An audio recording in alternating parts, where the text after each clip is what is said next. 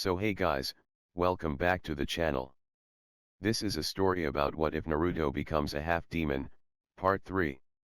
If you guys enjoy this what if and want next part of this video, comment down below to let me know.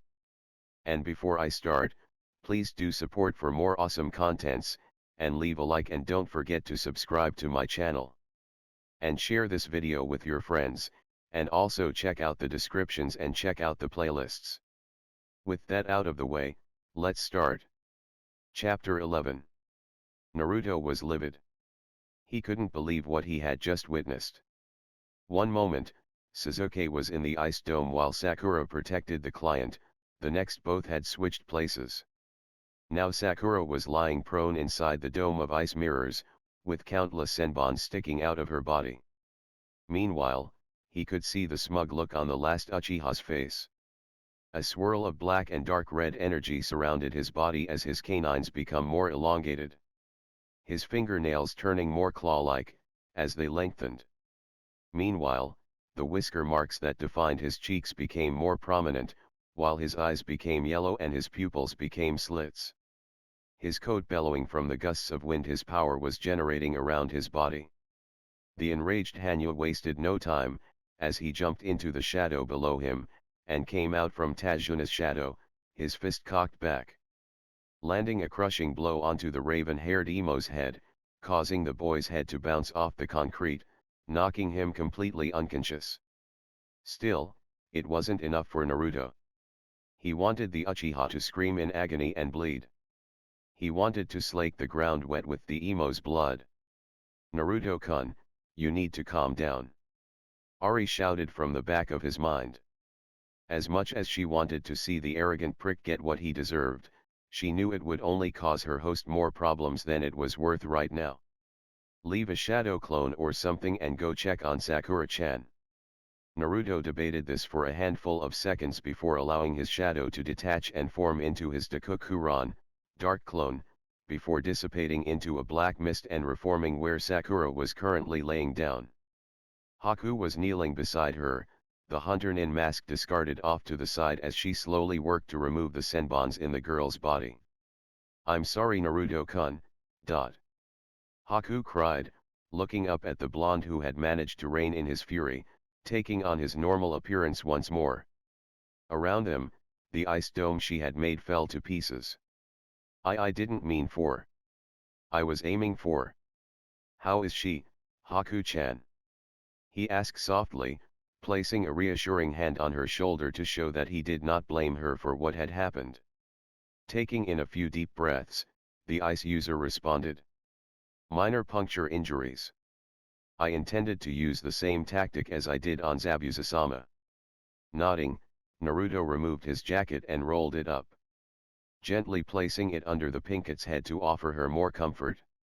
Haku could only blush at the sight of the blonde's exposed muscles. Brushing some pink strands out of the prone girl's face, Naruto stood up to his full height and cast his gaze over to the remaining battle between Kakashi and Zabuza. "Do you know any Iryo ninjutsu?" the blonde asked, earning a nod from the ice user. "Please heal her as much as you can." Naruto then performed a seal, and had 4 more shadow clones poof into existence.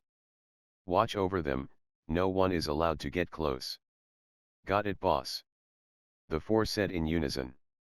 "Naruto-kun, what are you going to do?" Haku asked, a little concerned. "I promised Zabuza-san a good fight, and I never break a promise." He smiled. "But first." Manipulating his dark energy into a small blade, he held it to Haku's neck. "Do you surrender?" "I surrender." She smiled, understanding what he was doing. Nodding, Naruto withdrew the blade and allowed it to dissipate into the wind. Slowly turning and making his way towards the battle between Kakashi and Zabuza. With Kakashi, the lazy Jonin was not having a good day. Not at all. First, Naruto had disappeared the night before and had yet to return, which had forced him to take the remainder of Team 7 to the bridge in preparation for when Zabuza would show up. How did he know the swordsman would arrive on this day?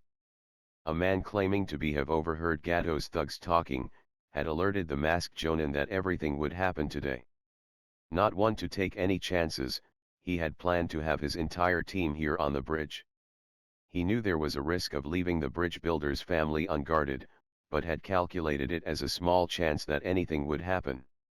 With the information he had from the client, Gato hadn't bothered them at their home, and it appeared that the man didn't even know where they resided at. A few hours after they had arrived at the bridge, Zabuza had made his appearance, along with the fake hunter Nin that had saved the swordsman during their previous engagement. It wasn't missed by Kakashi that the masked individual seemed to be a bit disappointed, judging by their body language, after they had looked around at those present on the bridge. Quickly, he had instructed Sasuke and Sakura to handle the masked shinobi, though the Uchiha had stated he didn't need any help, especially from a weak and talentless loser. So instead, he had Sakura watch over the client whilst Sasuke would handle the masked individual. At first, it appeared that the two were on even footing in terms of speed and strength. However, that had quickly went south as soon as the masked shinobi summoned their ice mirror dome. Through the reflections in the ice panels, the masked individual could move at insane speeds. Even worse for the Uchiha was that the ice repelled his fire jutsus, making it so that the boy couldn't melt them.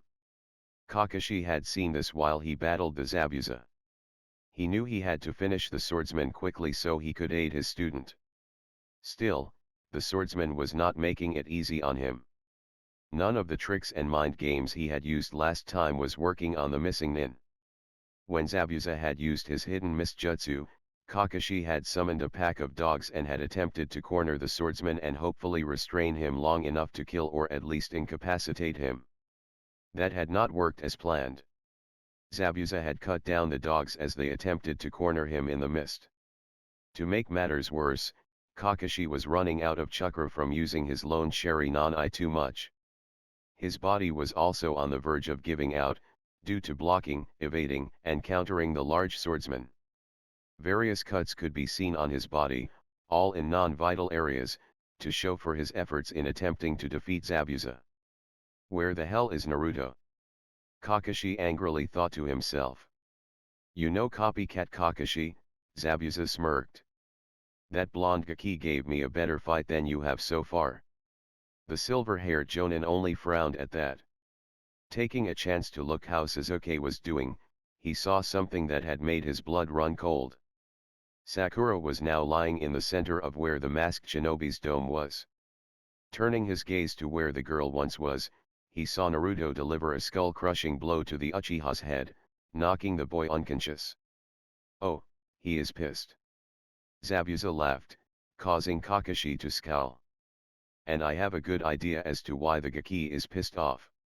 Unlike the lazy Jonin in front of him, Zabuza had seen the switch the Uchiha had made, and it absolutely disgusted the man. Sure, he had killed for money before, but he had never betrayed an ally like that. It was dishonorable and cowardly. The two men watched as Naruto made his way over. Zabuza was getting excited, as he was about to get the best fight of his life. Whilst Kakashi was glaring at the boy for not being around when he should have been, and for attacking Sasuke. Where the hell have you been, Naruto? He asked heatedly. I stayed behind to watch over the house. The blonde shrugged. I gave you explicit orders that we were all to be here at the bridge. The Jonin seethed, angry that the blonde genin had disobeyed the orders he had given. I recognize that you gave an order. Naruto started with a grin. But given as it was a stupid-ass order, I had elected to ignore it. And you're welcome for that, because shortly after you left, Gato's bitch boys showed up to kidnap, possible rape, and murder Tsunami-chan. This bit of information had caused Zabuza to scowl, and Kakashi to frown. Anyways, Zabuza-san. The blonde then turned to the larger swordsman. I hope you are not too tired. I did promise you an all-out fight after all. That you did, Gaki. The swordsman stated as he readied his blade. Don't hold back this time.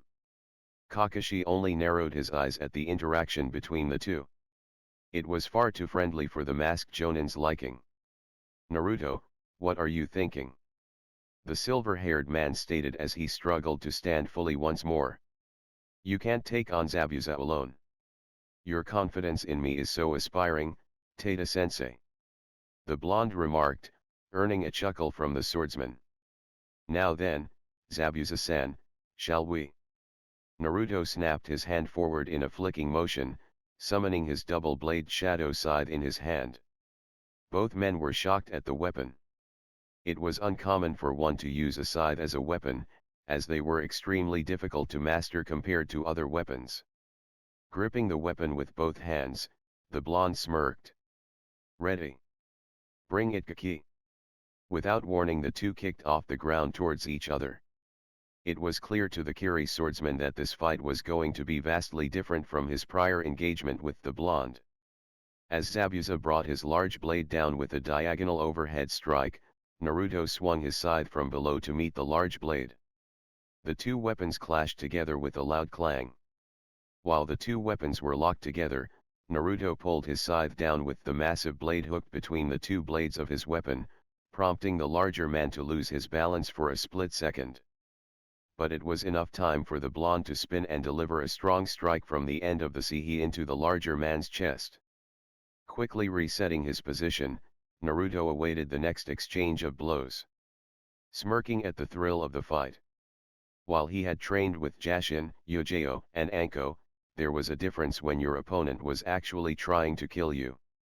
Though he couldn't help but wonder if Anko was trying to kill him sometimes during their spars. Kakashi could only watch on in pure shock as the blonde Hanyo continued to trade blows with the large swordsman. Unlike the two's prior engagement, whereas Naruto was parrying and avoiding the strikes, the blonde was fully blocking the powerful blows delivered by Zabuza with little effort. This only served to annoy the masked Jonin further. There was no way the dead last of the academy is this strong. Meanwhile, back with Naruto and Zabuza. The two had continued to trade blows with one another. The swordsman from Kiri was pleasantly surprised with how well the blonde could use the scythe. So much so, that he was having a hard time defending against him, as the young blonde would twirl the weapon with ease, making it hard to distinguish where he would be attacking from. As a result, numerous cuts marred the larger man's body. This is great, Kaki. The larger man grinned madly as he took another swing at the blonde before him. I haven't had this much fun in a fight in years. Naruto only grinned back as he blocked the attacking and countered with his own, striking the man's chest 3 times with a flurry of kicks. The force of the blows nearly knocking the wind out of the larger swordsman. Realizing that a full frontal assault on the blonde was not working, as the teen was far stronger than he looked, not to mention the black scythe he wielded absorbed each strike, removing any vibration that would travel down the handle, making it so the blonde never lost his grip, Zabuza began to go through some hand seals, blanketing the area in a thick mist. While a good tactic on most, this doesn't work on me. Naruto thought with a smirk as he activated his shadow sight. As he did so, he could see the true form of Zabuza standing still in a different location than where he was when he had activated the jutsu. All throughout the mist though, the blonde could see the ghostly forms of the water clones that the swordsman had made. Smirking, Naruto made an equal number of shadow clones before sinking into the shadows that the mist had created, leaving the clones to battle amongst themselves. Now, to find where the Gaki is at, and finish this. Zabuza thought to himself as he expanded his chakra into the mist. Getting sonar-like readings of where everything was. Through this chakra-like sonar, the swordsman could detect what was animate and what was inanimate. It wouldn't do well if he mistook a support beam for an enemy. So the Gaki created shadow clones, smart. Whilst Zabuza attempted to locate where Naruto had disappeared to, which was increasingly difficult as the teen's shadow clones were just as strong as his own water clones, which prevented him from thinning their numbers as easily as he had hoped. What he had failed to realize is the pool of shadows growing larger behind him. Not until he felt the edge of the scythe's blade on his neck drawing a small line of blood from the weapon's razor-sharp edge, causing him to widen his eyes in shock. I win, Zabuza-san. Naruto spoke from behind him. Zabuza could only chuckle in response. He had been bested by a mere genin, though a strong one nonetheless. So you have Gaki, so you have.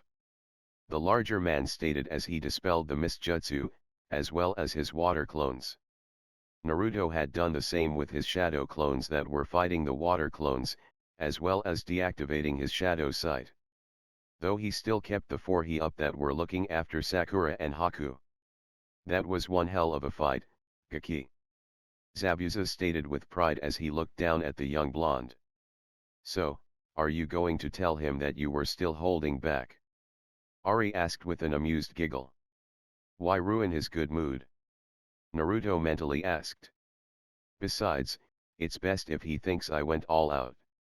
Even better if Tada-sensei believes it as well. However, he was broken out of his musing when the sound of a slow clap echoed across the bridge. Turning to the entryway of the bridge, Naruto could make out a short pudgy man with grey hair surrounded by a small army of thugs and mercenaries. Well, well. It seems that the great demon of the mist is all talk. The man grinned. To be beaten by a child. Truly pathetic. What are you doing here, Gato? Zabuza asked, even though he already knew the answer. This was merely for show. And why did you bring all of them? Well, you see. Gato grinned. There has been a change of plans. This is where you die today, baby of the mist. This earned a round of laughter from the group behind the man. None of them noticing the knowing smirk that hid under Zabuza's bandages. Kill the men. The pudgy man ordered. Take the women to my chambers, so I can sample the goods after this is over. With their orders received, the large group of thugs charged towards where Naruto, Zabuza, and Kakashi were. The latter not being in any condition to fight as he had already spent almost all of his chakra from using his sharingan too much in the fight against Zabuza. I got these, Gaki. Zabuza stated, looking to the blonde. Go take the head off of that smug asshole. Hefting his massive blade up, the Kiri swordsman charged at the attacking group. A dark glint in his eyes that promised untold pain and death. Meanwhile, Naruto had summoned his scythe weapon once more into his hands before dropping down into his own shadow, much to the shock of Kakashi, as the masked jonin had never seen him use this technique before. With Sakura and Haku. During this time, the short fat man was stalking towards where Sakura and Haku were at. A lecherous smirk on his face as he eyed the 2 females. Seeing the man approach, 2 of the shadow clones that Naruto had left moved to block him, prompting the man to stop. He wasn't stupid, he knew he couldn't defeat a shinobi outright. He would merely wait until his men dispatched them for him. In the meantime, he would enjoy how they squirmed under his gaze. By this time, Sakura had regained consciousness and was surprised when she found her head laying on a soft material, instead of the hard concrete. Even more surprising was that the enemy who Sasuke was fighting was watching over her, a look of genuine concern in the ice user's eyes. As she looked around, she saw the 4 shadow clones that Naruto had left, a small smile coming to her face. Glad that he had arrived in time.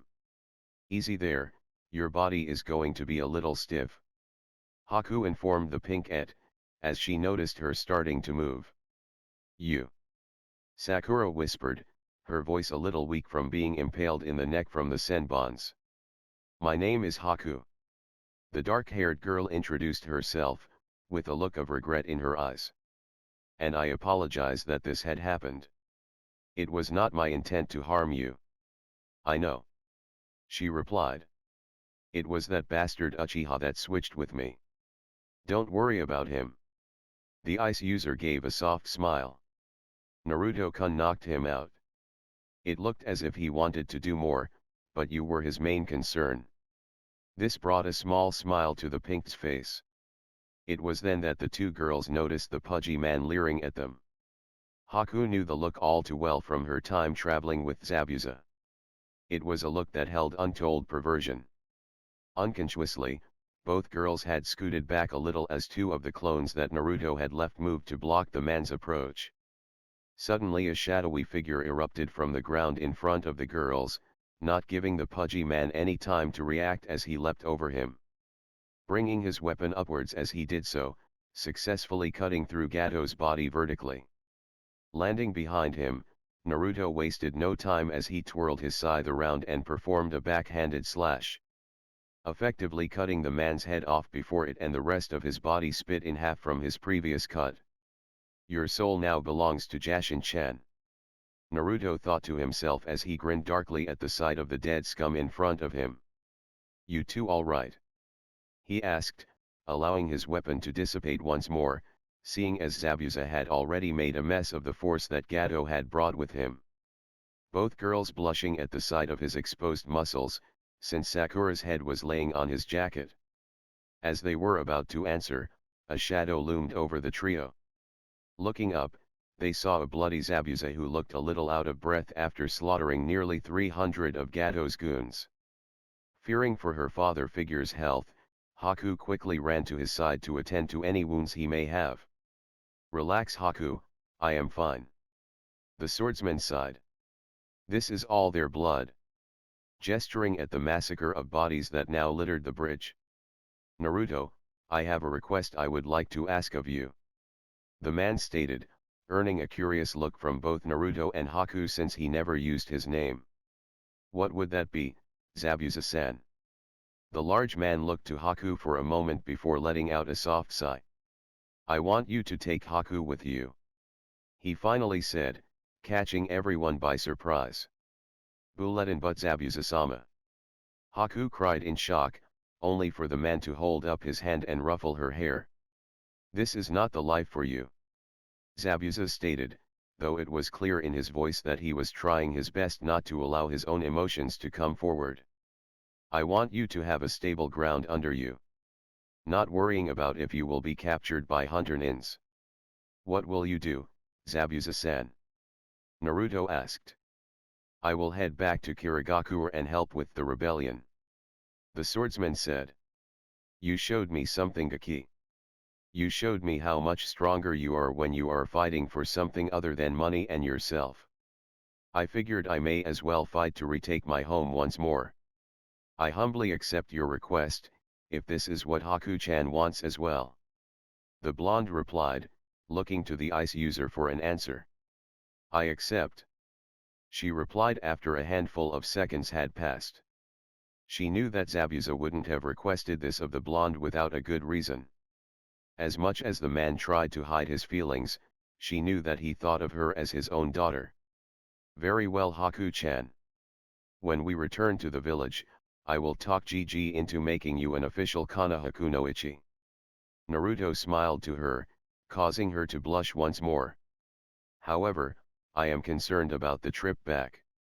No doubt the Uchiha will want revenge for you humiliating him. Furthermore, I am certain Tada-sensei will turn a blind eye long enough to allow the duck-ass to at least feel vindicated. This caused the other three to scowl at the thought. Sakura, having just been a victim to the Uchiha's ego, knew without a doubt that he would try something. Even further, with the favoritism that their sensei had shown towards the last Uchiha, she had to agree with Naruto on his assessment. However, under Shinobi International law, if an enemy were to surrender to another, that person would be responsible for their care. Overriding even rank. Naruto stated, causing each of their eyes to widen. And since Haku-chan surrendered to me, she is now my prisoner. Not even Hatake can override it unless he wants to cause an incident with the fire daimyo. Very clever Gaki, very clever indeed. However, for the time being, I think it would be best if Haku-chan stayed with you until we leave. The blonde continued, earning a nod from the larger man. With that, the two departed to rest after the battle, and to pack what belongings had so that she would be ready when it was time to depart with Naruto to Konoha. As the two left, Naruto turned his attention towards the pink-et. Haku had done a great job healing her wounds, the cherry blossom was still sore and stiff. However, despite this, she was tired of laying on the ground and moved to attempt to stand, struggling slightly until she made it to her feet with the help of her blonde teammate. immediately enveloping him in a hug, as she lightly sobbed into his shoulder, while the blonde Hanyu whispered soothing comfort into her ears. It was then that Kakashi had finally managed to make his way to the two. All the while glaring at Naruto for what he had done to the Uchiha boy. Uzumaki Naruto. Kakashi seethed. Why did you attack Sasuke? You mean that sack of shit that used to kawarimi on Sakura-chan? The blonde shot back, prompting the silver-haired Jonin to narrow his eyes slightly. Clearly it was an accident then. He defended the Uchiha's actions, earning a scowl from both Naruto and Sakura. That still does not dismiss the fact that you attacked a teammate. You can be sure that I will be reporting this incident to the Hokage. Bullshit Hatake. You know damn well you need to purposely intend to use a kawarimi on a living being. I know, I've done it twice to Sakura-chan to protect her. The blonde shot back, not the least bit intimidated by the Jonin in front of him. And go ahead and report this to the Hokage, I am more than willing to have Inukai-san view my memories. Me too. Came Sakura's hoarse voice from behind the blonde, signifying that she would also submit her own memories to prove Naruto's actions were validated. Kakashi simply frowned at this. He had noticed over the past couple of weeks that the pink-haired girl had ceased pestering Sasuke for dates and had begun to hang around the young blonde more. However, if he was honest with himself, he only had himself to blame, as he had constantly taken the raven-haired boy for private training and left the other two to their own machinations. Still, there was one other standing issue. Also, why did you allow Zabuza and his partner to leave? Simple, Naruto shrugged as he bent down to and picked up his jacket and slipped it on. Since Gato betrayed them, their contract to kill Tajuna-san had ended. Not to mention, Zabuza-san just saved everyone else here, since Gato's men's orders were to kill us and take the women. I don't think I need to explain to what Gato had planned for the women. Not wanting to talk with Kakashi anymore, the blonde made a simple hand seal and summoned a couple dozen shadow clones. Alright guys, I want you all to clean up the bridge and help repair any damage that was done to it. Right boss? They said in unison and went off to perform their tasks. Come on Sakura-chan, let's get you to Tsunami-chan so you can get some much-needed rest. Naruto stated as he wrapped his arms around the pink-haired girl, whom did the same to the blonde as she knew what he was about to do. I trust you can look after the duck-ass, Tada-sensei. Not giving the masked Jonin time to respond, both Naruto and Sakura sunk into the shadows, leaving behind a shocked and bewildered Kakashi. 1 week later. It had been a long week for Kakashi. As soon as Sasuke had regained consciousness, he had demanded that both Naruto and the enemy ice user should be severely punished for daring to lay a hand on him. It didn't help his case any when confronted about using the kawarimi on Sakura. He claimed that she should feel honored that he finally had a use for her. Tsunami had been severely tempted to throw the young boy out of her house for such a statement, however Naruto had talked her out of it, though she did make it clear that it would be reported to the Hokage. Usually such a threat wouldn't be taken very seriously, except with the disposal of Gato, whom had run out the previous wave daimyo. The villagers had elected Tsunami herself as the new wave daimyo. Such a title would have a lot of weight attached it when such a report was given to the Hokage. Kakashi knew that the odds were stacked against him and the last Uchiha, so he did his best to play the peacemaker. It didn't help matters further when only a few days ago, Zabuza and Haku had made a visit to the house to talk with the family. This of course had sent the silver-haired Jonin on edge, half expecting that the two had come to attack them. However, Zabuza had sat down with them at the table and explained what was going on. How Haku was going to return to the village with them for a more stable life. He had also stressed that due to international shinobi laws of warfare, that Haku was under the sole care of Naruto, since he was the one that she had surrendered to. Furthermore, that any violation of conduct would be brought before the fire daimyo himself. Almost immediately, the Uchiha had demanded that the girl be placed under his custody, instead of the losers. This of course did not go over well with those in the room. Both Zabuza and Naruto had flooded the room with a massive amount of killer intent, that even had Kakashi gasping for air. Sasuke on the other hand had immediately passed out. Since then, the ice user had stayed with them. Mostly around Naruto, Sakura, and the bridge builder's family. Sakura on the other hand, had mostly kept to herself during their downtime. Only hanging out with Naruto and Tsunami, and then Haku when the ice user had arrived.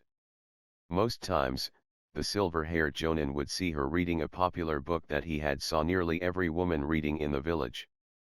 If it wasn't the book, it was scrolls that he had never seen before, making him wonder where she had gotten them from. However, what made him frown was how she acted around the Uchiha now.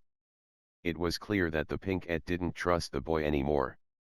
Even more so is that she had flat out said she didn't feel safe around Sasuke or even Kakashi. The only one she truly felt safe around was Naruto. Speaking of the blonde, he had been the most busy of the group, making an army of shadow clones to aid in the construction of the bridge to finish it, scouting the perimeters of the village to make sure none of Gato's lackeys had escaped, even finding where the greedy man had resided and raided the home's contents. Not only returning the money that was siphoned out of the country, but also freeing countless slaves he had held in the basement of the complex. Thus, propelling his status even further amongst the villagers, much to a certain Uchiha's ire. At one point in the week, Tsunami had requested him to accompany her to the water daimyo's mansion. Kakashi of course had offered his and Sasuke's services, but they were vehemently shot down as the woman had no respect for the two of them. It wasn't until late the next afternoon that the two had finally returned. It wasn't missed by Tajuna that his daughter kept blushing whenever she looked at the young blonde. Not to mention she had a certain glow about her that entire day. With the week finally over, the bridge finished. It was now time to depart and return to the village. So, they had gathered at the end of the now finished bridge with the entire village bidding their farewells, mostly to Naruto and Sakura, with a few well wishes to Haku. It seemed that only a few had expressed any gratitude towards Kakashi, and absolutely none to Sasuke. Which only infuriated him further that these people did not see him as the elite that he was. Despite the Uchiha's feelings, Team 7 along with Haku departed towards Konoha, with Kakashi and Sasuke walking in the front, and the other three bringing up the rear. Neither one of them trusting Sasuke to be behind them. With Tsunami, the newly made wave daimyo watched as her lover departed with his team, smiling as she saw him turn around one last time to give her one last look to promise that he would return to visit her and help her learn her new Hanyu abilities. Knowing this, she sighed in contentment. This of course did not go unnoticed by her father, who looked to her. "So what happened between the two of you?" he asked in a tone that told her that he wanted a direct answer. Well, she blushed as she remembered the night they spent together in her new office. We had entered a consensual relationship. However, Tajuna was becoming upset as he had recalled the young boy had a girl in his home village as well. "I'm afraid he played you." He frowned, viewing the blonde in a bad light. "Before we left he was kissing his fiancée, Anko." Tsunami finished for him with a smirk, earning a shocked look from her father. "No, he didn't play me. Naruto-kun is too much a gentleman for that. I merely accepted to be in a polyamorous relationship. Also, he plans to become part of something called a clan restoration act since he is the sole survivor of two large clans in his village, which will legally allow him to take multiple wives." The elder bridge builder was shocked into silence. Though, he was glad that the blonde had not played his daughter and was open about his current relationship and plans for the future. Deep in the back of his mind thought, he was envious of the blonde who was about to live every man's dream. "Anyways, thank Kami things are finally getting better for our village," he said, earning a round of cheers from the surrounding villagers within earshot of him. Only for his daughter to chuckle. Kami had nothing to do with this father. She smiled. "This is all thanks to Jashin-sama." At this revelation, the crowd had gone deathly silent. unsure of what to make of their new daimyo's proclamation. The one most shocked was her own father.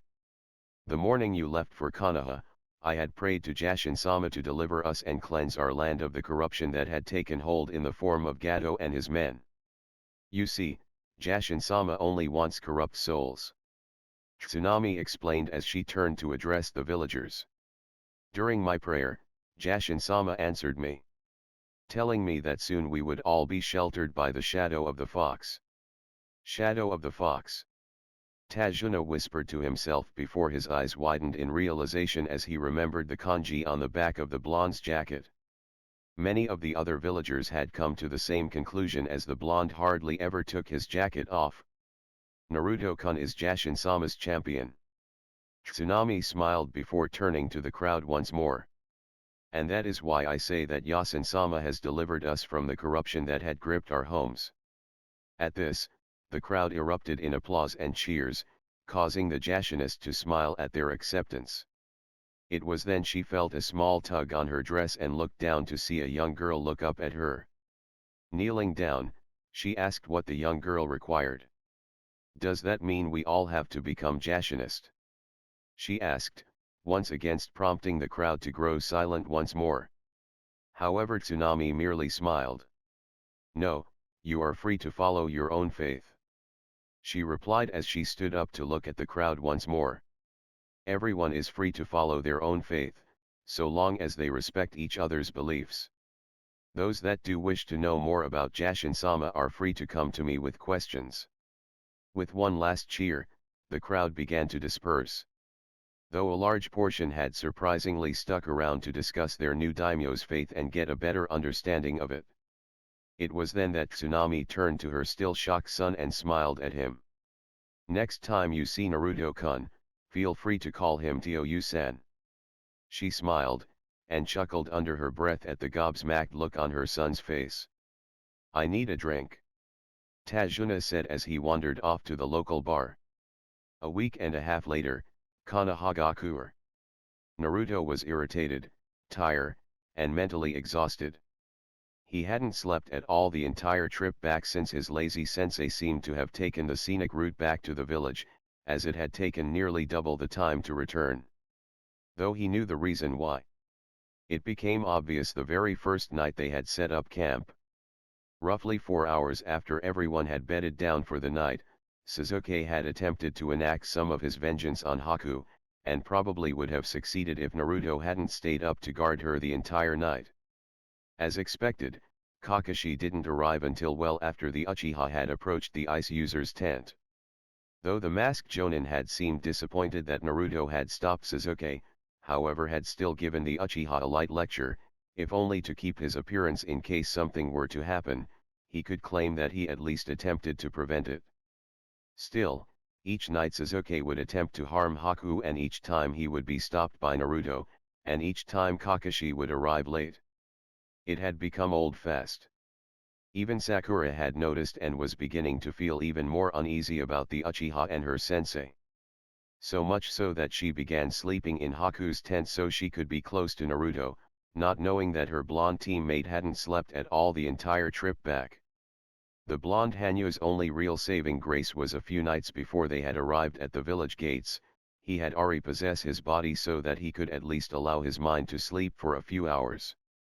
However, he couldn't risk it for too long, since when she possessed his body, his eyes would change to red slits, instead of his cerulean blue.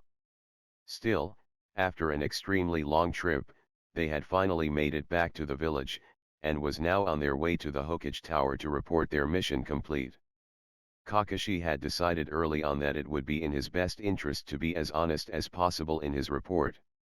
Especially with the threat of Naruto and Sakura both willing to have their memories viewed. Still, he would try to swing it in a favorable light for the Uchiha. Sasuke in a foul mood because he was unable to exact his revenge on the ice user. Hokage's office. The elder village leader looked over the team that had just arrived with their +1. Taking in the differences from when they had originally left. He knew that something had happened on this mission, with the way Sakura was now fully behind Naruto, almost as if she was hiding from the other member of her team. Beside her was the new individual that had returned with them. It also didn't go unnoticed that the trio were keeping their distance from both Kakashi and Sasuke.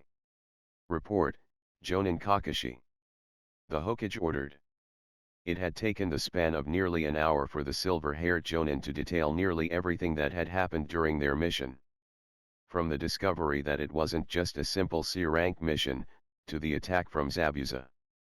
Begrudgingly admitting that Naruto had saved him from the water sphere, though still maintained that the blonde had acted too recklessly and potentially endangered his team. Finally, he reported what had transpired on the bridge in the final battle. Also mentioning that Naruto had violated his order to have everyone present on the bridge, though once again reluctantly admitted it was for the best considering the attack on the family shortly they had left. Finally, he reported the incident between Sasuke, Naruto, and Sakura. Still maintaining that the Uchiha must have done it by accident in the heat of the moment. This only earned a scoff from Naruto, which did not go unnoticed by Hiruzen, prompting the elder village leader to hold the boy afterwards. As I understand it, you wish to join our village, Ms. Haku? The elder man asked, turning his attention to the ice user. That is correct, Hokage-sama. She replied with confidence. Zabuza-sama said he wanted me to have a more stable environment so that I could be safe. And where is Zabuza now? Hiruzen asked. He is helping the rebels in the Kiri civil war right now, to free his home. Naruto stated, earning a glare from the masked Jonin, though the blonde shrugged it off. It is good to hear a shinobi of his talent has found something worth fighting for. The Hokage smiled before turning back to Haku.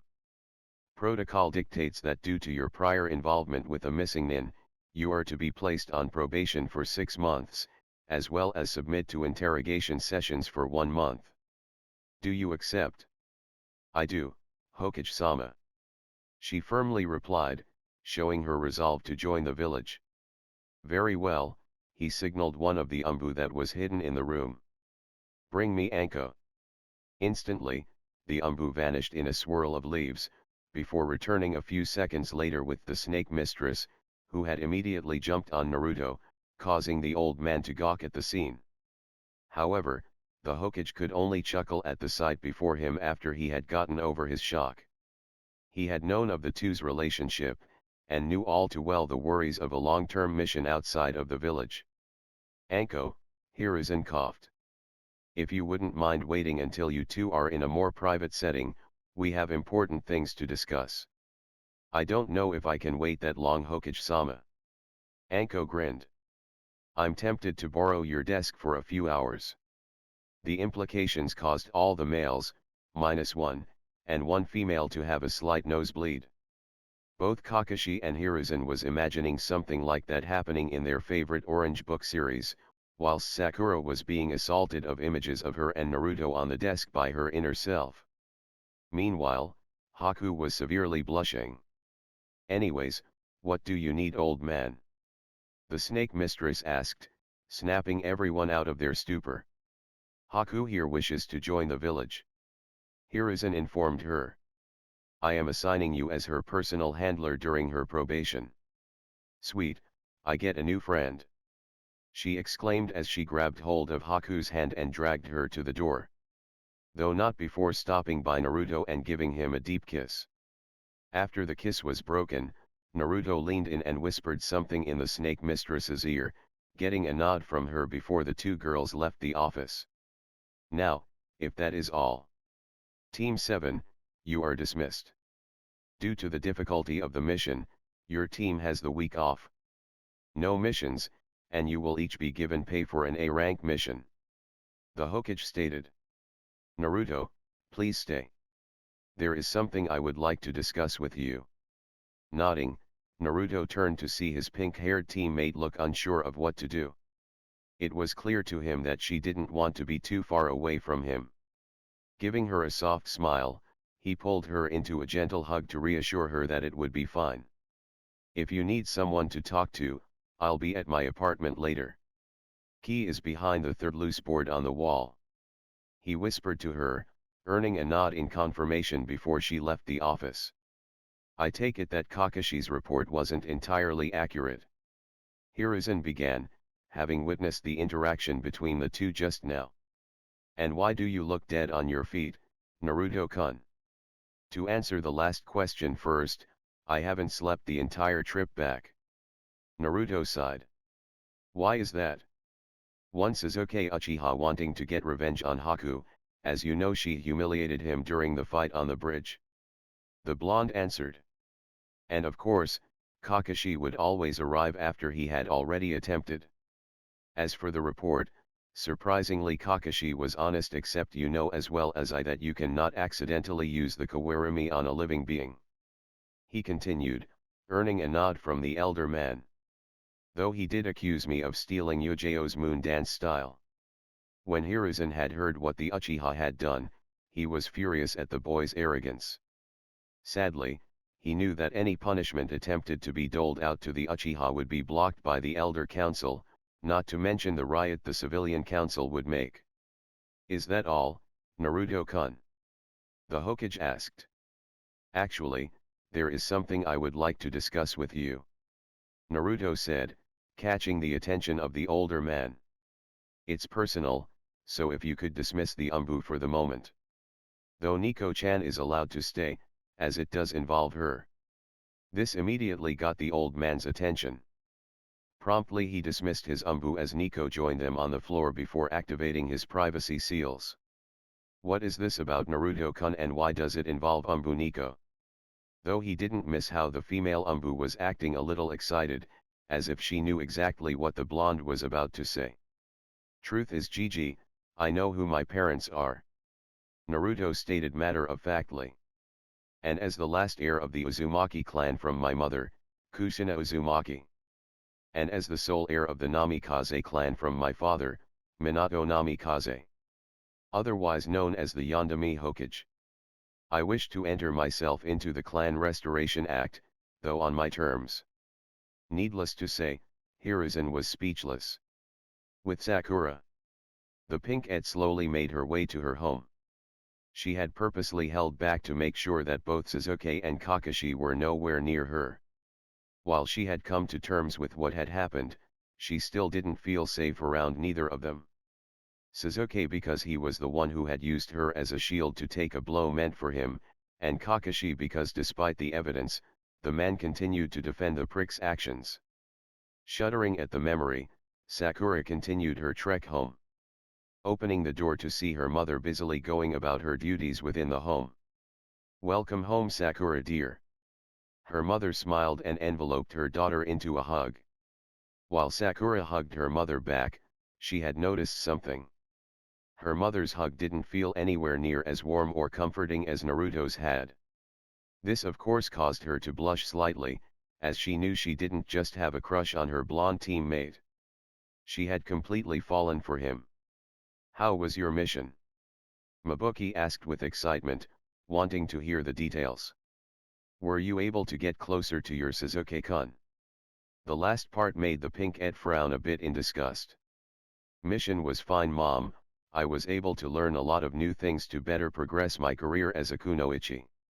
Sakura answered honestly, though tried to avoid any mentioning of the emo duck ass. And what about Sasuke-kun? Her mother smiled. Were you able to get any closer to your destined husband?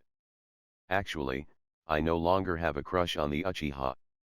She answered bluntly. And I no longer have any interest in pursuing him. I am just going to focus on my training so I can be a better kunoichi.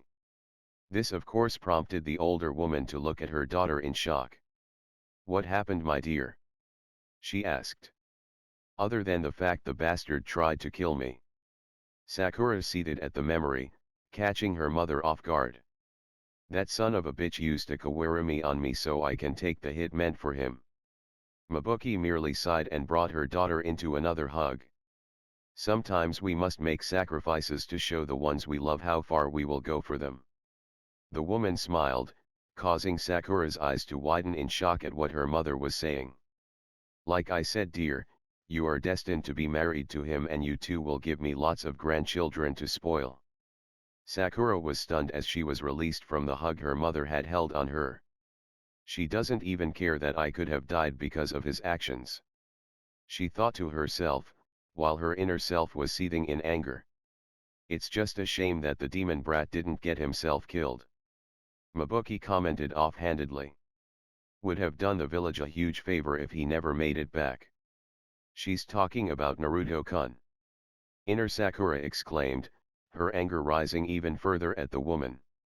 Sakura herself could only mentally agree as her physical form was still in shock. Slowly she made her way to the stairs to go to her bedroom. Inner, I really don't think I can stay in this house tonight.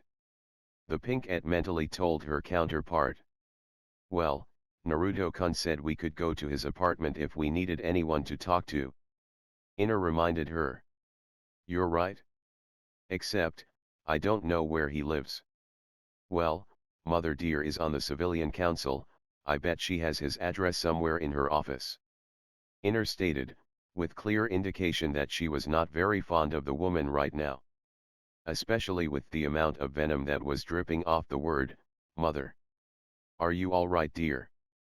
Her mother asked as she saw her daughter going up the stairs. Just tired. Was all Sakura replied with, not really wanting to be around the woman at this point. Okay dear, I have to leave for a council meeting. Mabuki announced as she grabbed her stuff and left the house. Unaware of her daughter's own thoughts. Sakura watched as her mother left before quickly producing a shadow clone of her own to keep watch while she made a beeline towards the woman's office. She knew the woman had the boy's address, since every council member was given an up-to-date list of all the citizens, their addresses, and their status within the village. It wasn't hard to find Naruto, as his name had been scribbled out and the words Demon Brat written above them. Memorizing the address, Sakura closed the address book and was about to leave before something caught her eye. Laying open on the desk was her mother's diary. Curiosity getting the better of her, she sat down and began to read some of the entries. Becoming more shocked and appalled by her mother's actions as tears formed in her eyes. Inside the diary, detailed every fox hunt she had organized in hopes of killing the child. Only to be prevented each time by Umbu. Their closest success had been on the boy's 6th birthday. After that, many of the entries detailed the woman's frustration that there had not been any successful hunts for years after the boy turned 6, due to the child mysteriously vanishing from sight. Wiping the tears away, Sakura stood up and left the house. With her newest discovery, she knew that she couldn't stand to look at her own mother, let alone live in the same house as her. Her destination set, Sakura quickly navigated her way towards where the blonde resided. It didn't take her long to arrive in front of the apartment complex. She could see the telltale signs of attempted graffiti and vandalism, causing her anger to rise once more. Quickly, she made her way to his door, and found the spare key he had told her about. Once unlocked, she placed the key back into its hiding spot, before she disappeared into the apartment, locking the door behind her. Once inside, Sakura took in her surroundings. For some reason, she had half expected the place to be a mess, but surprisingly it was clean and well organized. Realizing she really had nothing to do, as she had only come with what she had from the mission. Slowly, she gravitated toward his bedroom and sat down on the bed, letting out a long sigh as she laid down. This was how Naruto found the pink-haired girl when he arrived home some hours later. The talk with the Hokage had gone on far longer than he had wanted, but the details had to be ironed out. Currently, he was pretty much already in the CRA. Being the last of 2 large clans, even if he hated his father, he would still use what was presented to him. Not to mention his bloodline. Fortunately, the old man had scheduled the council meeting for late tomorrow afternoon to give the young blonde time to sleep. Smiling as he looked over Sakura's sleeping form, he draped a blanket over her before leaving the room and closing the door behind him. Opting to take the couch for the night. Chapter 12. Pre-dawn, 4:43 a.m. The window to Naruto's room quietly slid open as a lithe figure entered the dark room. a mischievous grin on their face as they eyed the lump laying in the bed that was barely visible due to the lack of light. Completely vulnerable. Stripping out of their tan trench coat and body mesh outfit, the figure slipped under the covers with her unsuspecting victim. Her grin widening as she cuddled up close to the other sleeping form in the bed. Tenderly, she snaked her arms around the other, planting light kisses on the back of his neck, eliciting a small moan of pleasure from the other. "It's been over a month, Foxy-kun, and we have to make up for lost time," was Anko's thoughts as she continued to feel up his body, tracing her fingers along his sides, causing her lover to shiver in pleasure, ever so slowly snaking her arm to his chest. "And it's been so long since I felt your nice firm tits." It was then that the other figure had woken up and let out a scream in shock and bolted up in a sitting position, looking at the intruder. "Holy shit!" Anko exclaimed as she kicked back from the other figure. Suddenly the room was flooded with light as the door slammed open, revealing a topless Naruto at the doorway with a short black blade in a reverse grip position, prompting both women to blush at the sight. Turning on the lights of the bedroom, he took in the sight before him. Anko was naked in one corner of the bed, whilst Sakura was on the other. Both looking at each other in complete shock. "Anko-chan." Naruto sighed as he released the blade in his hand, allowing it to disappear into nothingness. "I told you that you can't just force any cute girl you see into a threesome." Anko gave a nervous chuckle while Sakura only blushed at the compliment. "Heh, sorry. You didn't come by like I thought you would last night, so I thought I would give you a surprise," the snake mistress explained. "Looks like I was the one who was surprised." "You're not the only one," Sakura stated, still blushing at the naked fur of Anko, using all of her willpower not to stare at the nude snake mistress. Not to mention, still feeling the phantom presence of when the woman had groped her breast. "Sorry about that." Anko chuckled while scratching the back of her head, before turning to Naruto. "So why didn't you come by?" "Sorry Anko-chan, my talk with the old man went on longer than I wanted it to." The blonde began with a sigh. "And I just really wanted to get some sleep, since I didn't sleep for the past week and a half." "Week and a half?" Sakura thought to herself. "That's how long it took us to get back to the village. That means that Naruto-kun didn't sleep at all on the trip back." Inner finished, clearly worried for the blonde. "But why?" the pink-et mentally questioned. "I bet you it has something to do with that damn uchiha." Inner seethed, earning a mental nod of agreement from her outer self. "Why didn't you get any sleep?" the snake mistress asked, concern laced in her voice. "Can sum it up to one word." Naruto sighed. "Uchiha." This caused both girls to scowl. "As you know, Haku was under my custody during the trip back. And since she humiliated him at the bridge, he has been trying and failing to get revenge on her," the blonde continued. "Every night, he would attempt to attack her in her sleep at random hours. It didn't help that Kakashi would always arrive a few minutes after the Uchiha would attempt his attack. So, I stayed up the entire trip back, using my chakra reserves to keep me energized." "Bastard is playing with fire there," Anko stated, clearly angry about the whole thing. Haku was under the protection of the international shinobi laws of warfare. Any attack on her during her transport to the village could easily end his execution, and hey takes for allowing it to happen. "Naruto-kun, why didn't you tell me?" Sakura asked. "I would have taken watch with you."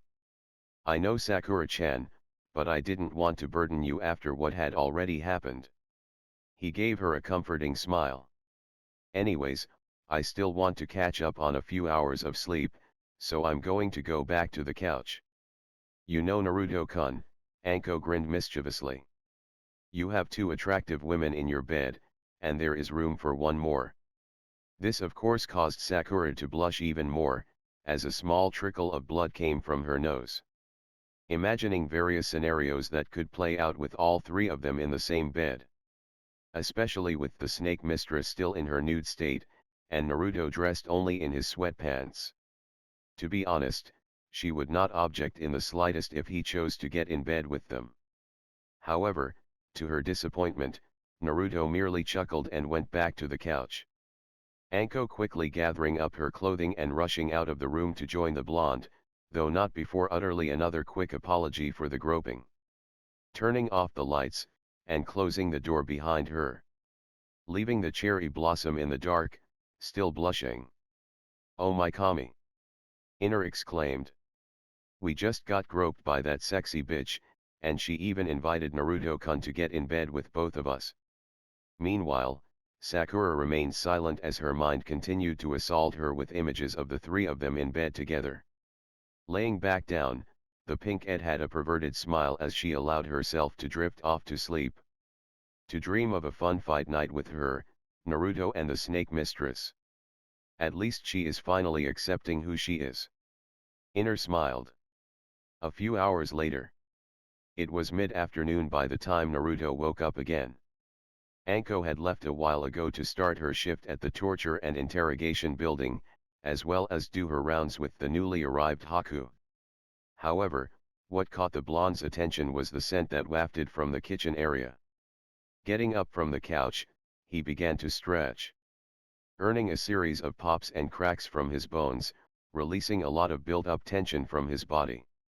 That done, he slowly made his way to the kitchen to find his pink-haired teammate at the stove, cooking what appeared to be bacon, eggs and hash browns. He had to be honest, it smelled great.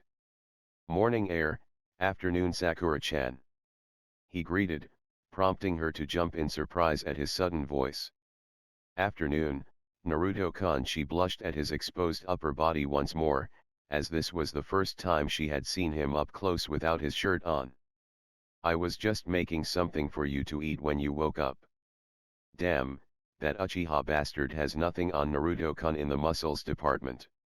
Sakura thought to herself. Or any department for that matter. I bet he is even big down there. Inner grinned, causing another blush from the poor pink-ed. "Are you okay, Sakura-chan?"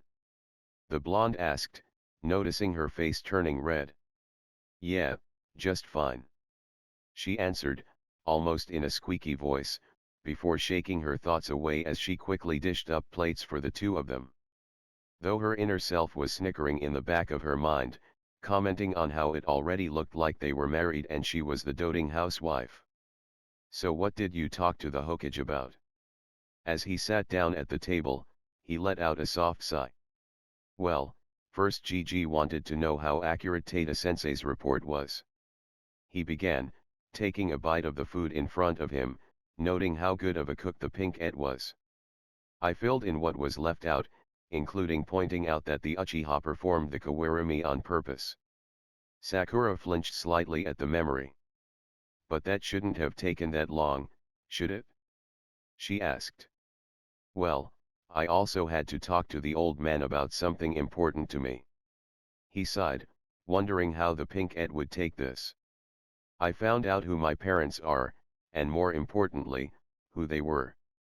"That's great," she exclaimed, clearly happy that he learned who his parents were. However, she didn't know the full extent. "So who are they?" Naruto could only chuckle at her excitement. "Well, my mother's name is Kushina Uzumaki, otherwise known as the Red Death as well as the Red Hot-Blooded Habanero. Depending on who you ask." "And your father?" "You're not going to believe this." He smiled, hiding his anger towards the man. He was none other than the Yondaime Hokage. Minato Namikaze, the Yellow Flash. A loud clang could be heard as Sakura had dropped her fork in complete shock. "That was my reaction as well," he lied. "Okay," Sakura said, after snapping out of her shock. "So your parents are two of the village's biggest heroes in the Third Shinobi War. So I guess this means something big is about to happen with you." "Great deduction, Sakura-chan." He smiled. He really loved how smart she was, now that she was completely knocked out of her fangirl mindset. Always able to piece stuff together with minimal resources. Yes, I have a council meeting to attend here in a few hours. About what? About me putting myself into the CRA. He sighed. CRA? She asked. She had heard the acronym before, but never knew its meaning. Clan Restoration Act. He explained. Meaning, I will have to take multiple wives to rebuild not just one clan, but two clans. The Uzumaki and Namikaze. Sakura was silent for a handful of seconds at the revelation of this new information. In the span of 5 minutes, she had learned that her blonde teammate was the son of the previous Hokage, and one of the best Kenjutsu practitioners in all of the elemental nations, and now he was putting himself into something that would allow him to take multiple wives? See, I told you it would work out. Inner stated in excitement. Now you can share him with that sexy snake mistress. So, basically you get to have your own harem. Sakura teased, making a joke of it. Though internally, she was conflicted about it. On one hand, she could be with him. On the other, she would have to share him with who knows how many other women. That is not my intent, Sakura-chan. He stated, ensuring she doesn't get the wrong idea. I am only doing this for one woman, so I don't have to hide her anymore. What do you mean? She frowned in confusion. Well, as you know, Anko-chan and I are dating and pretty much engaged already. He began. However, I have also been seeing another woman as well, with Anko-chan's approval, that I was engaged to through an arranged marriage.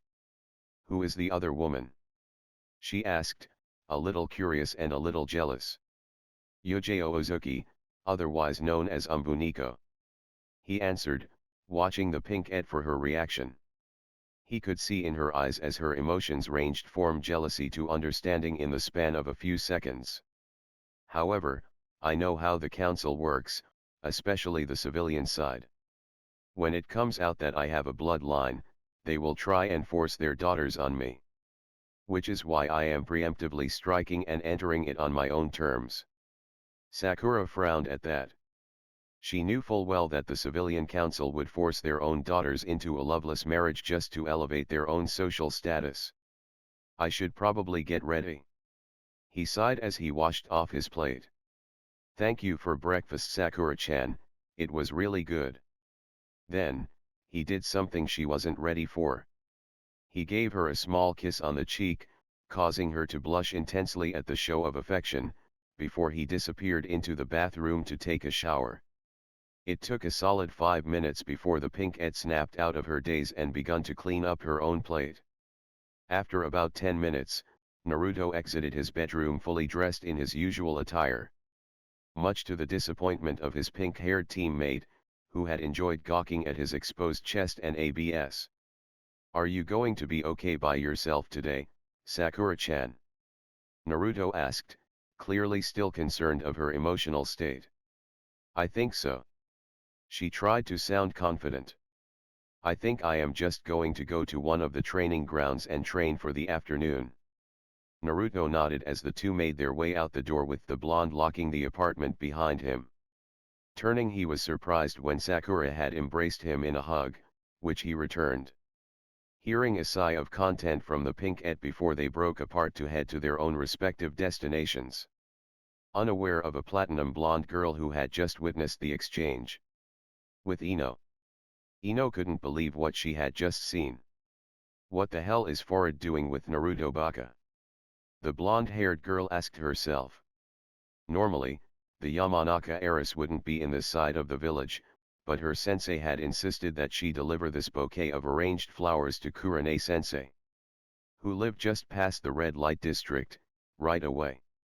The blonde didn't know the details, but she had worked in her parents' shop long enough to know when a guy bought a woman a lot of flowers, it meant he screwed up and is trying to apologize.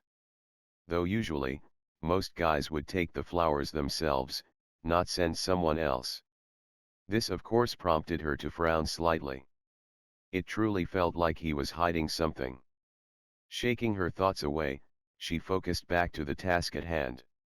storing away the little tidbit about Sakura and Naruto to confront her former best friend later about it. It didn't take her much longer to arrive at the small house that the genjutsu mistress resided in. Tentatively knocking on the door, Ino awaited the older woman to answer. She only had to wait a few more minutes before the door opened, revealing the ruby-eyed beauty. "Afternoon, Kurane-sensei, got a delivery for you." The blonde smiled as she presented the bouquet of arranged flowers, prompting the other woman to frown. "Let me guess, from Asuma, right?" she asked, not hiding her disdain towards the man in the slightest. Yeah," she replied hesitantly. "Yup, Asuma-sensei fucked up big time. Figures, cheating bastard doesn't even know what my favorite flowers are." Kurane sighed. "And he should know better than to try and get someone else involved. So, I am going to assume you will not be accepting the flowers." The blonde replied. "Scratch that, he didn't fuck up big time. He fucked up on an astronomical scale. Sorry Ino-san, but no." The ruby-eyed woman sighed. "I don't want anything to do with that bastard." "Sorry to bother you then Kurane-sensei," Ino replied as she tossed the flowers into an open trash bin. It didn't matter to her, the flowers were already paid for. "I got to get back to the shop, have a good day." Kurane could only sigh as she saw the blonde girl run off. She knew full well why the cheating bastard had sent the girl to deliver the flowers. He was hoping having a third party would soften her up and put her in a position so that she wouldn't cause a scene. As the blonde girl fully disappeared, the genjutsu mistress returned to her home, though not before casting a cold glare at a group of bushes not far off from where she was. Knowing full well that the cheating bastard had been spying on her since Ino had arrived. She could feel Asuma seething in anger from his spot within the bushes. "With Naruto." The blonde Hanyo sighed as he approached the Hokage tower. While he knew it was important to get this out of the way, he was not looking forward to it in the slightest. He was well aware of how the council members thought of him. Namely the civilian council, as well as the elder council. Fortunately, this was a shinobi and clan matter, which made the civilian council's opinion on the matter worth exactly squat. Though he couldn't deny, part of him was looking forward to seeing their reaction when they learned who his parents were. He knew full well that many of them would deny such a claim. Too bad for them that the old man had all the physical evidence required to prove it. Either way, it was going to be a headache. Arriving at his destination, the young blonde knocked on the large wooden doors. Getting permission, he entered the Hokage's office to see 4 of the elder men. 3 of which were doing the paperwork, and one that was leaning back reading a familiar orange book. "Arrow Hokage," he commented, earning a chuckle from the old man as he put his book away. "Are you ready, Naruto-kun?" the elder man asked, knowing that the young teen wasn't well liked amongst the civilian members of the council. At least the clan heads were at least neutral about the boy. "Not really, but let's get this over with GG so we can both relax." The blonde chuckled, following the village leader to the council chambers. Both taking a deep breath, the Hokage pushed open the doors revealing the council members of both sides loudly debating amongst themselves what the meeting could be about. Upon seeing the two enter the room, the council went silent. Both the civilian and shinobi council wondering what the blonde genin was doing there. "Hokage-sama, what is that brat doing here?" demanded a fat civilian councilman. "Mind your tone with me, councilman," Hiruzen stated with authority, unleashing a moderate bout of killer intent. Forcing the arrogant councilman to cower in his chair. Reining in his killer intent, the Hokage turned to address the rest of the council. "Now then, this meeting is now in session. Hokage-sama, what is the purpose of this meeting?" Inoichi asked, earning a round of murmurs. All of them wondering the same thing. "This meeting serves 2 purposes," Hiruzen stated, sitting down in his chair at the end of the U-shaped table. "The first, is announcing the heritage of young Uzumaki Naruto, and who his parents are. And just who is Uzumaki-san's parents? Asked a bandaged elder by the name of Danzo. His only exposed eye observing the young blonde in great detail. Though it went unnoticed how the elder man was tightly gripping his cane. This was not part of Minato's plan. His parents are none other than Kusina Uzumaki, and Minato Namikaze. The elder village leader answered, bracing himself for the onslaught of shouts that were about to follow. As expected, the civilian side erupted in a flurry of shouts of denial. Tossing out accusations that it was all a lie and that there was no way that the demon brat was related to their revered Yandere. The clan heads on the other hand were silent as they digested this bit of information. Some, such as Tsum and Chika had already known. Meanwhile others like Hayashi was contemplative. Silence. Hiruzen shouted, unleashing another wave of killer intent. I don't give a damn if you like it or not. And to solidify this revelation, here are Naruto's birth certificate and blood sample. Proving the boy's lineage. The Hokage continued as he provided the proper papers to be passed along the clan head's side. Each nodding in agreement with the Hokage's claim. So the pup is the son of my best friend and blood sister. Tsum grinned at the boy, even though she had already known long ago. Sorry pup, if it wasn't for the arrogant asses over there, I would have brought you into the pack a long time ago. It's okay Tsuma-sama. Naruto smiled. I know you tried to adopt me many times with each time being blocked by the civilian council. Cut the Sama bullshit, just call me Tsum, pup. The feral woman laughed. These are genuine. Danzo stated as he set the papers back on the table. Now, what is the second purpose of this meeting, Hokage-sama? Hiruzen eyed the bandaged elder suspiciously before continuing. Due to Naruto-kun's heritage, he is the last of both the Uzumaki and Namikaze clans. He began, already he could see the clan heads nodding their heads in understanding, while the civilian side scowled in anger. As such, Naruto-kun has submitted himself for the Clan Restoration Act to revive these two clans within Konoha, under his own terms. Which is simply, that he gets to choose his would-be wives. Absolutely not. A blonde woman on the civilian side exclaimed. I will not allow it. Unfortunately for you, Mabuki, Hayashi stated, glaring at the woman, prompting her to quickly sit down and shut up. This is a clan and shinobi affair. Meaning the civilian council has now say in the matter. You are merely here as a courtesy, nothing more. Furthermore, young Naruto-kun has awakened an extremely rare bloodline as well, which doubles his status within the Clan Restoration Act even further. Hiruzen stated. This of course caused the bandaged warhawk to perk up in interest. And what is his bloodline? Inquired the bandaged elder. It's called Kurazunda, or dark blood. Naruto answered as he watched over the various council members' actions. However, he stopped when he looked upon the bandaged man. The young Hanyo could see the gears turning in the man's head, prompting Naruto to narrow his eyes slightly. Be careful around him Naruto-kun. Ari stated, feeling uneasy about the man. He gives off a dark aura. I feel it too Ari-chan. Naruto mentally replied. No doubt he is plotting to make either my power or myself his own to control. What exactly can this bloodline do, Uzumaki-san? Asked the blonde man. Well, to be honest, Inoichi-sama, I am still learning about it. The blonde answered. Not wanting to reveal too much about what he can do with it. From what I have learned, I have mastery of darkness and shadows. He proved his point by summoning one of his dark blade weapons. A simple, tanto-length blade. Nothing too fancy, but enough to show only part of what he could really do with his powers. Then allowing it to dissipate. That power should belong to Uchiha-sama. Exclaimed one of the civilian council members, with the rest vocally agreeing with the person demands. We demand that you teach Uchiha-sama those powers immediately. First off, you can't teach a bloodline to another who doesn't have it, you dumb ass cunt. Naruto replied, his tone even.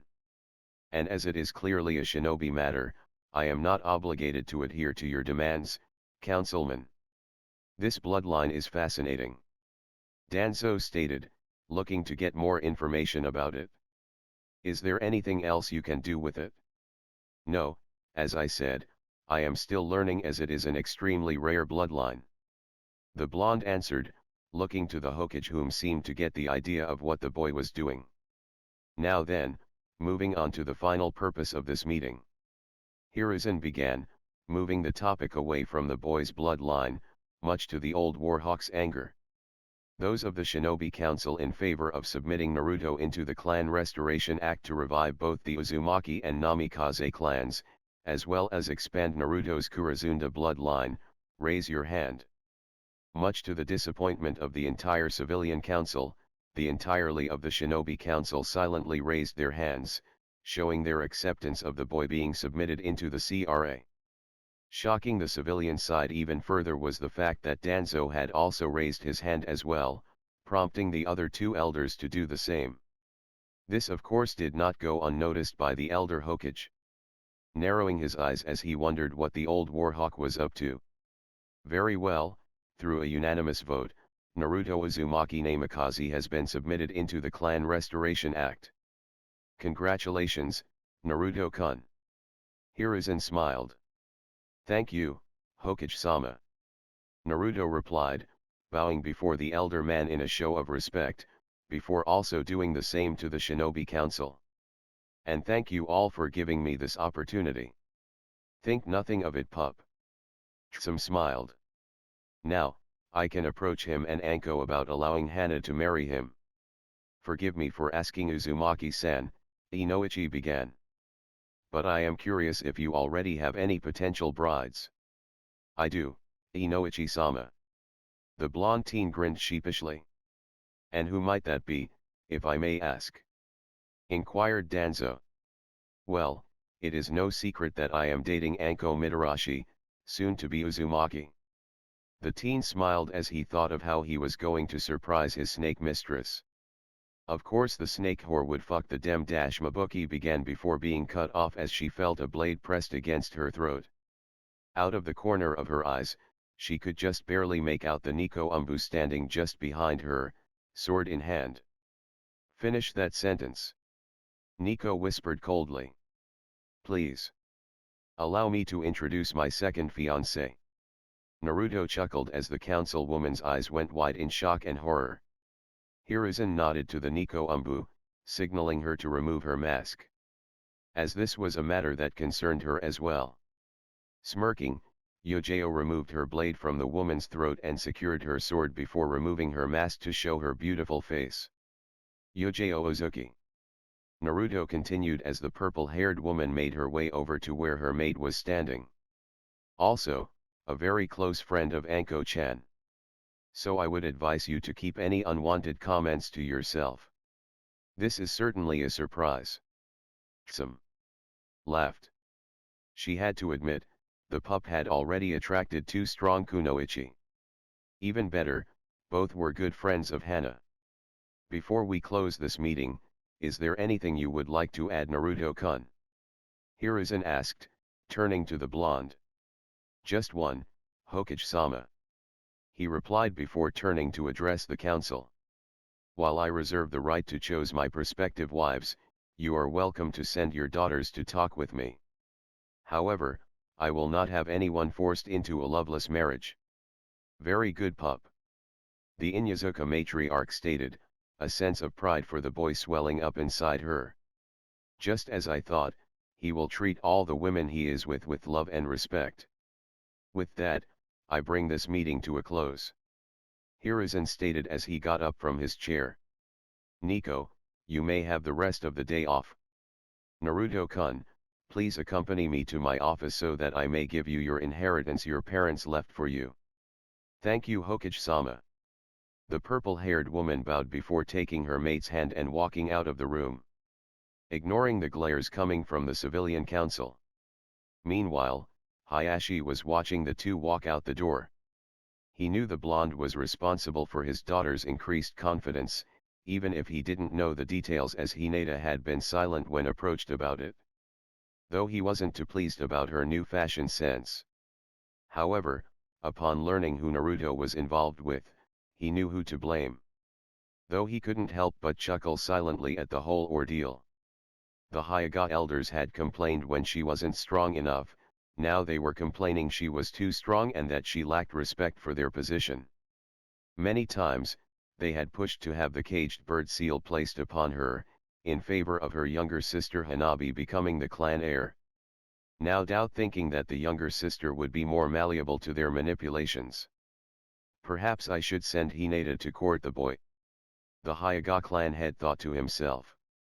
With the boy being from two notable clans, I can avoid having to put the seal on her and perhaps give her a chance to be happy for once.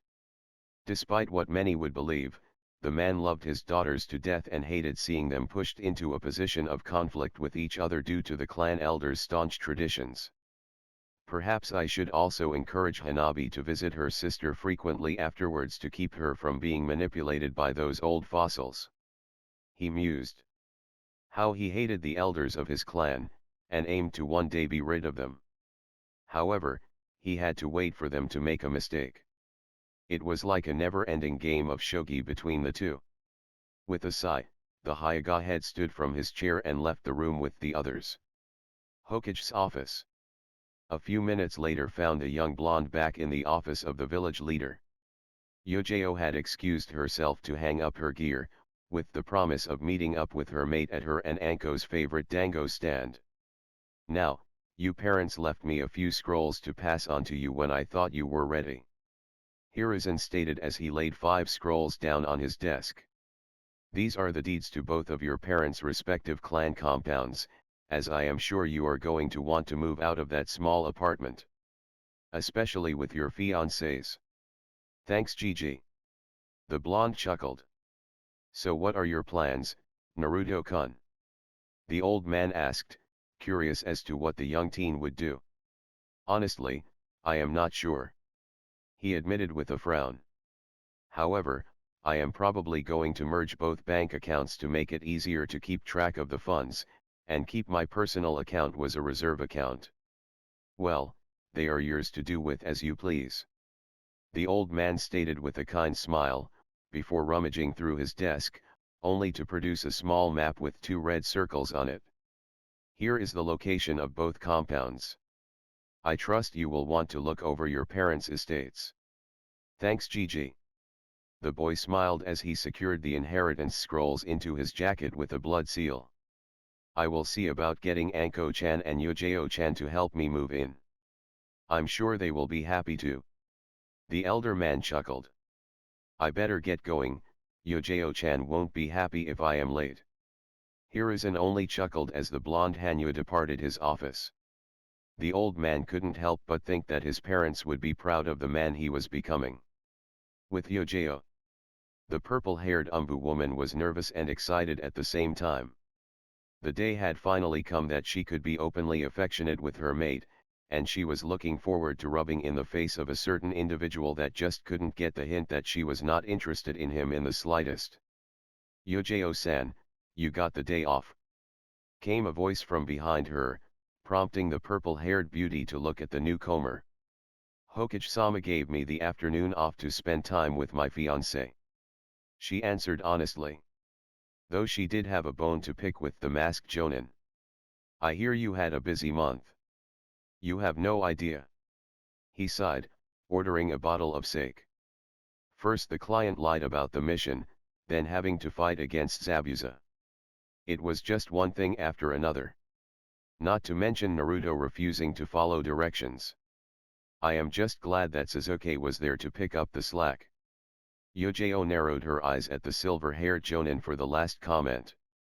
Though a small grin appeared on her face as she realized that he didn't know she was in the office when he had given his report to the Hokage. I also heard that you accused Naruto-kun of stealing my moon dance technique. She smirked. Naruto-kun. Kakashi pondered to himself. Wondering why an Umbu woman was referring to the blonde in such a way. I had assumed he did since you have refused to teach anyone your style. Kakashi tried to defend himself. I will make it clear, there is only one person who has stolen my technique, and that is Hayate.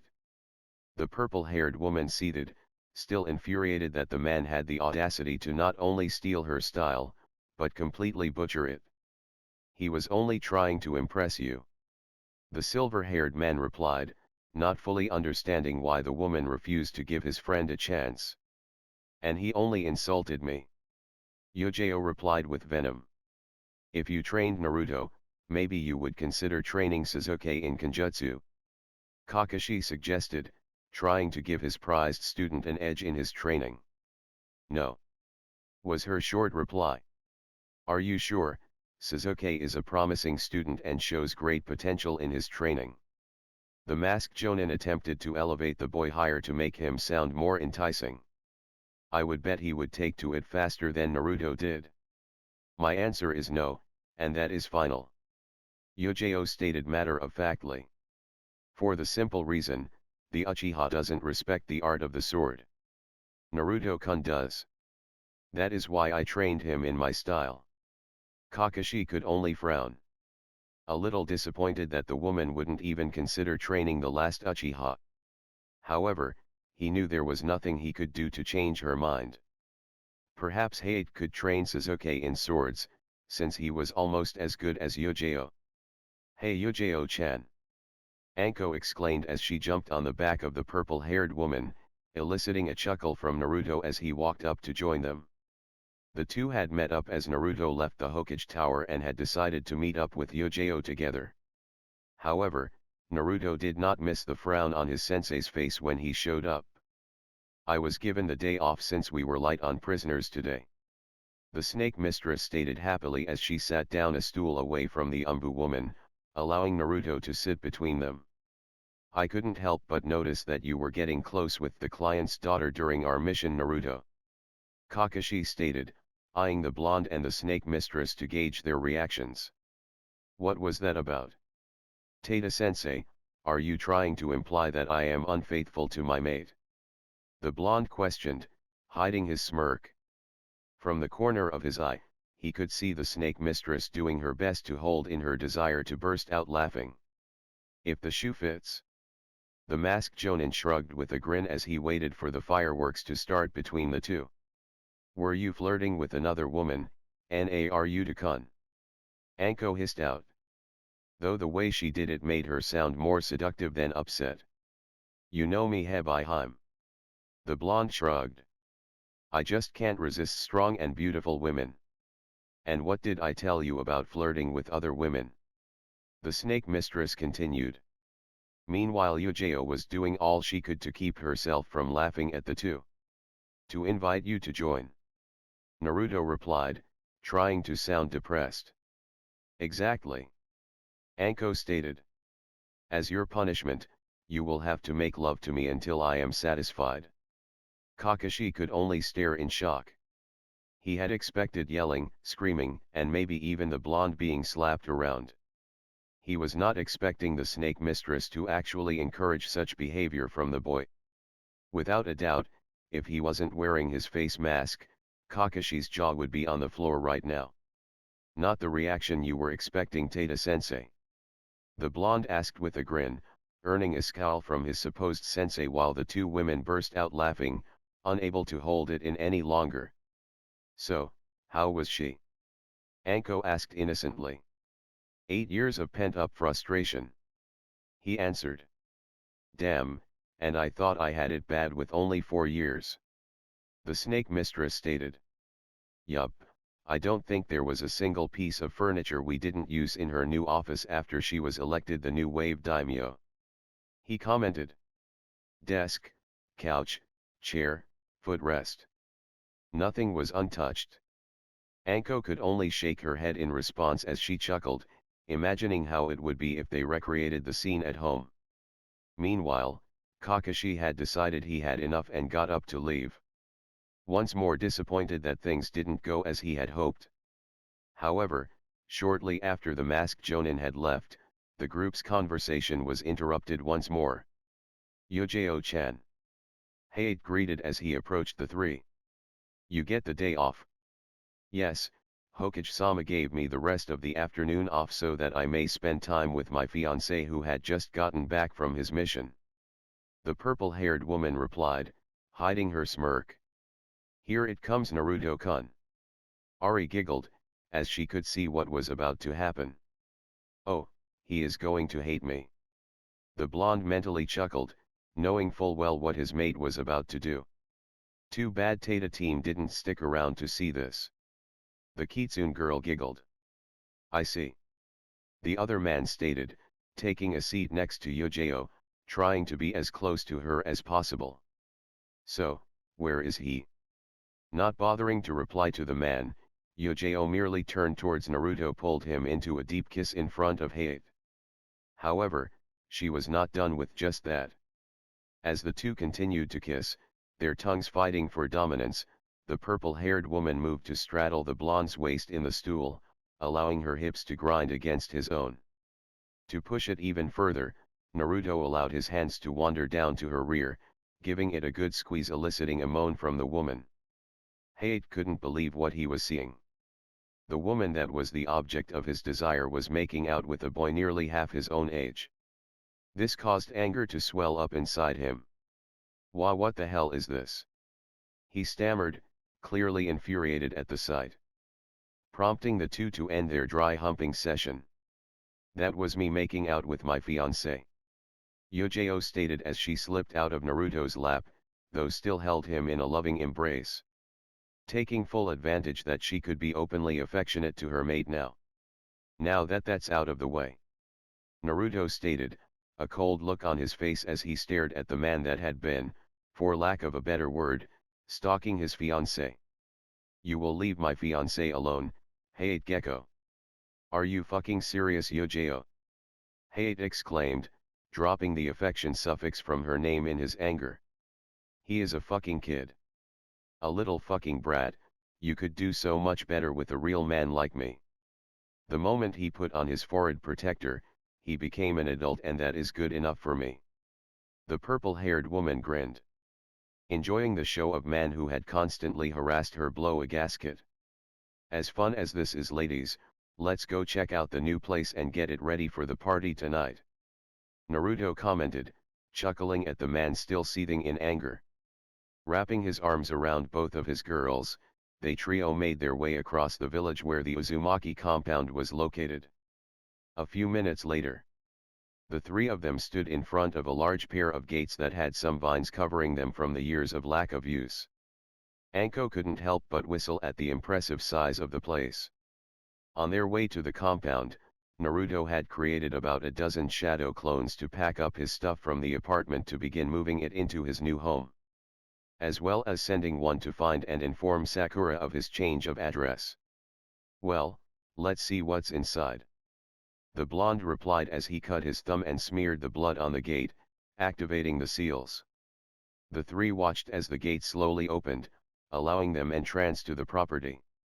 To their surprise, despite the appearance of the outer gate, the inside looked as if it had been kept in perfect condition due to the seals that Kushina had put around the property to ensure everything was kept organized and well maintained.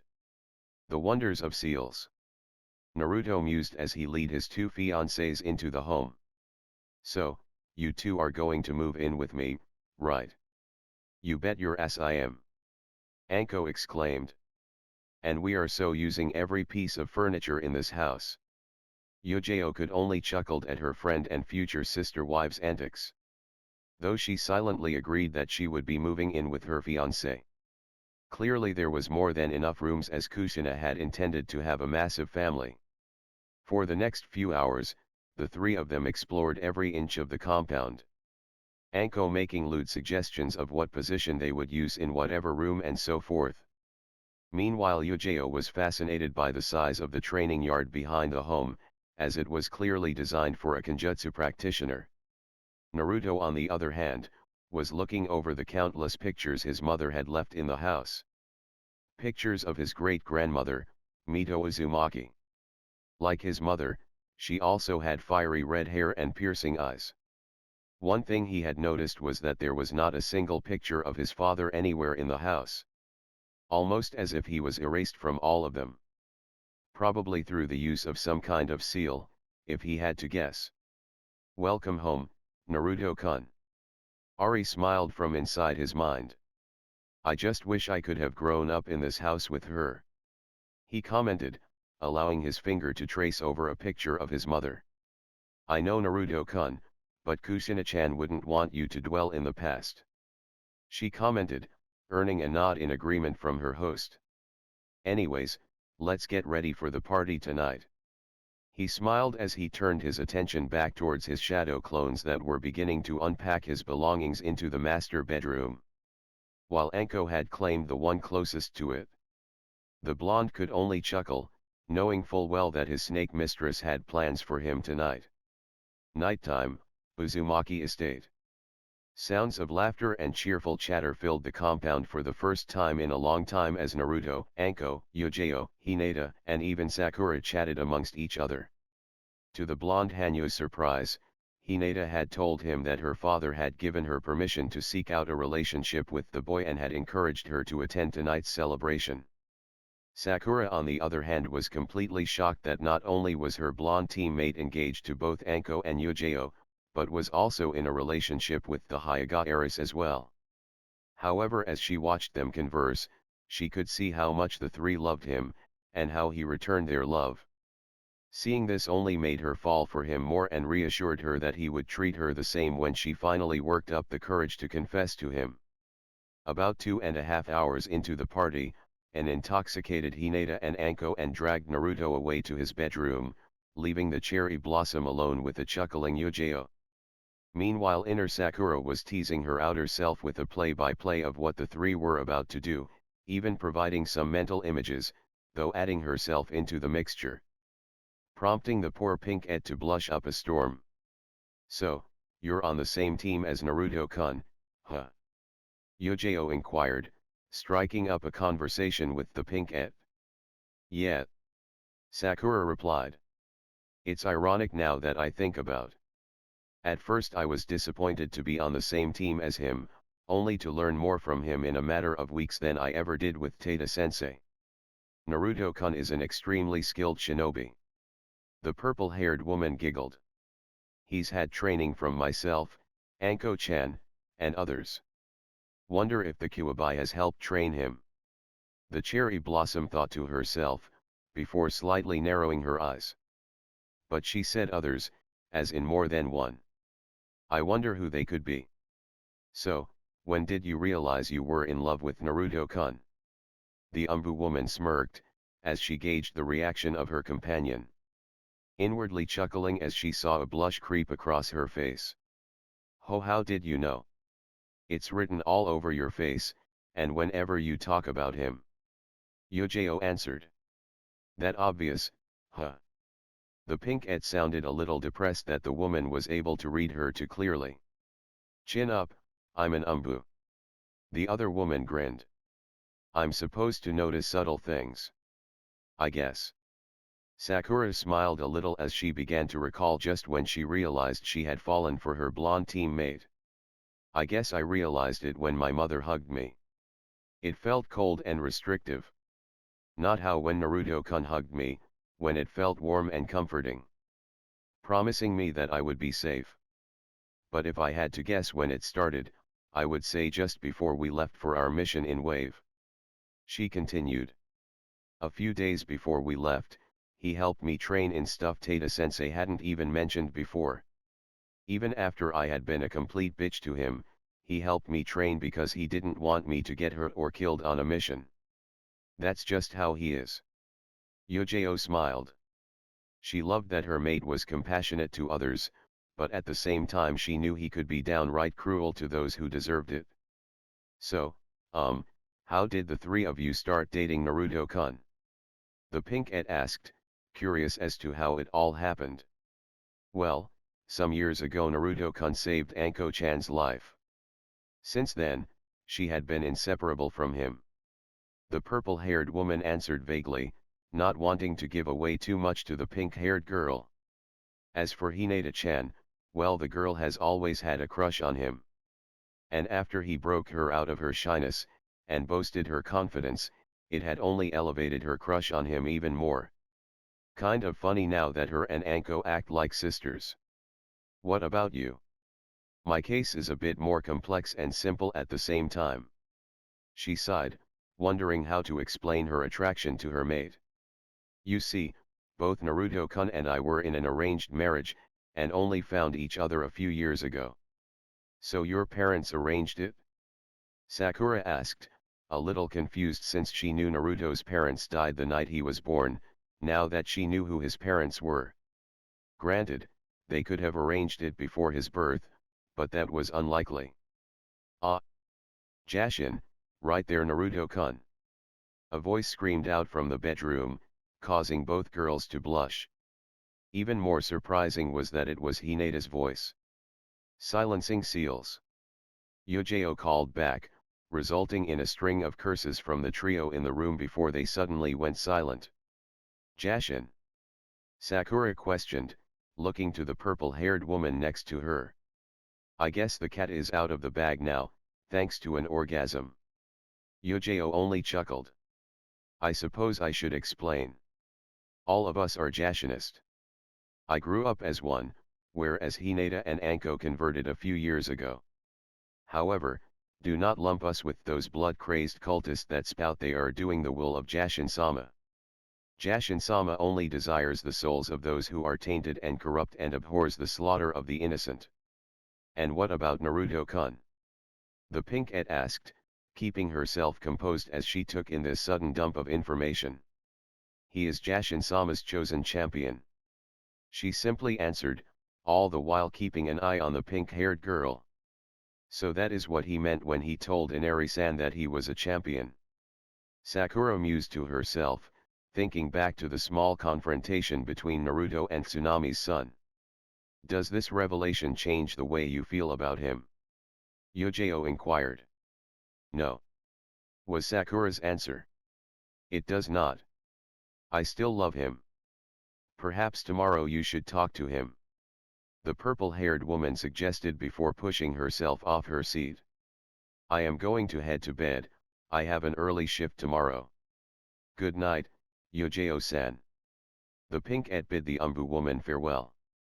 Now sitting alone, Sakura began to ponder what she had just learned. It seemed like in the past few weeks, everything she thought she knew was wrong. Sasuke was a selfish prick who only thought about himself, instead of her dream romance. Naruto was her dream romance, and not the idiotic knucklehead she thought him to be. The Kyuubi wasn't pure evil and had been used by another. And lastly, not all Jashinist were blood-crazed killers. Ironically, she believed both Naruto and Yojao. There was something in their eyes when they spoke about their respective topics that held truth and honesty. So tomorrow we are confessing to Naruto-kun, right? Inner inquired. Damn straight, I don't care if he is a full-on demon. Sakura mentally replied. I love him. The next morning. The house was silent as the sun peeked over the village, in contrast to the celebration that had taken place the previous night. Only 3 people remained as both Anko and Yojao had to leave early for their respective jobs. Of the 3 remaining in the home, only 2 were awake as Hinata was still passed out from all the alcohol she had consumed the previous night. Morning Naruto-kun. Sakura greeted while she was cooking breakfast as the blonde entered the kitchen, getting a sense of déjà vu from the previous morning at his old apartment. Morning Sakura-chan, sorry about last night. He greeted her, a bit embarrassed about not having the silencing seals up last night. It's okay Naruto-kun. She replied. I was just surprised everyone in the house was a Jashinist. Upon hearing this, Naruto had froze. Wondering how she had come across such information until he realized what Hinata had called out during her moment of ecstasy. Yojao-san explained it to me after the, well you know. She explained, blushing slightly at the memory. She also suggested I should talk to you if I wanted to know more. I see. The blonde stated as he sat down at the table, while Sakura placed a plate of food in front of him. Is there anything in particular you wanted to know? I want to know about you, Naruto-kun. She replied as she sat next to him. I mean, all about you. Are you sure, Sakura-chan? He asked. It may change how you feel about me. Didn't we already address this back in Nami no Kuni? I guess we did. He chuckled. Very well. I will tell you everything about me, for better or worse. So, he began to tell the pink at his tale. Everything that had happened to him since his early childhood beatings at the hands of the villagers, and even some of the shinobi. How the hospital would treat him after such attacks.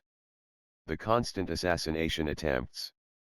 Each making the pink-ette feel more and more disgusted with the village she called home, though was surprised that the boy didn't seek any sort of revenge against them. Other than to simply prove them wrong. Worst of all, she knew her mother was responsible for most of these attacks. Then came the big revelation, when he began talking about what had transpired on his 6th birthday. The final attack that had nearly killed him, and forced a meeting between him and the Kyuubi. His confrontation with his father's soul fragment that was left in the seal, and how Jashin had come to him and made him her champion. And finally, how he was now a half-demon and how he became mated with Anko, then Yujeo, Hinata, and finally Tsunami. Even explaining how the mate mark worked, as well as the benefits of being a Hanyu. Through it all, the pink-ette paid rapt attention to every detail. And that is everything there is to know about me. He finished, looking her in the eyes to gauge the girl's reaction. Sue, we're going to get marked, right? Inner asked. You're damn right we are. She mentally replied, before smiling to the blonde before her. Naruto-kun, all this still doesn't change the way I feel about you. If anything, I understand and respect you more for not giving in to petty vengeance. Thank you, Sakura-chan. He smiled to the pink-ette. However, I have one more question. What's that? If you would allow it, I would love to be one of your mates. Sakura blushed as she got up from her seat and stood in front of him, her eyes never leaving his. Having finally openly confessed her feelings towards the blonde. Are you sure about this, Sakura-chan? He asked, wanting to make sure the pink-ette was completely committed to her choice. This is a lifetime bond, and as a Hanyu we will live for hundreds of years, if not more.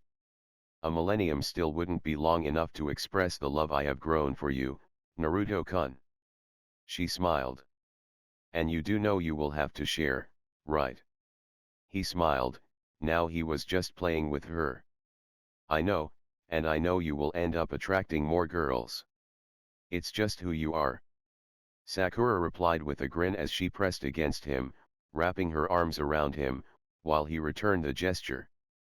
But as long as I have a place in your heart, I don't care. Very well, Sakura-chan. Naruto smiled as he leaned in towards her neck. I will mark you as one of my mates.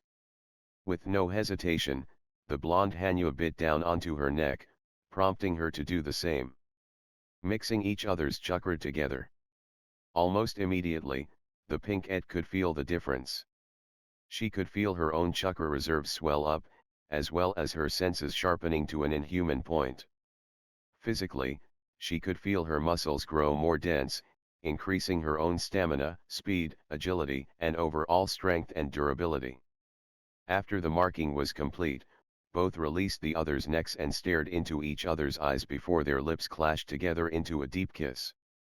Their tongues twisting along one another's as they firmly embraced each other. Minutes passed before the two finally broke the kiss. Sakura's face red and flustered, but a look of happiness and contentment in her eyes. Welcome to the family, Sakura-chan. Naruto smiled. Chapter 13. Hokage's office. Hiruzen studied the two genin that now stood in front of his desk. He could see in the change of posture between the two that something had happened between them, though in an obvious good way. The pink-haired kunoichi now stood much closer to her blonde teammate, almost wrapping her arm around his. The old man could only inwardly smile at this. Now, Sakura-san, Naruto-kun. The reason I have summoned you here is to discuss something important regarding the current state of Team 7. The village leader began.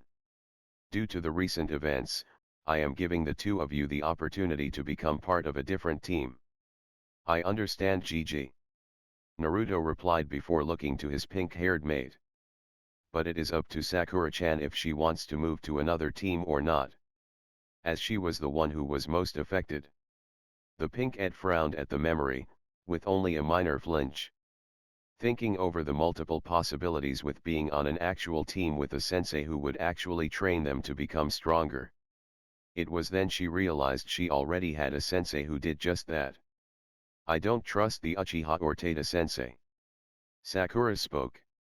And it is for that reason, I will stay with Team 7. Naruto merely smiled, as he had a feeling why she was making this choice. Hiruzen on the other hand was completely shocked that the girl would choose to remain on a team with those she didn't trust. Care to explain your decision? He asked. Of course, Hokage-sama. She replied. If Naruto-kun and I were to move to another team, Team 7 would have to get two new teammates that will put their trust in Sasuke and Kakashi. Which runs a high possibility of the Uchiha sacrificing them to save himself, maybe this time even killing one or both of his new team members. Naruto-kun and I know not to let our guard down around them. Very well thought out. The Hokage smiled. The old man was proud that the girl had thought that far ahead. He also couldn't fault her logic, as he knew the arrogant boy would attempt something similar once more. It only infuriated him further when the Elder Council blocked all efforts to punish the boy in any capacity for his actions, citing that it was a necessary sacrifice to protect the Sharingan. I accept your decision, Sakura-san. Hiruzen stated. You two are free to go, have a good day. Thank you Hokage-sama/GG. They both replied at the same time before departing the office. You're turning into a real lady killer, Naruto-kun. The old man smiled as he went back to reading his favorite orange book, whilst his shadow clones continued their everlasting battle against the dreaded beast known as paperwork. With Naruto and Sakura. So, what are your plans for today, Naruto-kun? Sakura asked as they left the Hokage Tower. Well, I still have to go through the Namikaze compound and see if there is anything useful the bastard left. Naruto replied, not hiding his disdain toward his father as Sakura already knew. But before that, I have someone I need to talk to. I am guessing it's another girl. She smirked. Yeah. The blonde chuckled. Ayam-chan has had a crush on me since I was 7, and has turned down every other guy who has approached her. So I made a promise to myself that once I was in the CRA I would talk to her, and see where it goes from there. To be honest, I am unsure how she will feel about her having to share me with other women. He sighed. If she loves you as much as the rest of us, I am sure she will accept it. The pink-ed reassured the blonde. Thanks Sakura-chan. He smiled. What are your plans for today? Well, I was kind of hoping I could move in with you. She blushed, earning a smile from her mate. If that's all right. Sakura-chan. Naruto smiled as he wrapped his arms around her waist. You are more than welcome to live with me. I've already keyed you and the others into the compound's security seals. Thank you. She whispered, tears forming in her eyes. Despite taking his mark, and becoming his mate, it still felt surreal for Sakura. She half expected that at any moment she would be woken up from a dream. I guess I should go pack my stuff, while my mother is out. She smiled, venom dripping from the word mother. I would rather avoid her as much as possible. I understand. Naruto replied. He could only wonder what had transpired between the pink-ed and her mother, but he knew not to push it. She would tell him when she was ready. Leaning in, he gave her a small kiss goodbye before the two went their separate ways. With Sakura, the pink-ed couldn't help but smile as she made her way to her mother's house, ignoring some of the looks that she got for being in such a happy mood. The past 24 hours have been like a dream come true for her. Though she couldn't help but mentally chuckle at the irony of it all. The one boy she had considered an idiot and in less than kind words, a complete loser, had ended up being the perfect mate for her.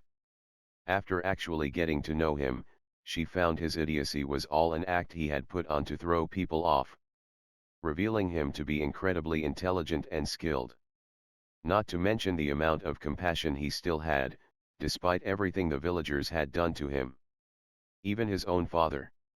This had prompted the pink-et to frown at the memory. She still couldn't believe the revered Yandami was such a vile person.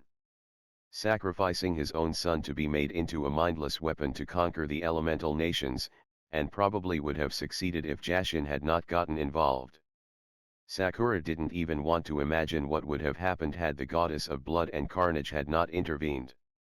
This of course prompted her to think of what she had learned from Yujeo the previous night. Her mate was the goddess's champion and all of her future sister wives were Jashinist. Still thinking if we should convert? Inner spoke up, breaking the pink-et out of her musings. Yeah. She mentally replied. I know what Yujeo-san said about the cultist, but am not sure what to do. Well, perhaps we should talk to her. Inner suggested. She seems to be the most experienced in the religion. I guess you're right. Making a mental note to visit her future sister wife later, the pink-et continued her trek towards her now former home. Silently hoping that her mother was out of the house. After the exchange yesterday, she really didn't want to be anywhere near the woman unless absolutely necessary. It only took a few more moments for her to arrive. Taking a deep breath, she entered the house and hoped for the best. Quickly, she moved upstairs to her room, grabbing her cloths, and various other personal items that she wanted to keep and sealing them into the sealing scrolls she had brought with her. Though she did make sure to dismantle and throw away her shrine of the last uchiha, smashing it to pieces before tossing it in the trash bin. However, the pink's luck couldn't hold out forever as she heard the door downstairs shut, signifying that her mother was home. Shit. She cursed to herself. We were going to run into her sooner or later, may as well get it over with. No, if she learns we moved in with Naruto-kun she will be a massive problem for all of us. Sakura argued. Need to come up with an excuse. Blend the truth. Inner offered. We already need to talk to Yujeo-san, we can always say we are going to ask her for additional training. Even though it is frowned upon to seek out another teacher while already having a sensei. Sakura mentally snorted, mocking her current sensei and earning a chuckle from her inner self. Still, it is a good cover. With her mind made up, she quickly stored the scrolls she had packed in her vest that she wore. With Naruto's help, he had set up the same seals inside her vest to allow her to carry a limited amount of supplies and items on her at all times. She really had to thank him for teaching her the finer qualities of Fuinjutsu. Taking another deep breath, she made her way downstairs to come face to face with her mother who was sitting in the living room area. Oh, there you are, dear. Her mother spoke, looking up from the cup of tea she had. I was worried when you didn't come home last night. I went out to train and lost track of time, so I stayed over at a friend's house. She lied. This friend wouldn't happen to be Sasuke, would it, dear? Mabuki pushed. I won't be mad if you two decided to start working on a family early. Just so you know, dear. Their mere thought disgusted the pink-et. Anyways, I need to head out again. Sakura said, completely disregarding her mother's comment about the emo bastard. Oh, where are you going, dear? I want to find Yujeo-san and ask if she can help me train more. The pink-et replied. I am considering taking up Kenjutsu. It did not go unnoticed how her mother flinched when she had heard the name, prompting Sakura to subtly raise an eyebrow. I would much rather you look to someone else for extra training, dear. Mabuki stated, her voice shaking slightly. Memories of the umbu's blade at her neck resurfacing to the forefront of her mind. I am sure Sasuke would be happy to teach you in private. Why not? Yujeo-san is one of the strongest kunoichi in the village and the best Kenjutsu specialist we have. The pink-haired Hanyu replied, hiding her smirk just seeing her mother flinch every time the Umbu's name was mentioned. Despite her kunoichi skills, she has poor taste in friends and lovers. Her mother snidely replied. Hanging with that snake whore, and her fiancé is even worse. Both of them should have been publicly executed a long time ago. Sakura could only clench her fist as her mother degraded and wished death upon one of her future sister wives and her mate. She could feel her anger swelling up inside her, as she felt a strong urge to smash her mother into the ground relentlessly. It wasn't until she felt something poking her bottom lip did she realize that her canines had elongated, prompting her to reel in her anger and compose herself. Either way, I am seeking her out for more training. The pink-ette simply replied, taking deep breaths to keep herself calm. Unless you want me to be killed on my next mission outside the village. Not giving her mother time to reply, she quickly departed the house. Before she talked to Yujao, she desperately needed to vent some anger in one of the training grounds. With Naruto. After parting with his pink-haired mate, the blonde Hanyu strode through the village towards his favorite ramen stand. Ignoring the various glares he received, though the number of them had been reduced significantly after he graduated and became a genin and had begun to make a name for himself within the village. Namely through the onslaught of D-rank missions his team had received. Fortunately, none have been stupid enough to actually attack him. Hey pup! A voice called out from behind him, breaking him out of his musings. Turning, he saw the matriarch of the Inyazuka clan making her way towards him. Been looking for you. Good morning Tsum-san. He greeted her. What can I do for you? Been meaning to talk to you. The feral woman replied, thinking of how she was going to approach this. Being an Inyazuka, she had opted to go for the blunt approach. I get the feeling it has something to do with my entrance into the CRA. Naruto smiled. He did say they could send their daughters if they wished. Though he wasn't expecting the Inyazuka woman to actually approach him. If anything he expected one of the snobby civilian council members to try and pawn off one of the daughters to increase their own social standing. Yes and no. She grinned. You see, my oldest pup has quite the crush on you. I see. The blonde stated. How about Hana-san and yourself come over to my compound tomorrow for a lunch? Your compound. After yesterday's meeting, I moved into my mother's old compound. Naruto explained. Alright, I will tell Hana. Around noon sound good. I'll have everything ready, Tsum-san. The blonde replied. I look forward to seeing you both tomorrow. After the short exchange, Naruto continued on his way towards the ramen stand. Though in the back of his mind Ari was teasing him of being bold to invite a mother and daughter duo on a lunch date. Though the blonde only shrugged it off as a friendly lunch, though he did have to decide what to make for them to eat. Knowing the Inyazuka clan, it had to be something with lots of meat. However, he would worry about that later. Right now, he had a feeling something was off. 20 minutes later. Naruto's feeling was confirmed that something was not right when he approached the ramen stand and saw that it was completely shuttered down.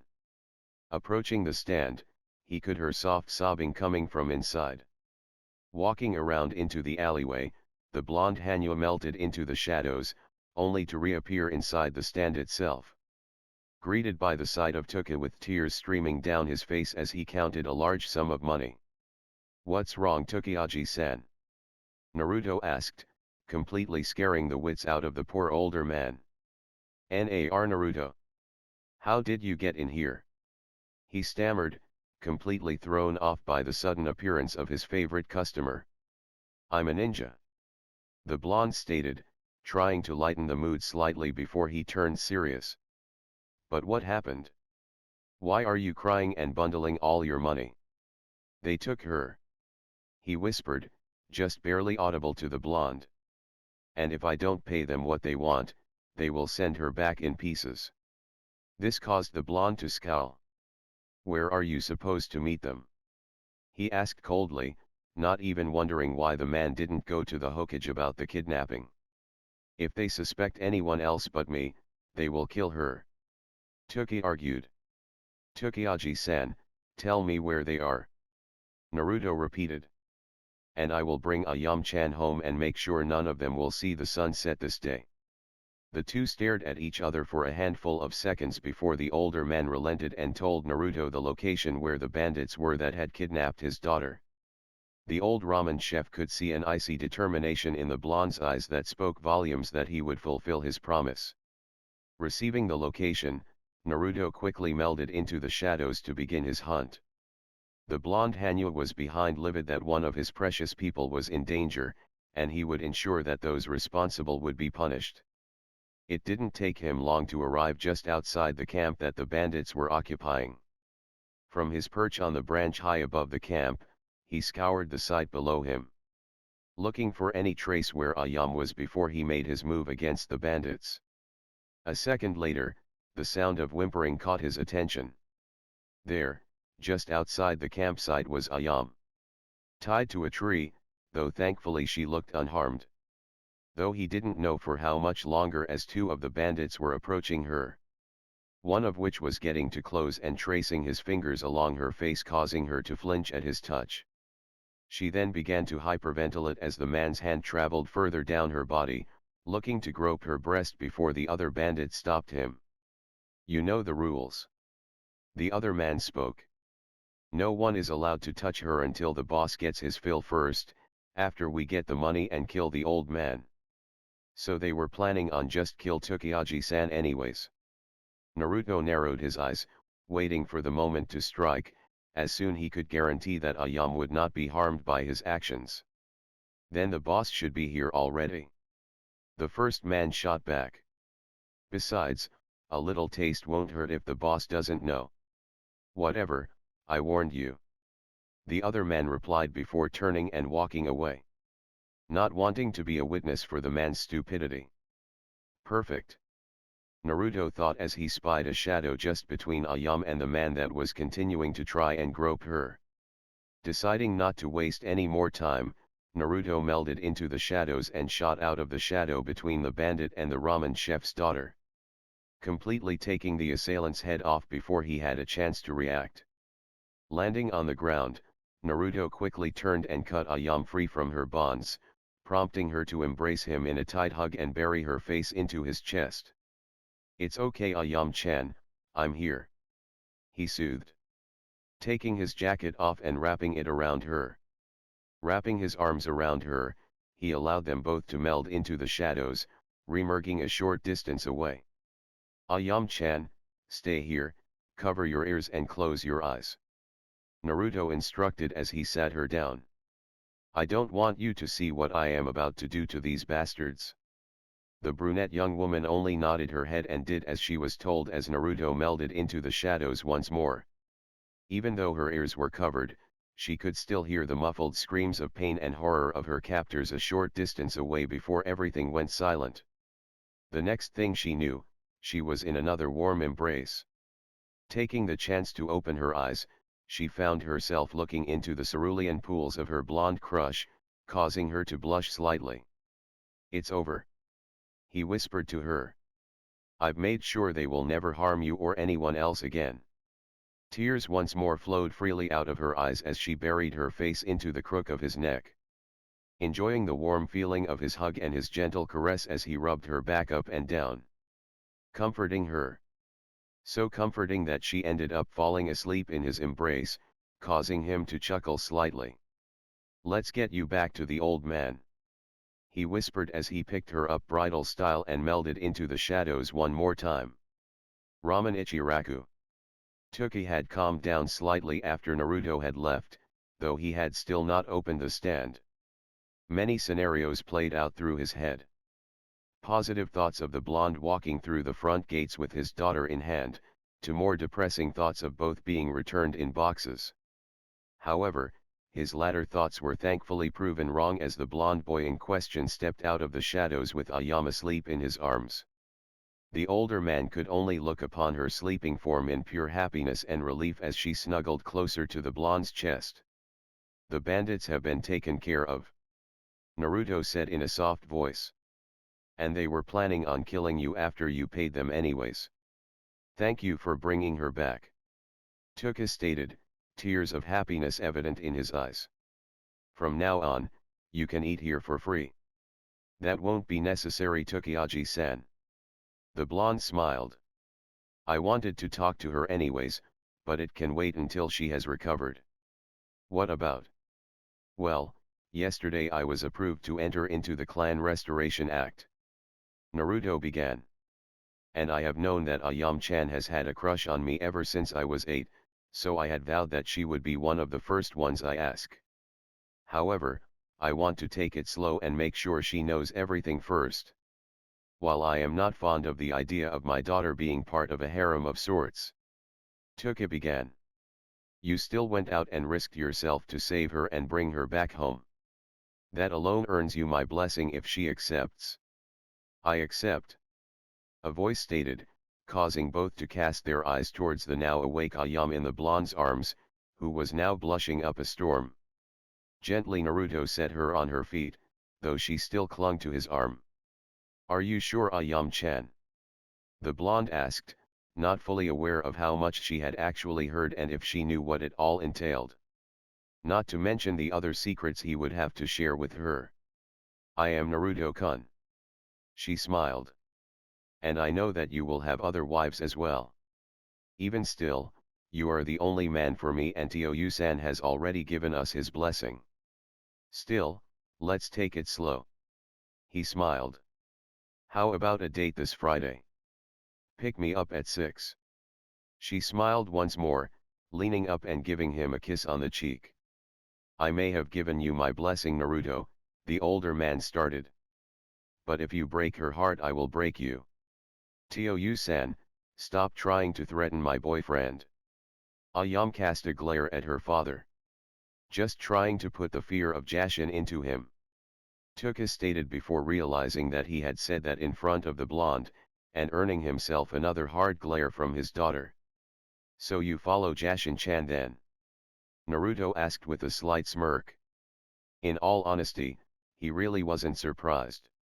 In between the Fire Daimyo's wife and the Wave Country's new daimyo, the blonde Hanyo was no longer surprised anymore.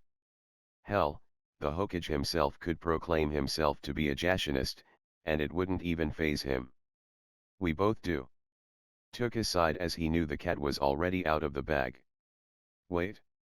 Jashin-chan?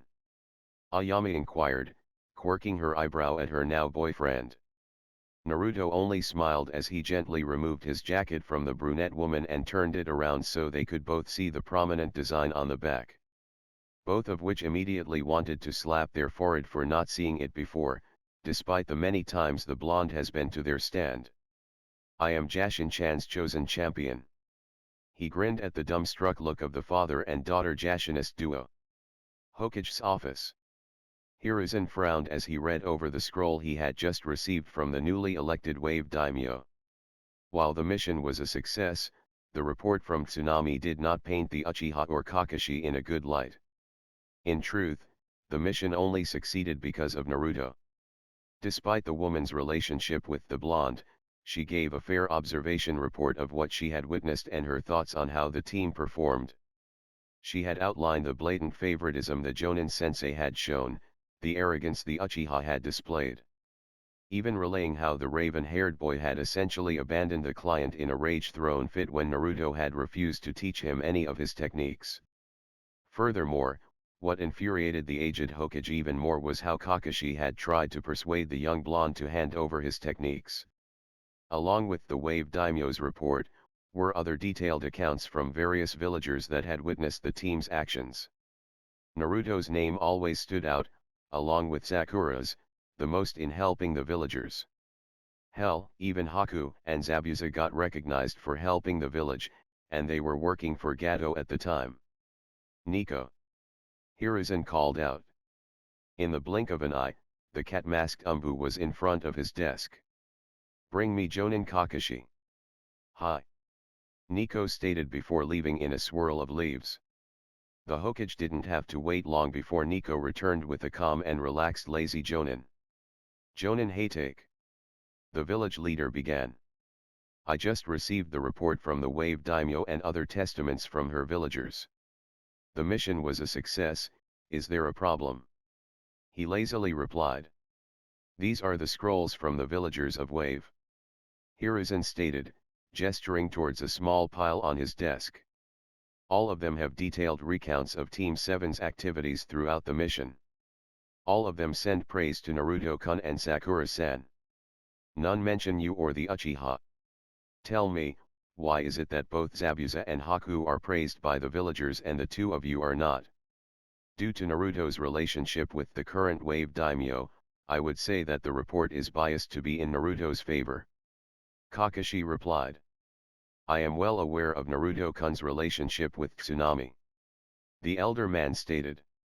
Which was true, during their talks about him entering the Clan Restoration Act, the blonde had come clean about his and Tsunami's relationship.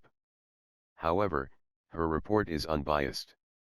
To further prove his point, Hiruzen tossed the daimyo's report to the silver-haired Jonin so that he could read it for himself. I am also well aware of your favoritism towards Genin Uchiha. He continued. I let it slide because at the time I had faith that you would not let your vow to you former teammate get in the way of your judgment.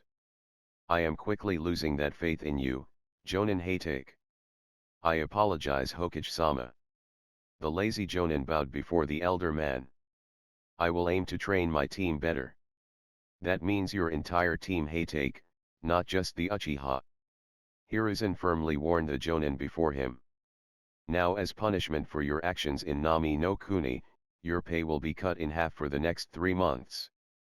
Kakashi could only balk at this. And I better not hear of you blaming Naruto-kun for this. This is due to your actions, not his. Hiruzen warned. You are dismissed. With a solemn nod, the lazy Jonin disappeared in a shunshin. With Sakura. Having quickly dropped off the scrolls in her newly selected room that was next to Anko's, Sakura had set out to train for the day. There was still plenty in the scrolls that Naruto had given her that she wanted to work on. Knowing she would have a chance to talk to Yojao later this evening when the Umbu woman would arrive home. Perks of all of them living under the same roof. Now Sakura found herself at Training Ground 7. She didn't know why she chose this one from all the others that were scattered throughout the village. Perhaps it was the fact that this was the training field that they had become a team, however that concept didn't sit well with her. No, if she had to put her finger on it, this was where she first got a glimpse of how skilled Naruto really was. It was also here that her inner self had begun to open her eyes about Naruto. So, for the next 3 hours the Pink-et had her shadow clones toss water and earth jutsus around while she herself would work on her taijutsu with another one of her clones. Leaning up against one of the posts, the Pink-et now covered in mud could only chuckle to herself at the changes. Before, she could only make 3 clones at most. Now, she could make at least a dozen with ease. Not to mention her stamina was through the roof from what it once was. However, her good mood was soon soured with the arrival of a raven-haired emo. "Tch, what are you doing here, loser?" the Uchiha asked, or rather demanded. "If you must know, I was training." Sakura sneered as she prepared to leave the training ground. Not wanting to be around her former obsession. "Like you train?" Suzuki commented. "How would you know if I train or not if you're always being dragged off alone in the forest with Tada-sensei?" the Pink-et shot back with a mischievous smirk. "Then again, that would explain why he could never get a girlfriend, and you always turned down every girl." Suzuki scowled at the implications his teammate was making. Not to mention it was so unlike her. She should be groveling at his feet, begging for a date. Not implying that he was in an inappropriate relationship with Kakashi. Clenching his fist in anger, the emo scoffed at the now retreating form of his teammate. It was only then that he noticed the condition the training field was in. Mud and water strewn all across it as well as massive craters and other forms of damaged terrain. How the hell did she get this strong? Chapter 14. Inyazuka Compound. Hana was nervous, as she moved through her room in a frantic manner as thoughts kept racing through her mind of endless scenarios. A few moments ago, she was summoned by her mother to discuss an important lunch that the two of them would be attending. At first it didn't seem like a big deal to the oldest Inyazuka child, until her mother uttered one name. Naruto Uzumaki. Which had immediately led to the young woman's current predicament. What to wear? Cloths were strewn all over the room, as the Inyazuka woman looked for something presentable to wear. She wanted to look her best for Naruto. This of course had prompted an onslaught of laughter and teasing from her mother. Though she could feel that despite the teasing, her mother was glad that she finally showed interest in a boy. A short, playful howl from one of her ninken got her attention. Turning, she saw one of her companions with a familiar-looking clothing in its mouth. That was the same outfit I wore that day. She mused, remembering back to the day when she first met the blonde. Flashback no jutsu. Hana watched with a heavy blush as the members of Team 7 unloaded the wagon of supplies that had just arrived for the veterinary she ran. Namely due to the team's blonde, whom had removed the jacket he was wearing and was easily lifting bags that weighed well over 100 pounds with on hand. Not to mention, each time he lifted one of the heavy bags, she caught an eyeful of his muscles. All in all, there was only one word she could use to describe him. Alpha. A few more hours passed. Hana had offered to get something for the team to eat for lunch, though the only one she got a real reply from was Naruto, as she learned his name was, from the pink banshee that was constantly yelling at him for making her precious Suzuki-kun look weak. Which she couldn't help but chuckle to herself. Whereas Naruto was easily lifting the heavy food bags, the raven-haired emo was struggling to carry just one. While the rest of his team took a break, Naruto continued to work. Having finished unloading the cart, he had set to work in the inventory room, cataloging the supplies that had just arrived and organizing them into their proper places. It was then, however, that frantic shouting from inside the vet had caught his attention. "I need a room, now!" Hana shouted in hysteria, carrying one of her ninken that was now laying limp in her arms. Tears in her eyes. Kaido was bitten by a snake. The nurses on hand quickly opened the door, allowing Hana to bring her partner into the room. It was around this time that Naruto had arrived to see what the commotion was about. "What did the snake look like?" one of the nurses asked as they began to check the patient. I don't know." Hana stammered as she tried to recall seeing a snake, but she could only draw a blank as everything had happened so fast. "Hana-san, we can't administer an antivenom if we don't know the species of snake," the nurse stated in a serious tone, though her voice carried a weight of concern as well.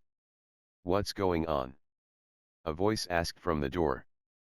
Both women turned to see Naruto standing at the door, but his eyes were locked on the prone ninken on the table. Quickly he moved into the room and began checking over the canine. "Kaido was bitten by a snake while we were out near the forest of death." Hana sobbed, trying to compose herself in her state of panic. I don't know what snake it was. I never saw it." Naruto only nodded his head in response, focusing purely on the now named Kaido in front of him. "Let's see," labored breath. "Lymph nodes are swollen around the puncture area." Naruto began to note mentally. "And heart rate is erratic." However, one thing that had really tipped him off was the scent. The snake they had encountered was a pit viper. Though the lingering scent smelled sterile, similar to how Mizuki smelled before Naruto had killed him weeks prior. He was bitten by a pit viper, the blonde stated, immediately prompting Hana to rush to the cooling unit inside the room and retrieve the proper antivenom. "How do you know?" the nurse asked. Labored breath, swelling of the lymph nodes at the bite area, and change of heart rate, Naruto pointed out. "All symptoms of a viper bite."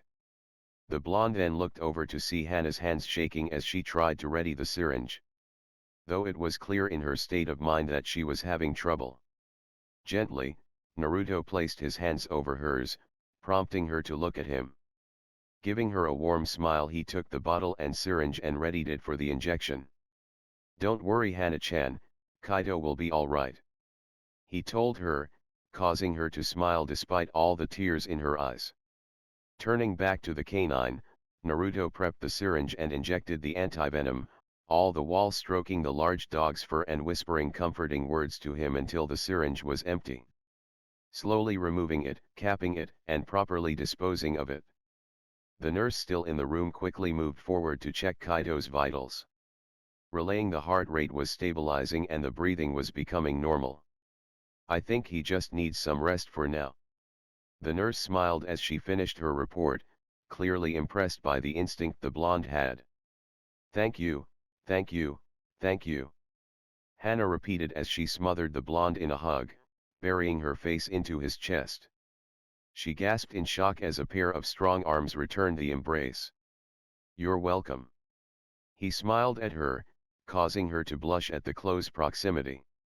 For the next 2 hours, the two sat and talked while they waited for Kaido, who was now laying at Hana's feet, regained mobility. During this time, Naruto had sent out a shadow clone to continue the rest of the work while he conversed with the young Inyazuka woman. At first sight it would appear that he was slacking off on his given mission by having his shadow clone do it, but in reality he was working to calm Hana further. Despite her Ninken now out of danger, she was still emotionally scared from the event. It wasn't until the end of the day, when Team 7 had bid their goodbyes, well mostly just Naruto bidding her goodbye, which of course earned him another hug from the Inyazuka, did she realize that she had a crush on the blonde. After all, he was everything she could want in a mate. Flashback no jutsu dispel. Thank you, Kaido. She smiled as she took the outfit and proceeded to get dressed. Come on you three. At the command, all three of her Ninken got up from their relaxed positions and followed their partner out of the bedroom, though Kaido took the lead of the pack.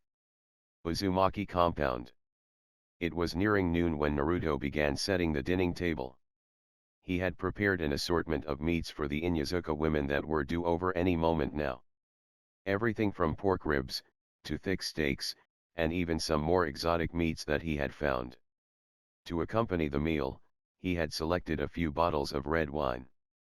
Now, all he had to do was wait for his guests to arrive. He didn't have to wait long as a bell chimed throughout the house, signaling that his guests had arrived at the front gate.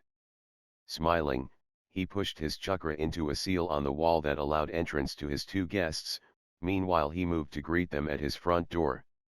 Welcome to my home, Tsum-san, Hana-chan. The blonde greeted the two, before turning his attention to the four Ninken that had accompanied the two Inyazuka women. And good to see you all again too. Naruto couldn't help but smile to himself as he recognized that the younger Inyazuka woman was wearing the exact same outfit she had worn the day the two of them had met. The blonde Hanyu had a feeling that she had done that on purpose, not that he minded. He had to admit that she was beautiful, not to mention she was a very capable kunoichi. It actually came to a surprise to him when he had learned that she was still single and had refused to acknowledge any other male in the village. Any suitors that came to court her were immediately rejected, which had caused a bit of tension between the civilian council and the Inyazuka clan, as a fair chunk of those suitors were the sons of some of the council members. Thank you for inviting us over, pup. Some responded, meanwhile eyeing the banquet that the blonde had prepared for them. Everything looks so mouth-watering. Did you prepare this yourself? I did. Naruto replied with a grin, causing the two Inyazuka women's eyes to widen in surprise. And thanks to Hana-chan, I knew what to make for the both of you. The younger woman couldn't help but blush. Anyways, let's dig in. The blonde stated. Not arguing, the two joined their host at the table, though Tsum had ensured that Hana sat beside Naruto. This caused the poor girl to blush even further due to her mother's actions of forcing her to sit next to her crush. If Naruto noticed, he gave no indication that said otherwise. That was delicious. Tsum commented as she leaned back in her chair, with Hana nodding in agreement. Though I suppose we should talk about the reason we are here. Naruto nodded, sitting up in his chair and placing his elbows on the table as he crossed his fingers in front of his face. This of course prompted Hana to become worried. "Well pup, as I already said, since you are in the clan restoration act," Tsum began, meanwhile eyeing her daughter's reaction. "I would ask that you give my oldest pup, Hana, a chance." "Kaa-san!" Hana exclaimed, completely thrown off with what her mother had just said.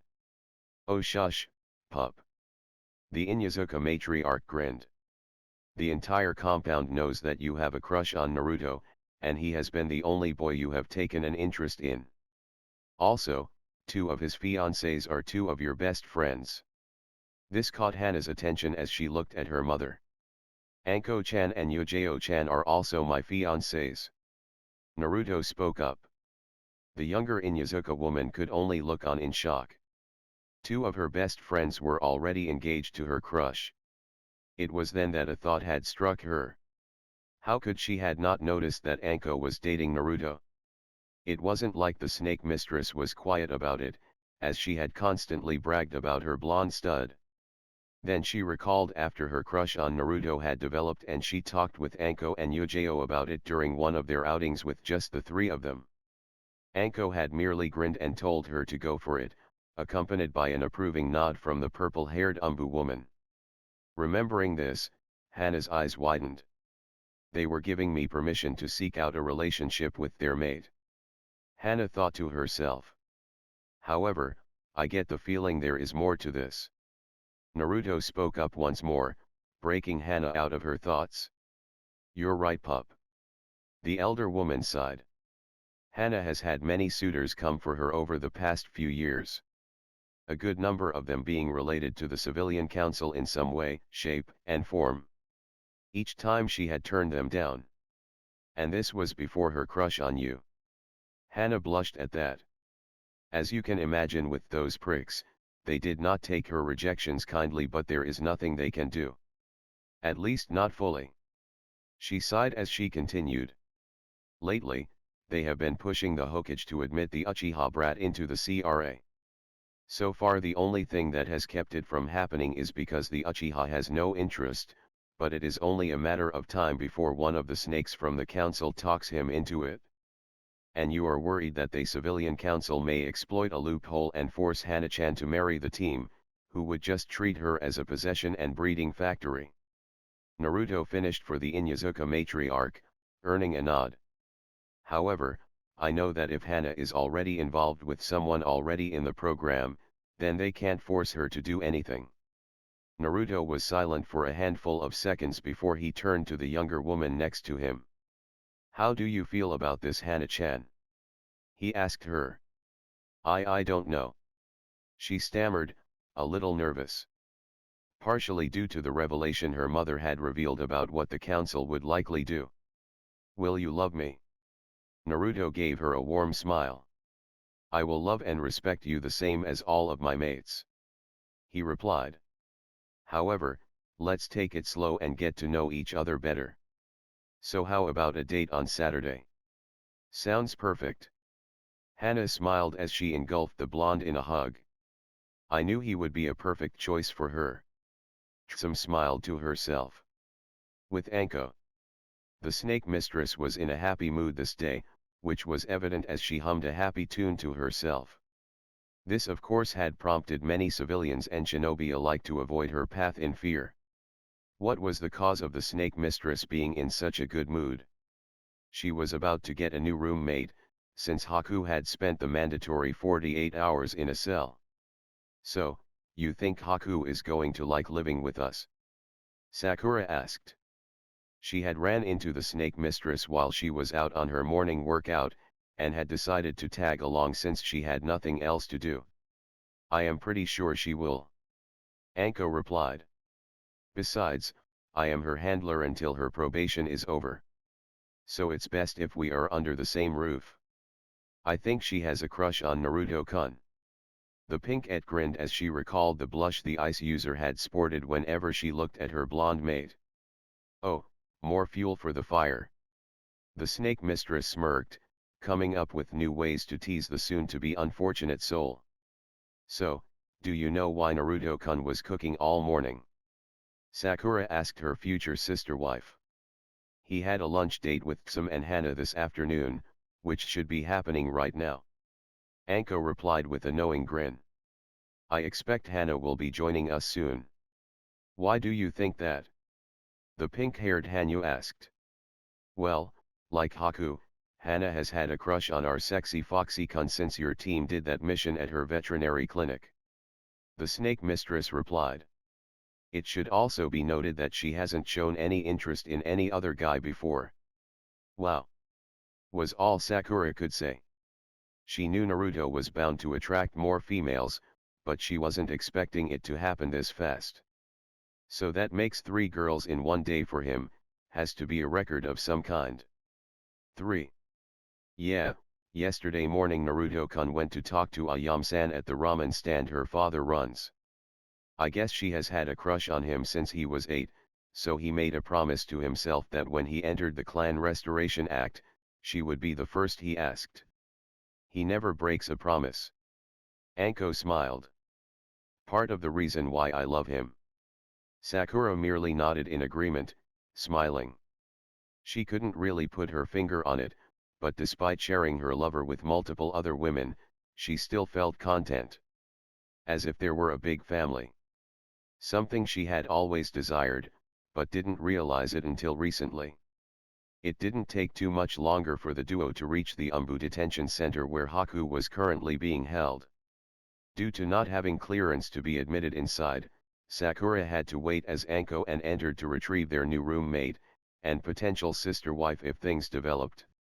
They had silently agreed that while they would tease the ice user, they would not push it upon her to seek out a relationship with Naruto. Encourage, yes.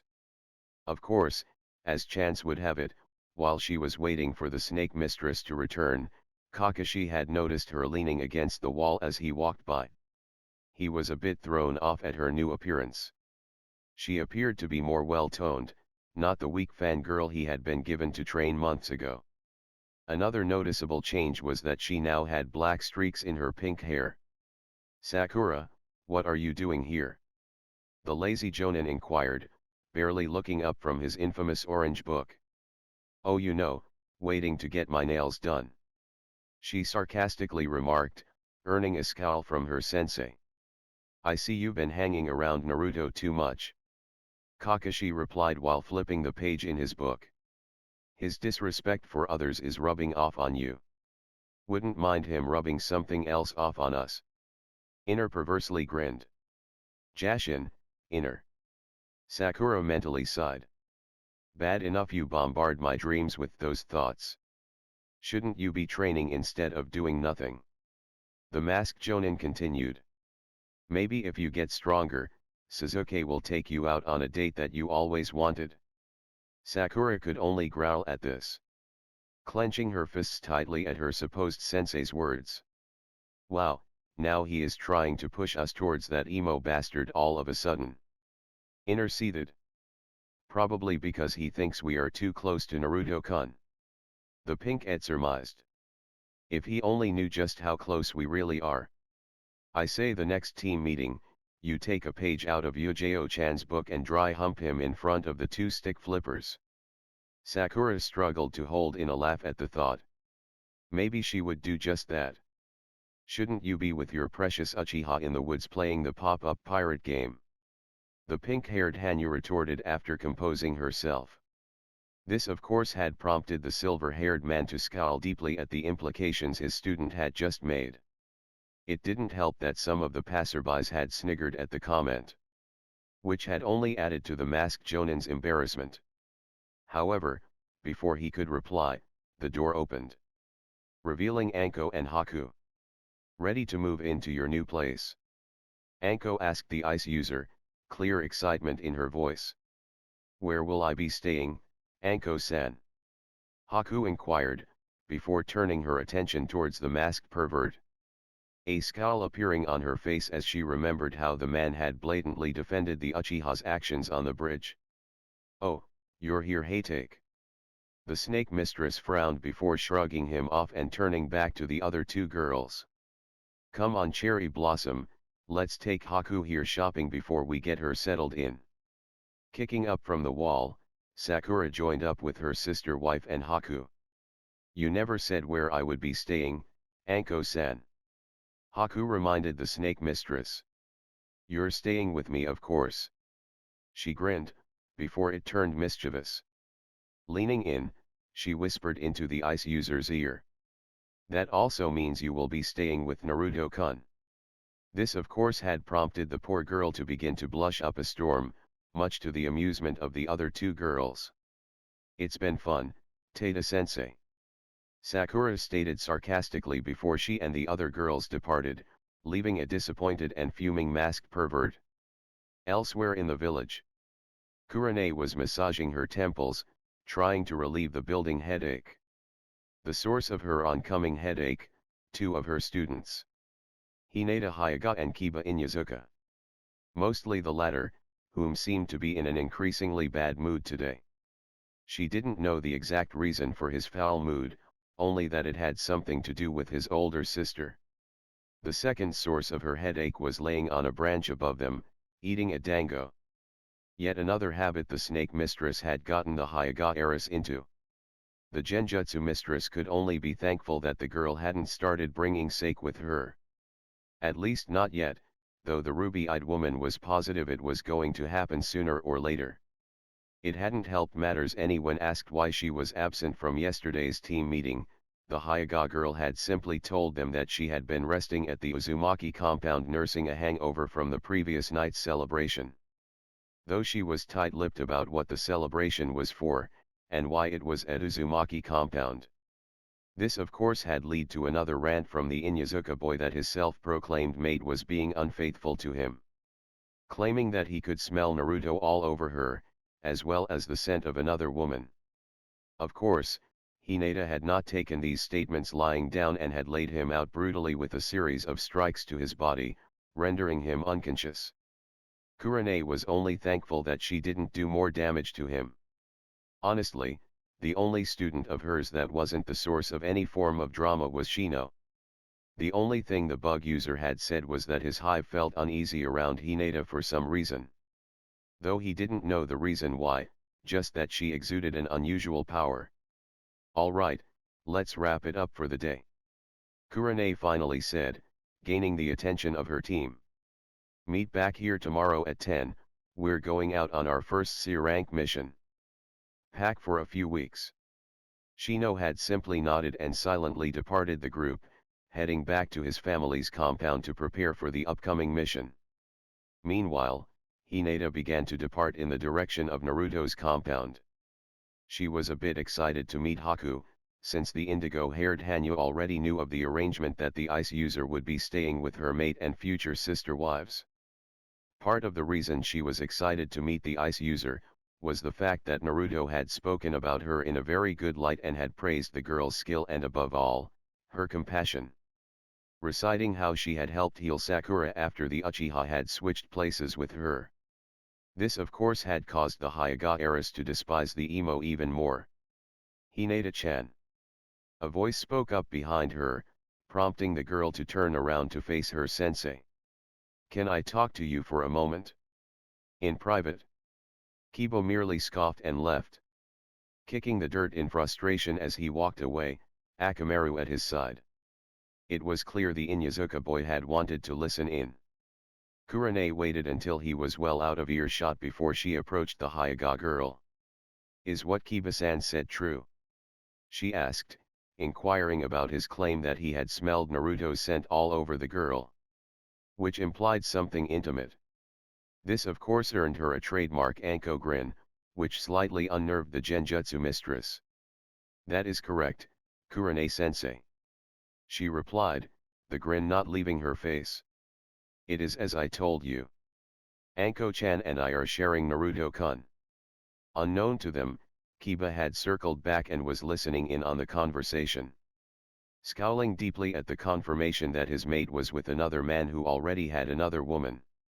However, he knew that her father would not allow his daughter to be with Naruto.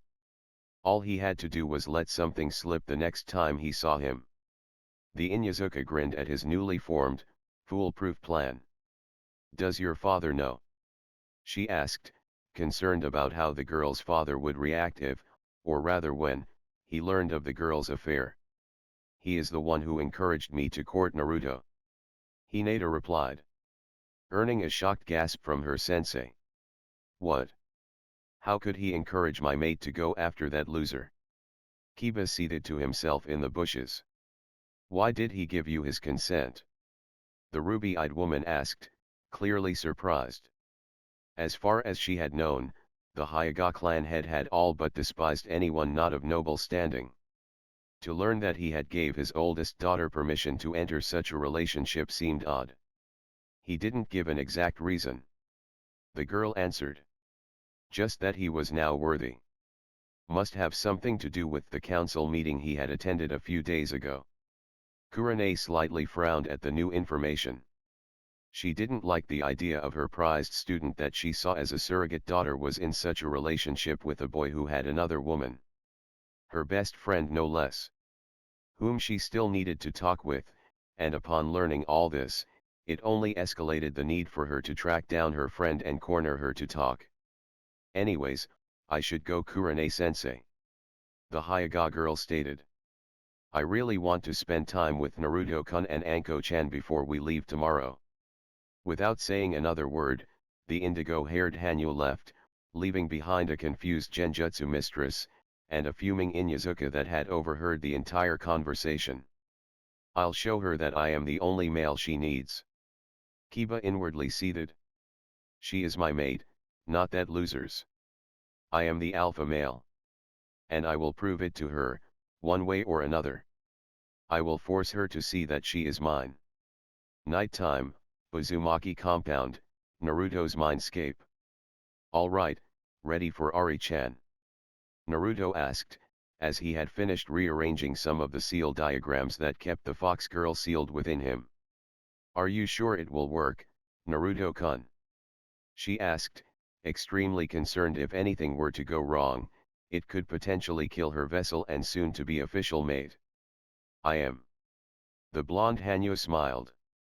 I have checked it, double-checked it, and triple-checked it. This new seal modification will allow you to come out in solid form. Though you will still be tethered to me. What would be the max distance we could be apart? The kitsune girl inquired. Unlimited, however if I need to, I can summon you right back to me. He explained. Now, there are two ways you can get out. 1. I summon a shadow clone with your chakra, allowing you to possess it. Which of course would make it more durable, and it will take your appearance instead of mine. And the second. Channel your chakra into the seal, and it will force a shadow clone to spawn without me needing to do it. He informed her. This is a fail-safe in case something happens and I am unconscious or something that will allow you out to help. I guess I am ready. Ari stated, stealing her nerves. Both from excitement and worry. Alright, after I leave, channel your chakra into the seal I showed you. He instructed. I'll see you on the outside. Slowly, the blonde vanished from his mindscape. Leaving the kitsune girl alone. Readying herself, she marched over to the seal and placed her hand upon it. As she channeled her chakra into the seal, she started to become a little lightheaded, until she experienced an explosion of white light forcing her to shut her eyes tightly. Real world, Naruto's bedroom. Welcome to the outside world. A voice greeted her. Opening her eyes, she looked around and noticed she was in the bedroom of her vessel. Standing in front of her was the blonde himself. A warm smile on his face. Without warning, she pounced upon him and tackled him to the bed behind him. Overwhelmingly happy to be out of the seal and to be able to physically hold the one who had won her heart. Thank you, thank you, thank you. She repeated over and over again before sobbing lighting into his chest. Knowing that this was an emotional experience for the Kuwabai girl, Naruto stroked her back. Comforting her as he held her close until she stopped sobbing. Slowly she turned her face towards his and leaned in to capture his lips with her own. All of which he happily returned. After a few moments had passed, the two had ceased their make-out session. Both panting and out of breath. "You know what to do." She smirked as she moved part of her kimono out of the way so he had access to her neck. It was on this night that Naruto had marked Ari, the Kyuubi no Kitsune, as his mate. Chapter 15. Root Headquarters. It had been over a week since the young blonde had revealed his heritage to the council, and Danzo was none too happy. This single action had disrupted everything he had planned, not only for the blonde Jinchuriki, but his future operations as well. The reason being? The brat had claimed all assets of the Namikaze vault and completely liquidated it, merging it with his mother's account, as well as transferring large sums to two additional accounts. One being the boy's private account, and the other into an unknown account in a reserve operated by a third-party company that specialized in private accounts. Putting everything out of the old Warhawk's reach. In truth, Danzo had been using the Namikaze account to fund his root program as well as other projects as per the previous Hokage's instructions. Though due to legal issues that would arise, it had been a quiet affair. The fourth never considered the chance of his son actually claiming his family heritage. The plan had always been for him to be beaten into submission and isolated from his peers, so when Danzo's root took him, no one would question what had happened to the young blonde. Of course, that had all changed after the boy's 6th birthday. Something had awakened in the child that day. To compound issues further, he had also discovered that Naruto had completely cleaned out the Namikaze residence of anything of value. Scrolls, books, equipment, and so forth. Leaving the compound completely barren, even the pictures were removed. Almost as if the blonde was erasing the very existence of his father. To add further insult to injury, all of the security seals around the compound had been changed, completely cutting off any access he once had to the property. This of course made the bandaged elder frown slightly in thought. Could it be possible he learned of Minato's plan? The man mused. As outlandish as it sounded, he did not want to leave anything to chance. He had already lost a rather sizable amount of money due to underestimating the blonde brat. Of course he had other sources to finance his operation, but having access to Minato's bank account had made it far more accessible. Of course this led to Danzo's biggest problem for his immediate plans. How to acquire Naruto. Now that he was recognized as the heir of not one, but two notable clans in the village, any sudden disappearance of him would surely be noticed. Especially from his current fiancées, both of which were very capable to combat his own root long enough to attract attention to them. Something he absolutely wanted to avoid. As he continued to ponder a solution to his problem, a small grin appeared on his face. It was a simple plan, yet it would be effective. Root. He called out. Immediately, 6 black-clad shinobi appeared in front of him. All with blank masks that gave no indication of their identity. In reality they had nothing to claim any sort of identity. Just mindless drones that were blindly loyal only to the man they now knelt before. You are to find and secure Naruto Uzumaki and bring him to me. Danzo instructed them. You are not to act until he is alone. I do not want any attention brought to us. Hi, Danzo-sama. They all said in unison before disappearing. As they left, Danzo grinned. All he had to do was wait until they brought him the boy and he would force a loyalty seal on him. That way he would secure the boy's obedience while not having anyone question his disappearance. Once he was loyal, he would have Naruto sign over everything to him, and perhaps even have his fiancées forced into his root forces as well. Nothing would stop him. Training Ground 7. Both Sakura and Naruto were leaning against one another near one of the posts, waiting for the other two to finally arrive. The Pinkette was reading through more scrolls she had come across for her elemental affinities while playing with a silver necklace that hung around her neck, whilst Naruto was reading one of the scrolls he had secured from his father's property. Studying how to perform one of his father's signature techniques, the Raise Non. The man may have been a bastard, but at least he was an intelligent bastard. Naruto thought to himself as he looked over the scroll, which gave instructions of how to perform the technique. Aside from emptying out his father's property, the blonde Hanyu had introduced his current roommates to Ari the morning after he had altered the seal to allow her some freedom. Much to his embarrassment, his mates had reminded him that he had forgotten to activate the silencing seals around his room. This of course had caused the poor Kitsune girl to blush severely. He was correct about one thing though.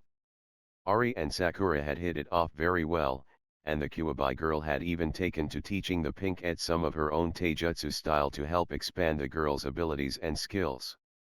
If anything, to further aid her mate in their outings. Since Sakura would be the one with him the most on missions and such. Another interesting thing that had happened, due to the Kitsune girl, was the fact that Naruto was now almost a full demon. This was caused due to mixing chakra with Ari when he marked her as one of his mates. He now estimated he was at least 3/4 demon, instead of a half demon now. As a result, his whisker marks became even more pronounced with his muscles becoming even more defined. His pupils had also taken a slight slit appearance, though not too noticeable. Of course, this change had also chained through all of the marks of his mates, adding to their own Hanyu heritage as well. All of them could feel a stronger connection to their demon side coursing through the veins. Each of them also experienced their own physical changes. The dark streaks in their hair becoming darker, while their eyes became more vibrant, and glowed an eerie yellow when under shadow.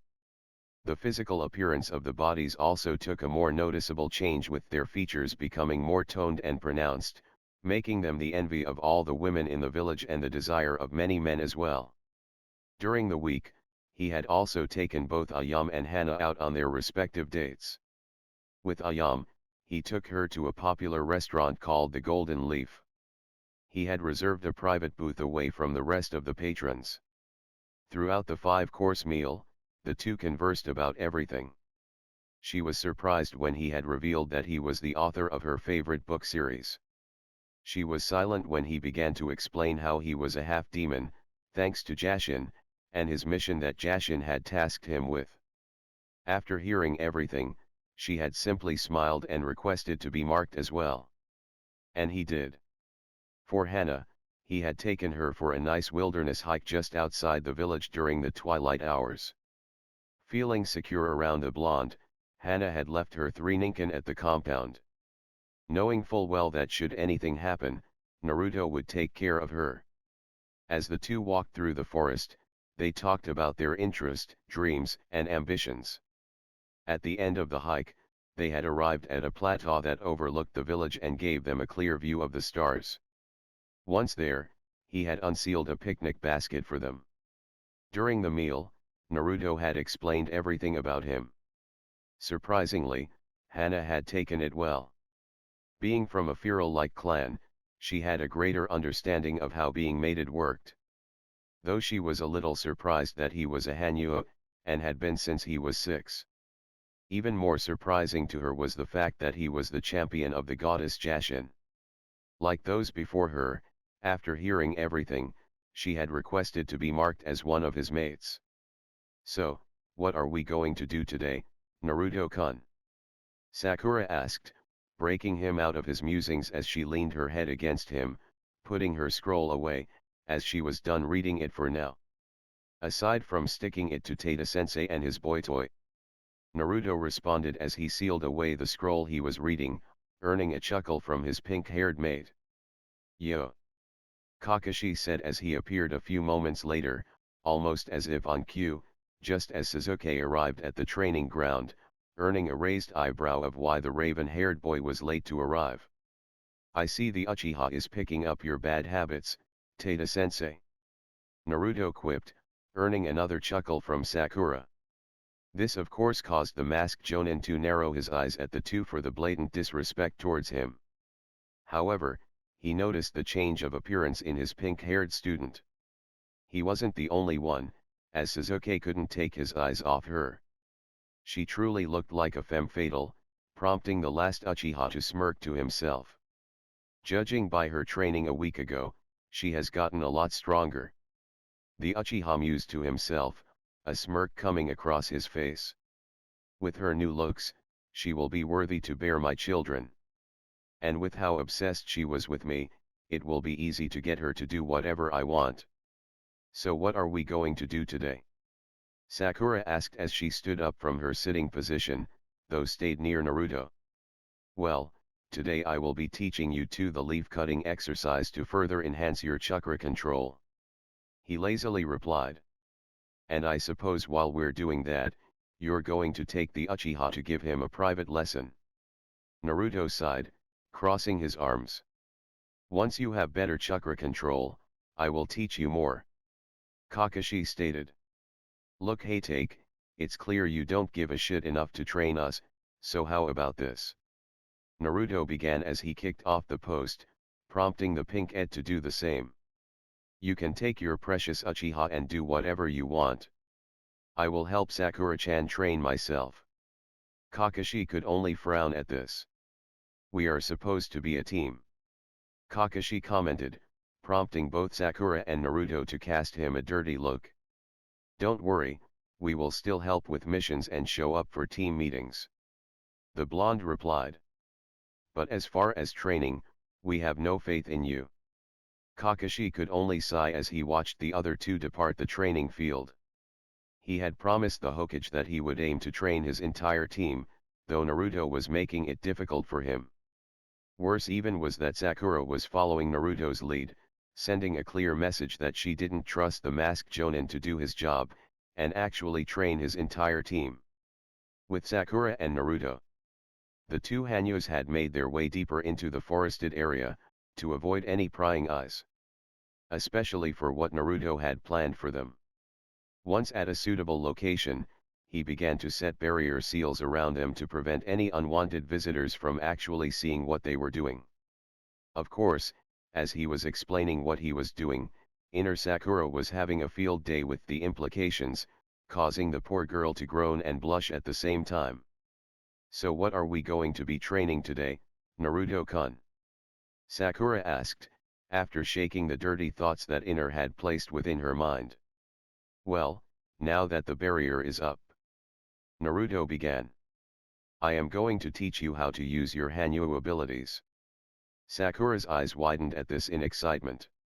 She had seen Yujao and Hinata use their abilities when around the compound, and having experienced it firsthand when traveling with her mate, made her all the more eager to learn how to do it herself. Though she had always wondered why Anko never used any of her Hanyu abilities. When she had asked Naruto about it, he merely told her that Anko hadn't desired to learn it yet. Which struck her as odd, since the snake mistress had been with the blonde the longest, though she didn't press further. Alright, so where do I begin? She asked. First, we will begin with the shadow step abilities. He stated. You've seen me and the others use it many times before, and it is a very handy ability to reach usually difficult areas to get to. Now, think of the shadows as water and desire to dive into them. Since it's your first time, you may want to get a running start. Sakura nodded as she soaked in this information. Attempting to calm her nerves, she ran towards the cluster of shadows created by the trees and jumped towards them. Only to skid across the ground, and gain a mouthful of dirt and leaves. In the back of her mind, she was expecting the blonde to laugh at her failure, instead there was silence save for the crunching of leaves as he walked towards her. Reaching down, he helped her to her feet. It's okay, Sakura-chan. He reassured, wiping the dirt from her face. I didn't get it my first time either. In fact, I ended up going face first into a tree and knocking myself out for almost an hour. Hinata-chan got herself tangled into some bushes that left her rather exposed, and Yujao-chan severely bruised her throat from running into a tree branch. What did I do wrong? She asked, still disappointed that she failed. Though, she did feel a little comforted by the fact that she wasn't the only one who had failed on her first attempt. You hesitated. Naruto simply responded. You need to wipe any doubt from your mind. Ready to try again? Nodding, the pink-haired Hanyu moved back to her starting position and tried again. It had taken the pink-et at least a dozen attempts before she got it down, much to her excitement. Upon successfully diving into the shadows, Naruto had descended with her to help her navigate the shadow world. It was difficult to describe how this world looked like, but could be surmised as an endless black and gray abyss, with windows peering into the living world. These windows were the shadows themselves within the living world that allowed the shadow walkers to observe unnoticed and decide when to depart the shadow world. Good job, Sakura-chan. Naruto smiled as they rose up from the shadows. You did it? I did. She exclaimed, excited and proud of her accomplishment. Jumping up and down in celebration. All right, keep at it until you can do it flawlessly. But only come out through these shadows. He instructed. Sakura nodded and began to repeat the process. Each time more fluid than the last. While she was in the shadow world, she would peer into other windows, spying on Kakashi and Sasuke, chuckling to herself when she saw the emo duck butt struggling to walk on water. Throwing a fit each time she failed. Though she always ensured that she returned through the shadows located near her mate. Speaking of mate, she had noticed that while in the shadow world, Naruto and the other girls that he had marked seemed to light up, allowing her to see where they were. Sakura felt that if she focused enough on one of them, she could instantly travel to them. She had attempted this theory on Naruto himself, since she really didn't want to alarm anyone, as her fellow soon-to-be sister wives were in proximity to potential witnesses. Still, it was a useful thing to learn, in case the need arose that she would be required to aid one of them. As the hours ticked by, Naruto began instructing her in her other Hanyu abilities. How to forge her shadow blade and mold it to her preferred weapon, which for Sakura was a Tanto-style katana blade. Though she did entertain the idea of using olax and katars as well, for more up-close and personal fighting, as Naruto had shared with her the advice that Jashin had given him. Always have a backup weapon in case your desired weapon was unfit for battle, either due to location or the opponent. Naruto had also taught her how to use her shadow sight. Sakura was shocked at how differently things looked when she had it activated.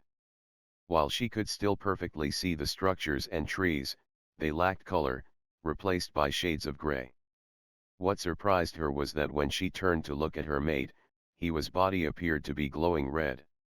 Naruto had explained that the shadow sight saw life energy, meaning that so long as they were alive, the shadow sight could see them, regardless of any ninjutsu or genjutsu that had around them. Though he did stress that while it was possible, it was extremely difficult to see clones of any kind. Proving his point by summoning a few. As he had stated, while she could see them, they did not light up like Naruto did. When they moved, they were blurry at best. Almost as if they were ghosts. In the end though, Sakura had taken to her Hanyu abilities rather well, even a little quicker than Hinata had. With the training coming to an end as the sun began to dip below the horizon, and the barriers still up, Sakura had sauntered over to the blonde Hanyu and wrapped her arms around his neck, prompting him to wrap his arms around her waist. Bringing her closer to him. Leaning in, she deeply kissed him. Pushing her tongue into his mouth to begin the fight for dominance.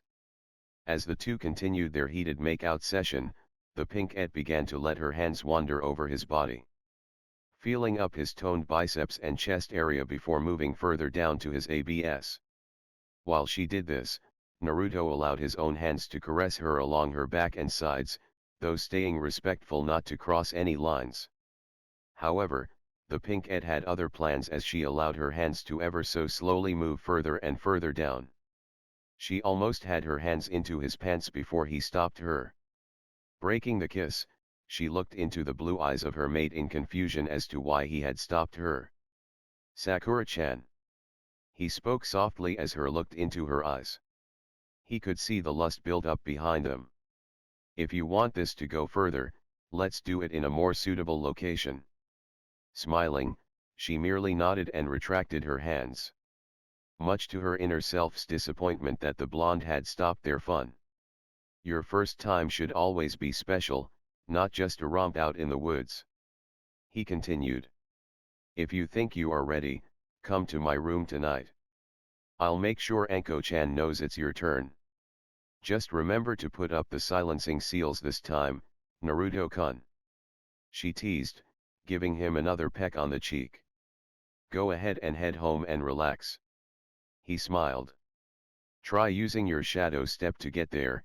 Anko-chan should be home by now, so you should be able to lock onto her. What are you going to do, Naruto-kun? There is something I have to take care of. He stated. Won't take long. Nodding, Sakura gave him one last kiss before sinking into the shadows. With Anko.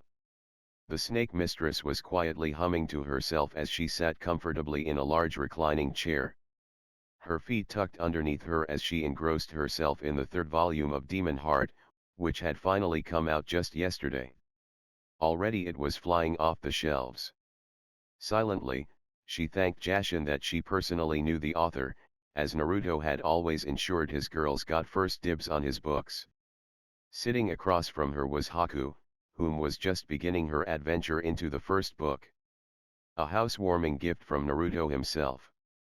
The ice user was floored when she had learned that the blonde was the author of the most popular book series in all the elemental nations, though respected his wishes to keep it a secret. Neither of them noticed the pink-haired girl rising up behind Anko. A mischievous grin across her face, Sakura brought her hands around the chair and groped Anko's chest, prompting the snake mistress to cry out in surprise and immediately draw one of her kunai, ready to retaliate. Only to see Sakura, laughing on the floor. Sorry Anko-chan. The pink-ed laughed. I owed you one from a week ago. Putting the kunai away, the snake mistress pouted. I suppose. She replied, before growing a mischievous grin of her own. Though I feel cheated, I was naked when I groped you. Maybe after I have had my time with Naruto-kun. Sakura smirked before leaving the room to prepare herself for what she had planned. Leaving behind a grinning snake mistress and a severely blushing Haku. Oh, she is going to be a treat. Anko thought to herself. With Naruto.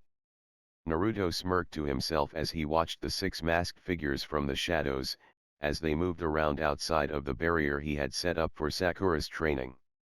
While still hiding within the shadows, he dropped the barrier, allowing them to finally come closer.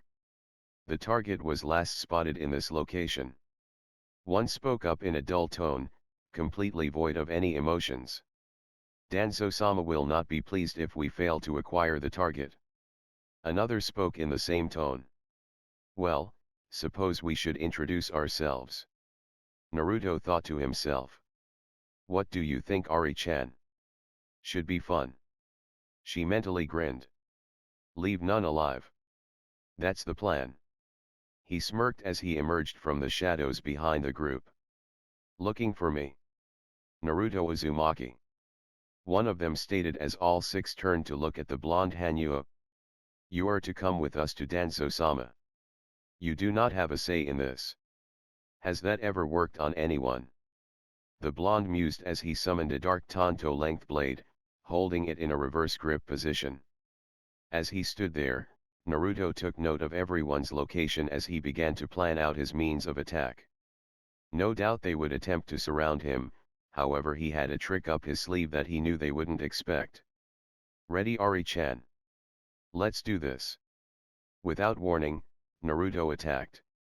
As he did so, a shadow clone manifested itself behind him, taking the form of a dark-haired female with 9 white tails swirling behind her, charging at full speed towards the 2 root umbu that had circled behind the blonde Hanyu. To his right, his own shadow detached itself and formed into a second Naruto, attacking the 2 root on that side. Leaving Naruto himself only to deal with the 2 on the left. Ari wasted little time as she engaged the 2 root members on her side. Right away she had sunk her claws into the throat of one of them, killing him instantly before she jumped away from him and lunged towards her next victim. However, the second individual had managed to evade her attack. Danzo-sama will be pleased that you can manifest yourself Kuwabai and take human form," he stated, earning himself a growl from the kitsune girl.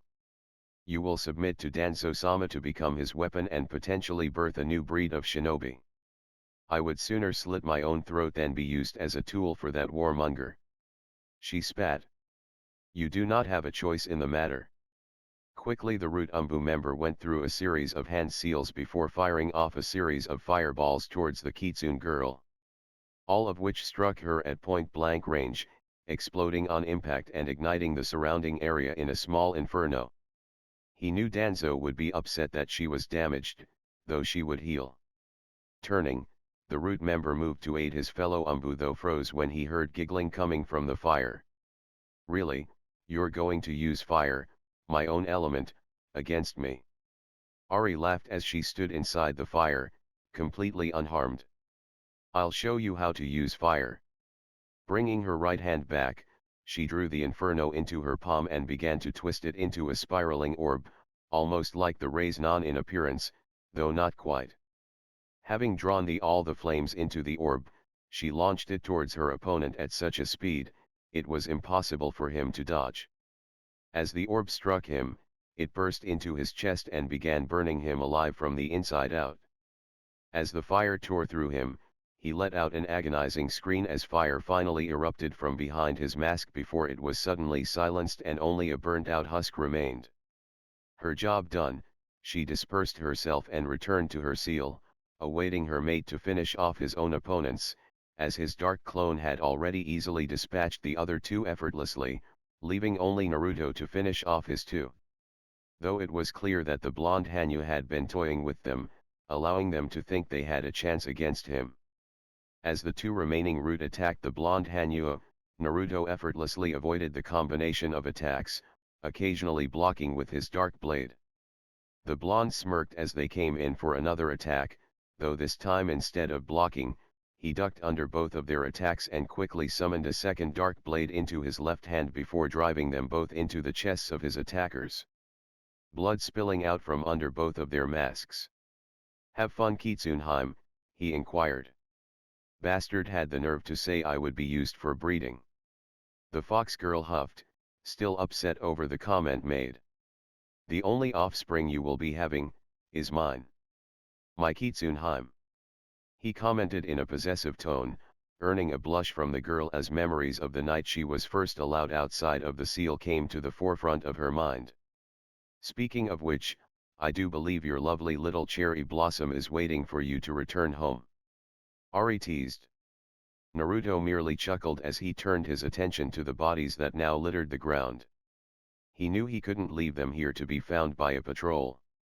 Not to mention Inoichi could still enter their minds and relive their last moments, which is something he wanted to avoid altogether. He wasn't ready to let more people know of his current skills.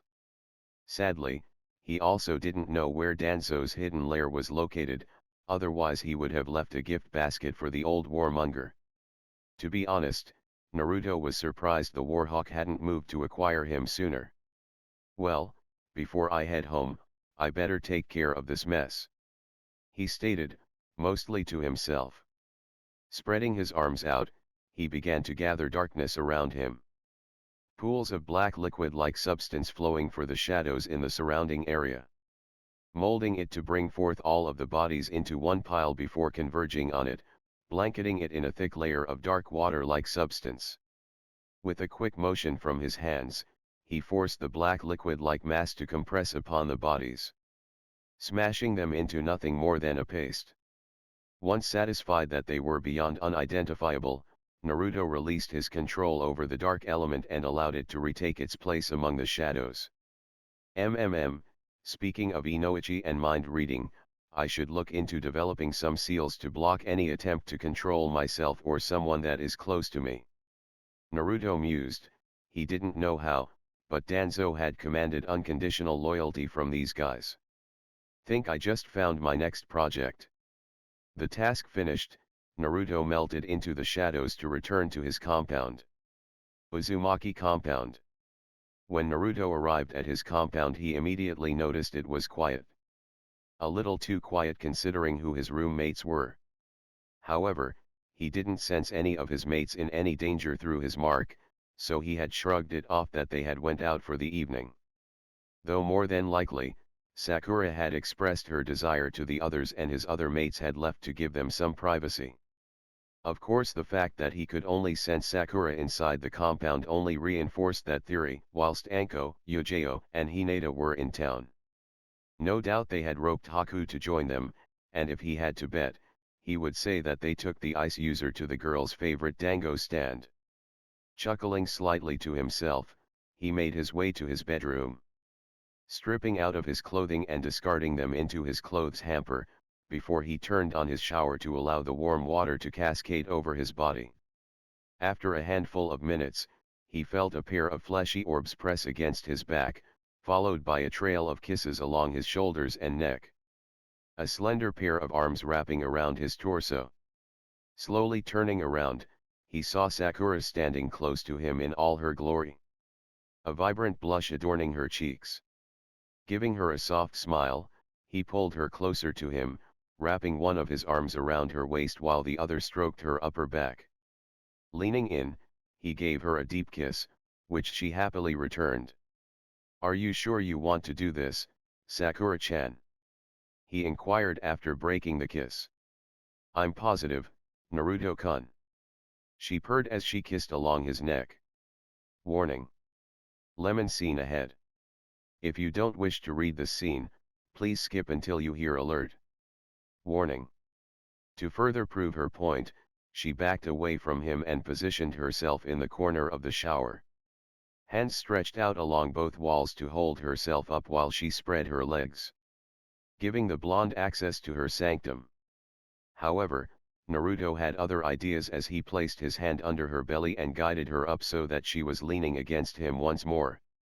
"This is your first time," he commented as he leaned in and licked along her neck. "I am not taking you from behind." Gently, he turned her around so that she was facing him and captured her lips once more. Though this time with much more fervor than before. Sakura could only greedily accept his tongue into her mouth as his hands wandered her body, brushing against her sensitive areas, causing her to moan into his mouth. Slowly, he began to caress his hand up and down the sides of her body.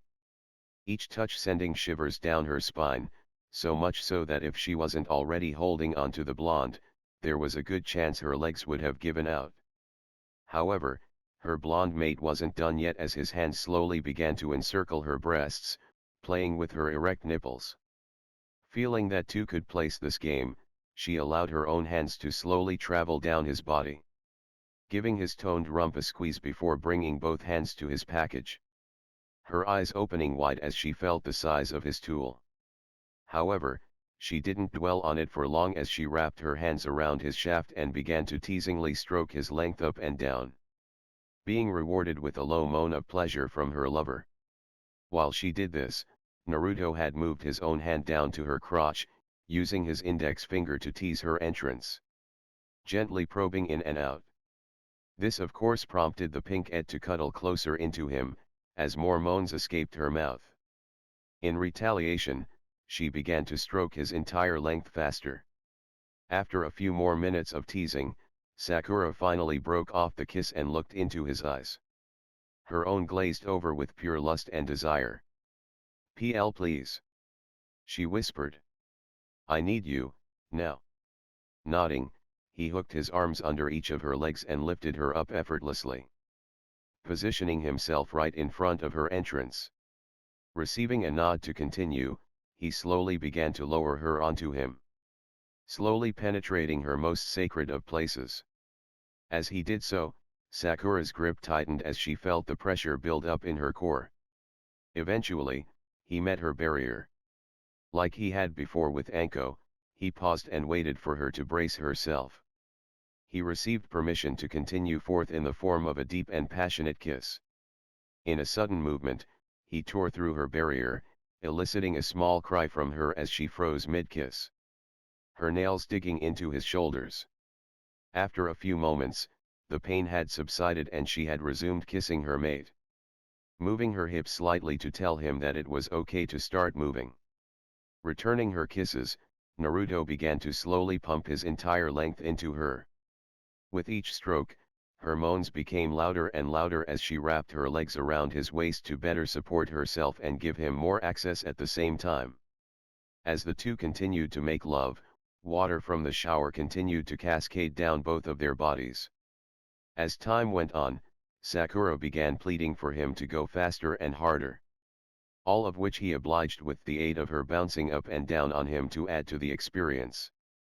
Of course this had only aided in bringing their climax closer. "Naruto-kun," she exclaimed between labored breaths. "I'm almost there." "Me too, Sakura-chan," Naruto replied as he felt his own climax fast approaching, capturing her lips once more. After a few more minutes, Sakura's orgasm rocketed through her body, causing her eyes to roll into the back of her head as she rode out wave after wave of pleasure.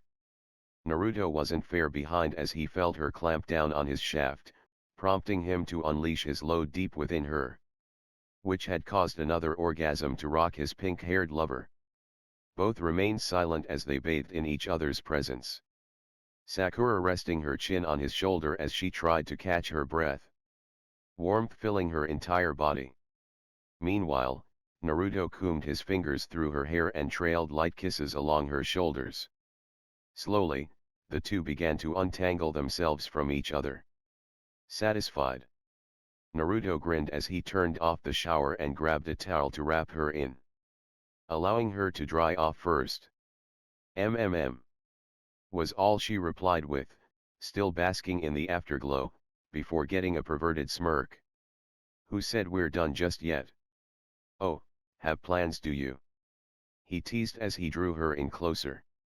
"I believe I am going to take a page from Anko-chan's book and see what the limit of these seals are." She grinned as she began to pull him towards the bed. Alert! Lemon scene has ended. This chapter will now continue as programmed. Alert! A few hours later, Sakura laid in bed with Naruto, resting her head on his chest as she listened to his heartbeat with her eyes closed. Having finally been sated after multiple rounds of love-making in multiple positions, some of which even had her inner self shocked into silence, not believing that the pink-ed was that flexible. Meanwhile, Naruto was combing his fingers through her hair once more, something she greatly enjoyed him doing. With a sigh of contentment, she snuggled closer to her mate. She knew, without a doubt, that she had made the right choice by getting marked as one of his mates. To think, she had Jashin-sama to thank for all of this. There was no denying that the goddess was single-handedly responsible for shaping Naruto into the man he is today, which in turn had allowed him to break her out of her fangirl ways and open her eyes. If someone had told her 6 months ago that she would become intimate with Naruto, become a half-demon and convert to Jashinism, she would have pummeled them within an inch of their life for making up such outlandish claims. Also, knowing how she was back then, she probably would have punched Naruto as well, just because his name was brought up. Yet here she was, snuggling close to her blonde mate, and she wouldn't trade it for anything. "I love you, Naruto-kun," she whispered, as her eyes began to grow heavy, completely worn out from their activities earlier. "And I love you, Sakura-chan," he replied, kissing the back of her head. Slowly, sleep claimed the two Hanyu lovers. Chapter 16. Dango Stand, Main Street. "So, our little cherry blossom has finally made her move, huh?" Yojao chuckled as she saw Anko and Haku enter the Dango stand, the latter sporting a massive blush as she imagined what was going on in the compound at this very moment. A bit envious of the pink-haired girl. "Yup," Anko replied with a grin. "Come on Haku, grab a seat between us." The ice user nodded, and took the suggested seat between the two women as the snake mistress ordered some dango and sake for them to share amongst each other. During her week-long stay at the Uzumaki compound, she had come to view these two women as sister figures. More so because of the fact that Anko would tease her about her crush on Naruto, just as a big sister would, while Yojao was the big sister who would give insight to various topics. So did she request the house to be empty. The sword's mistress inquired. Nah, when she implied what she had planned, I figured we would give them some privacy. The snake mistress replied, taking a bite from her dango. Besides, you know how Naruto-kun is with their first time. He always wants it something special to them. Yojeo could only smile at that as she began to wonder what her first time would be like with her mate after they were married. Of course that lead to the next question, just who is going to perform the ceremony? No way in hell was she going to have a kami ordained priest oversee the wedding. She could perhaps ask Shijimai to do it, since she was a true Jashinist, and a priest as well. Shaking away the thoughts for now, she turned to her future sister-wife and Haku and continued to converse with them. Evening ladies. A voice spoke up from behind them, turning they say Kurane and Hinata making their entering the stand, taking seats near them. Hey Nai-chan. Anko greeted. How was your first C-rank mission? Arg, don't remind me. The Genjutsu mistress sighed. It was supposed to be a simple mission to escort a wealthy merchant to his destination, but the perverted bastard kept eyeing Hinata and myself the entire time, making passes at the two of us and even offered to give us a bonus if we were to help him relax. Hate bastards like that. The snake mistress stated with a frown. So what happened? Well, about 3 days in, he no longer took no for an answer and attempted to force himself on me. The Genjutsu mistress recounted in disgust. Trapped his ass in a Genjutsu and we left him at the mercy of any bandits that he would encounter. And since he violated his contract, we were legally allowed to leave him. I wanted to rip his balls off and smash them in front of him. The Hyuga heiress growled. The indigo-haired Hanyu was probably the most frustrated of all of Team 8, since from the time they left the village, she had not one, but 2 males constantly trying to flirt with her and get her alone in some way, shape, or form. While at least the merchant was a bit more suave with his words, at least up until he flat out propositioned her and Kurane like a whore, Kiba was a whole other story. The young Inyazuka had increased his attempts on the Hyuga heiress, going as far as to say that her father had made a mistake in approving of her relationship with someone as weak as Naruto, not even hiding the fact that he had eavesdropped on her conversation with Kurane, and that she should leave the blonde and get with a real alpha that would see that all her needs and desires were satisfied. It had taken all of the girl's willpower not to pummel the dog boy into the ground.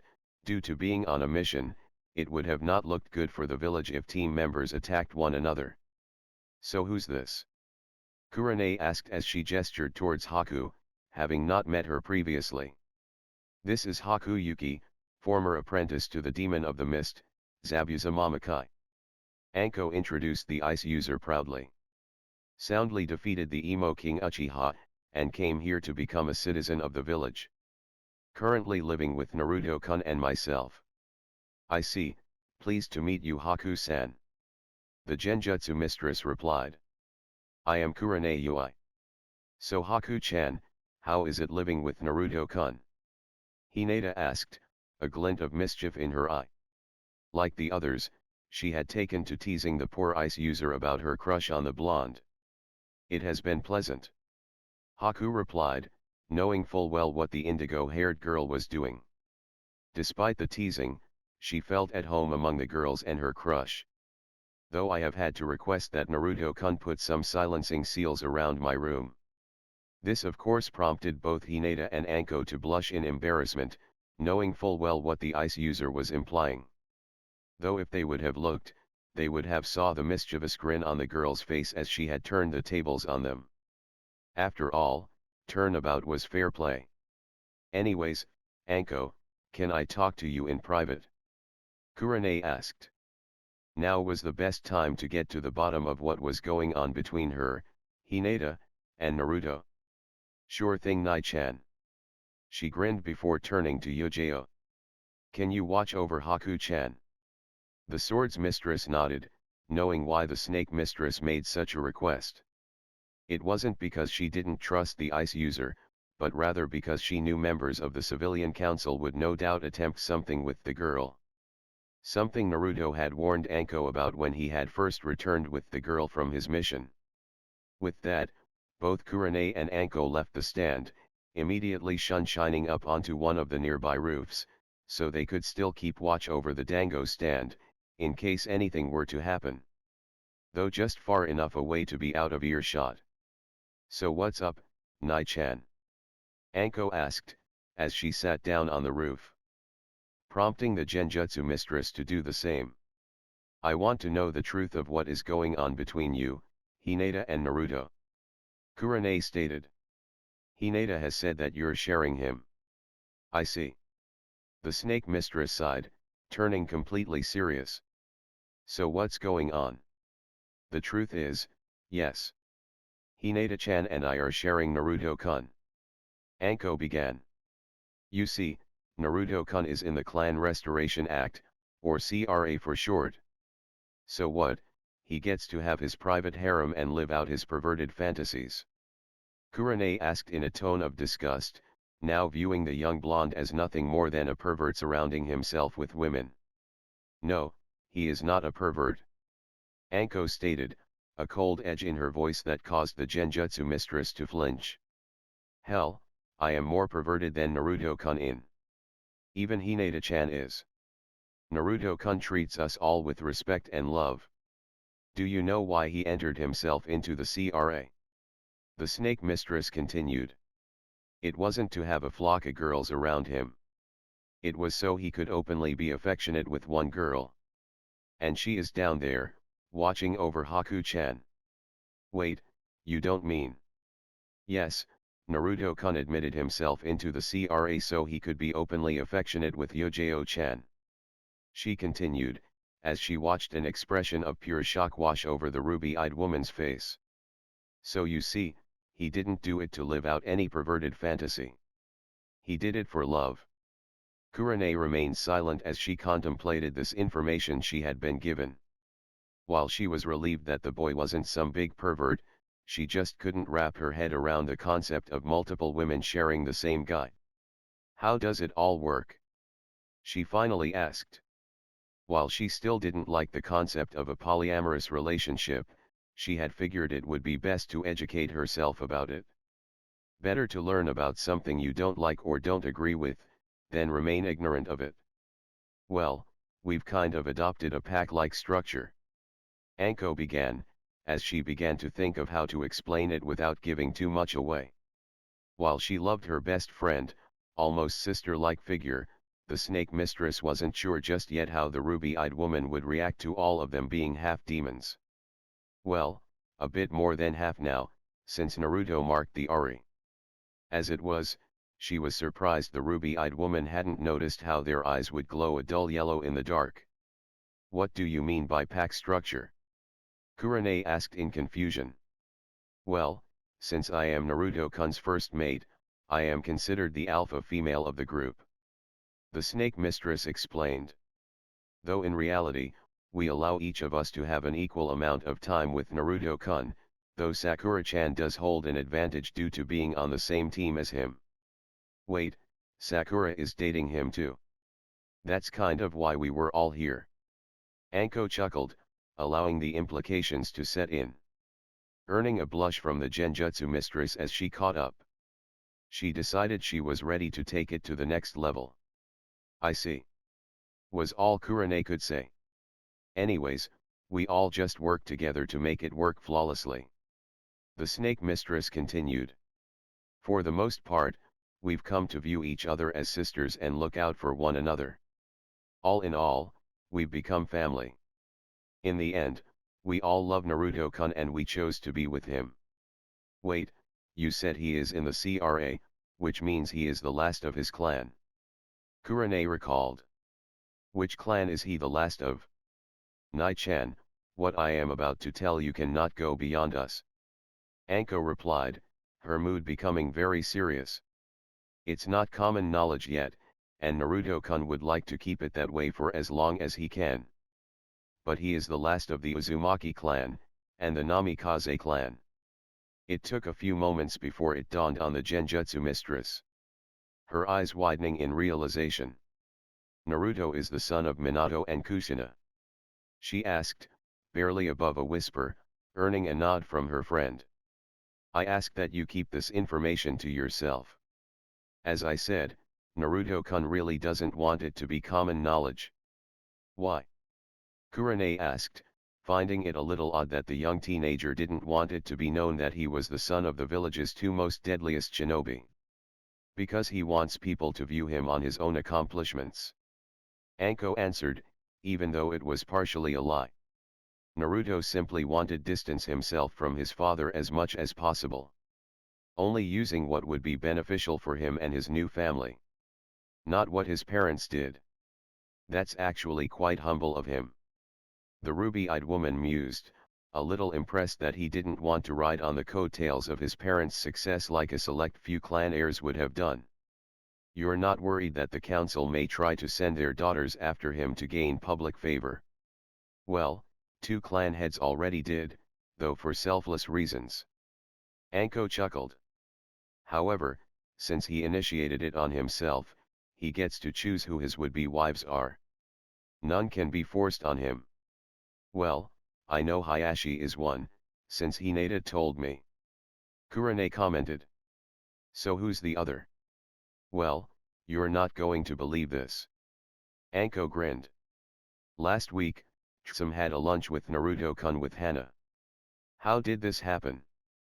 The genjutsu mistress asked, clearly surprised.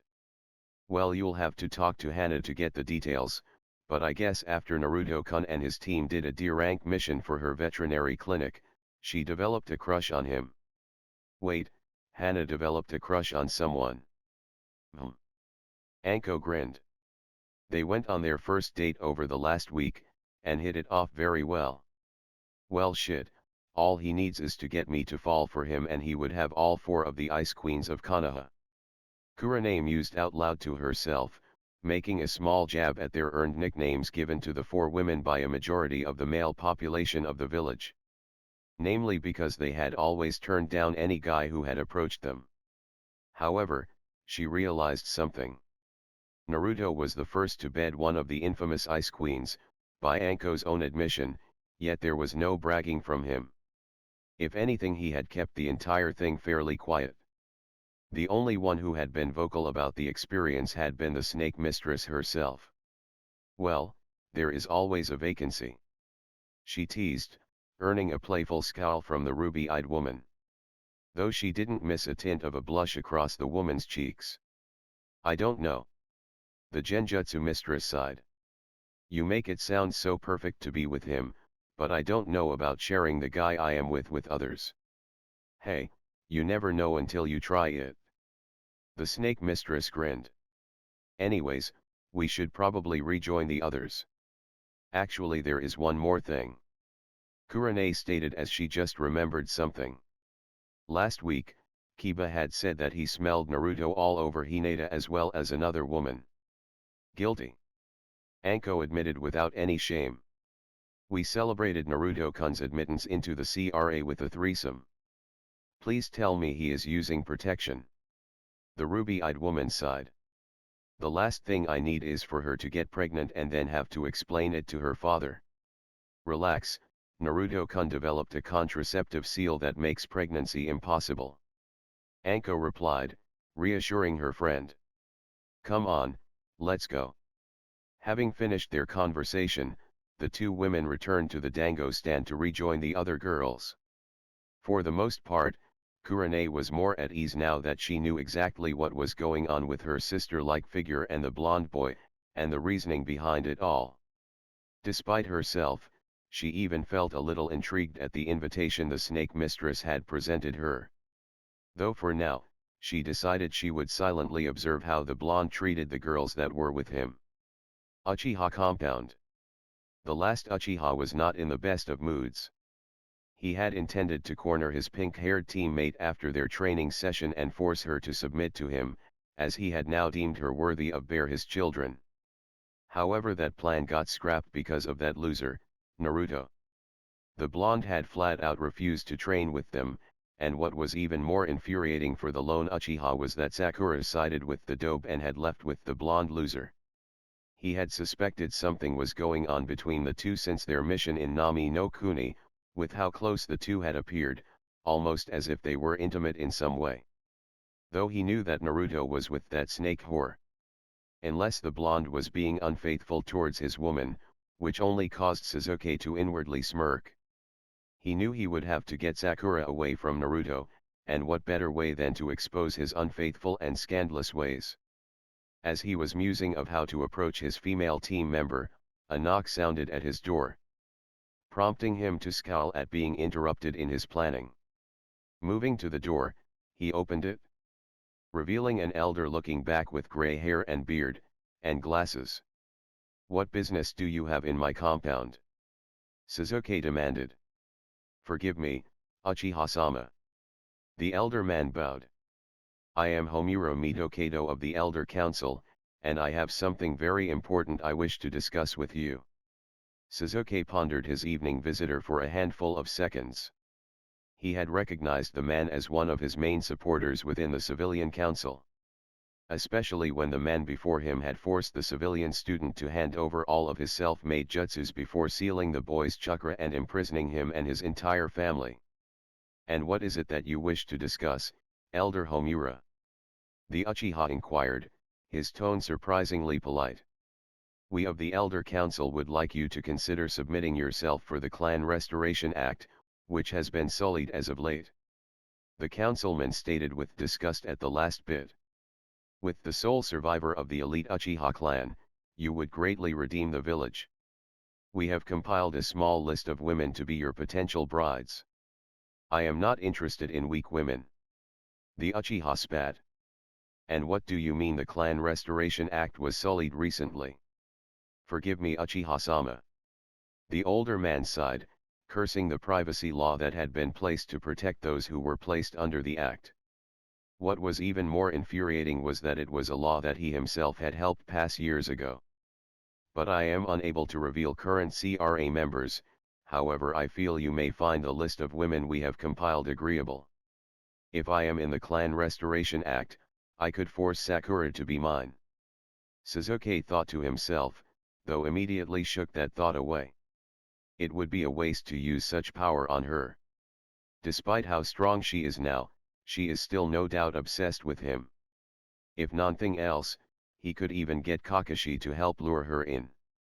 "No, I will use this chance to get that bitch from the bridge. Let me see the list," he demanded, forming a plan in the back of his mind to get vengeance on the ice bitch from the bridge that humiliated him. Nodding, the elder man produced a small scroll and handed it to the raven-haired teen. Snatching it from the man's hand, Sasuke began reading over the small list of girls provided. It wasn't much, a handful of civilian girls, but there were a few names that stuck out to him, or rather clan names. Namely Hana Inyazuka and Hanabi Hyuga. "Is this it?" His tone disappointed at the small list of strong girls that would be worthy of him. "I apologize, Uchiha-sama." The elder man bowed. "But these are the strongest females in your age group.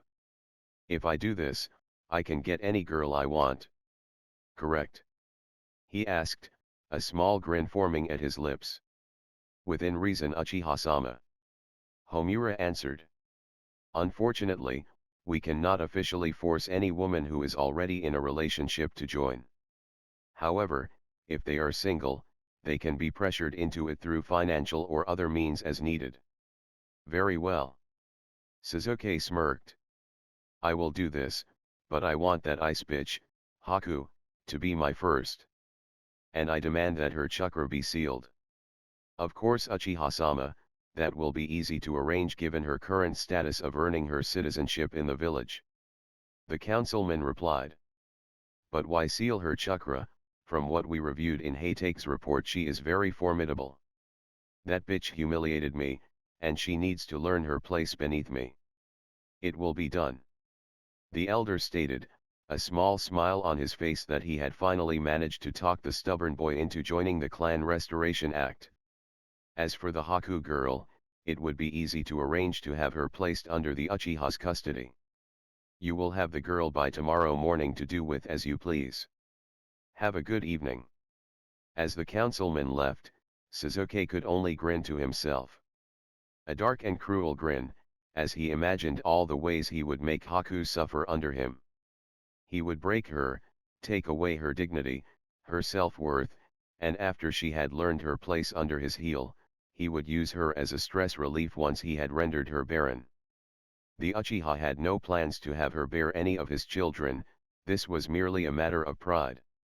Hokage's office, the next morning. Hiruzen did not have a good feeling about what was about to transpire. He knew it was going to a long morning when he was approached by the 3 elder council members, informing him that the last Uchiha had agreed to enter the Clan Restoration Act, and that it had already been approved by the Shinobi Council and that they requested his presence during the meeting along with Naruto, Anko, and Haku.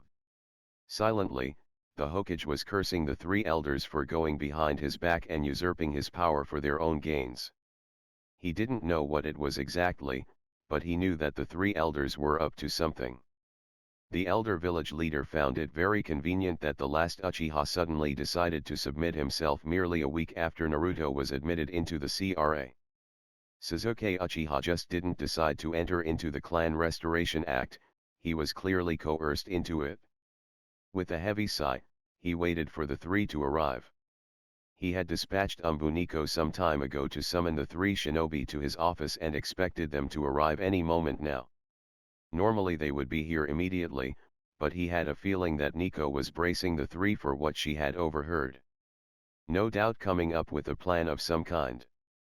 Hiruzen smirked at the thought. While there was no solid evidence, the 3rd Hokage had a strong feeling that the Elder Council had promised the Uchiha the girl, Haku. Why else would they request that she be summoned along with her 2 roommates, one of which being her probation handler? Not to mention, he was well aware of what had transpired in Nami no Kuni and the incidents on the return trip. A few more minutes passed before there was a knock on the door, signifying that they had finally arrived. When Naruto and Anko stepped into the office, it was very clear that they knew what was going on and were none too pleased by the coming meeting. "I hope you have a plan, Naruto-kun, because I do not like how this looks," Hiruzen stated sadly. "Neither do I, GG." The blonde sighed, though had a grin. "But if it's what I am thinking it is, we've already got it covered."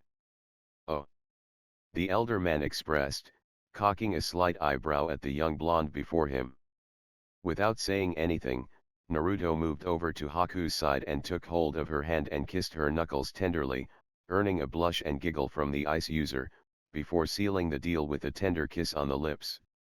"Shortly after Nico-chan arrived, I formally asked Haku-chan to be my girlfriend." He smirked, with the snake mistress mirroring the same smirk just behind him. "And as I recall, if someone is already involved with a member of the CRA, the council can't do jack shit." "Good, good." The old man smiled as he felt a massive weight lifted from his shoulders. "Let's get this over with, shall we?" Nodding, the 4 made their way to the council chamber, bracing for the uproar they were about to cause amongst the council members. Though in the back of his mind, Naruto was wondering why the Shinobi Council voted while the Hokage was absent from the initial meeting. Something didn't sit right with the scenario, as since it was a shinobi and clan matter, the Hokage should have been present.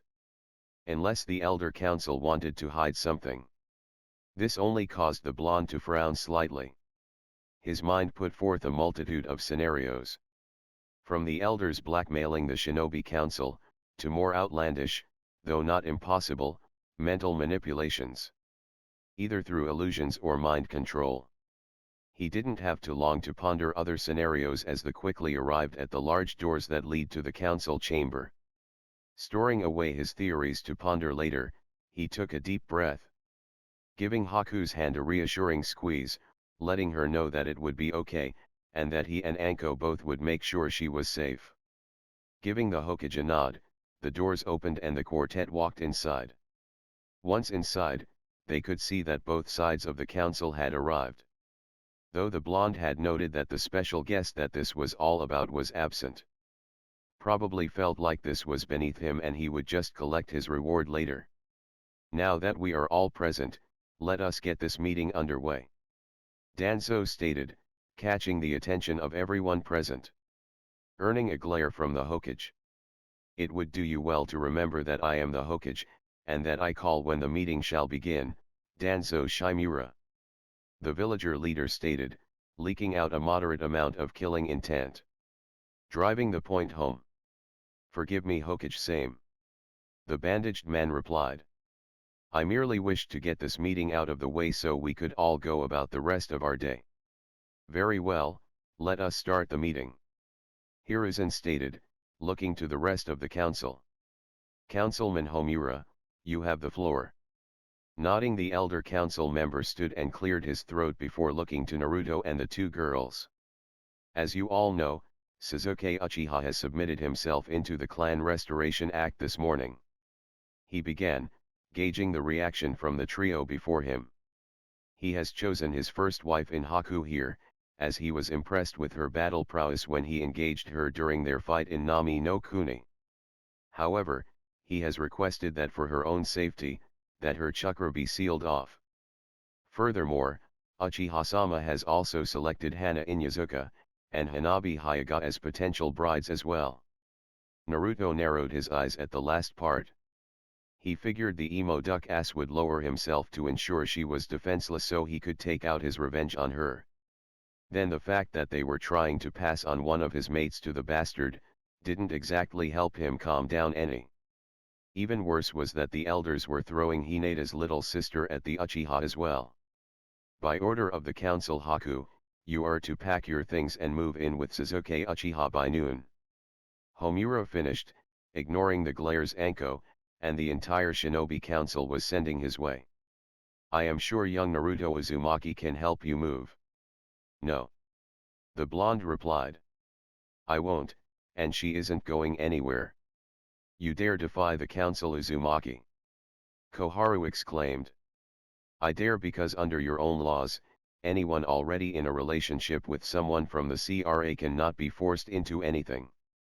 The blonde stated, causing the two elders to scowl as their own law was being used against them. They had passed that law to protect true shinobi clans, not the demon brat. Furthermore, you may politely inform Sasuke that Hana is spoken for. Do not forget you have a date with Hanabi tonight, Uzumaki.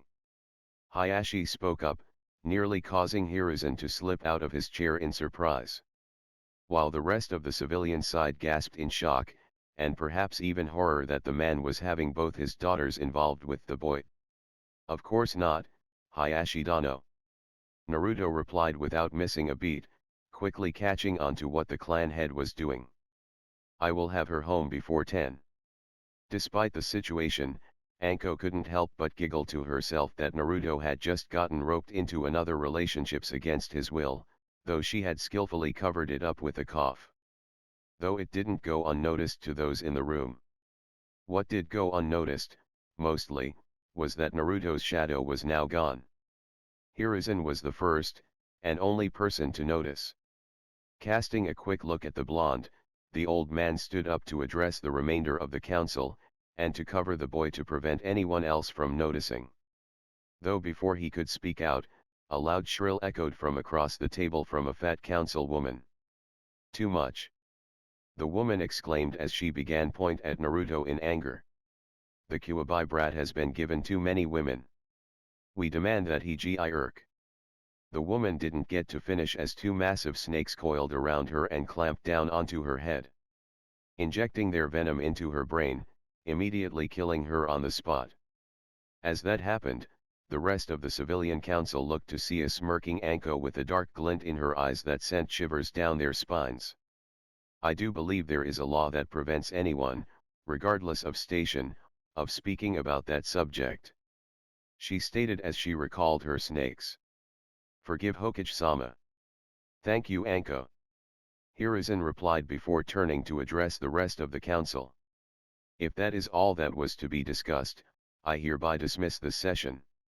I'm sorry Counselor Homura, but the women that Sasuke Uchiha has requested are already in a relationship with a member of the CRA. He will have to choose another.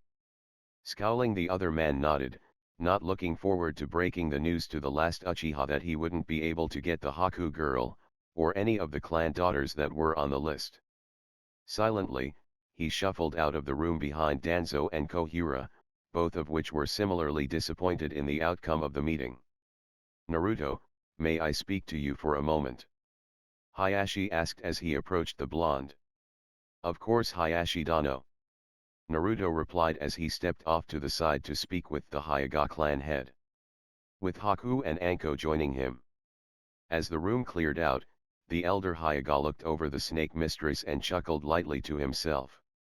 "I see now who is to blame for my oldest daughter's sense of fashion," he commented, causing Anko to nervously chuckle, while scratching the back of her head, mumbling that she was guilty. "Anyways Naruto, I would like to apologize for putting you on the spot like that."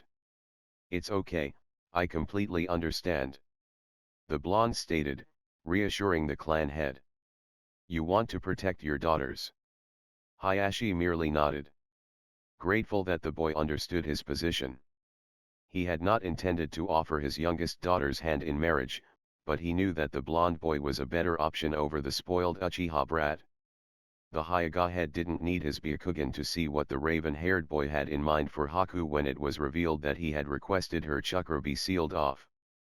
"Thank you," Hayashi replied before sighing, not looking forward to the talk he was going to have with his youngest. "I suppose I should inform Hanabi of the arrangement." "Don't worry Hayashi-dano," Naruto said. "I already sent one of my shadow clones to Hinata-chan to inform her of what had transpired. She has no doubt already informed Hanabi-chan by now." Hayashi nodded in acknowledgement before turning his attention back to the snake mistress. "Try not to corrupt my youngest, would you?" He grinned before departing the room, leaving behind Naruto, Anko, Haku, and the Hokage. "Well, that could have gone a hell of a lot worse," Anko quipped with a grin. "I for one am glad it went as well as it did." Hiruzen stated. "I don't need any more gray hair. Suppose I should start making plans for my date tonight." The blonde sighed with a small chuckle to himself. "Speaking of which, how do you think Hanabi took the news?" Anko asked. "Pretty well," Naruto replied, prompting the other three to raise an eyebrow. "According to Hinata-chan, Hanabi has had a crush on me since the first time she saw me. And Haku-chan, I will take you out on a date tomorrow night," the blonde said as he turned to the blushing ice user, who was nodding in agreement. With the meeting over, the Hokage dismissed the trio to enjoy the day as he had given them the rest of the day off as an apology for being dragged into such a mess to begin with. Being sure to send one of his umbu to inform Kakashi and the remainder of Team 7 of his choice to give them the day off. Though the old man couldn't help but chuckle at the lady killer his surrogate grandson was becoming. Thanks for listening till the end. Hope you all enjoyed this story. If you want the next part of this video, comment down below and turn that bell notification on. Also be sure to like the video and subscribe to the channel. See you in the next one.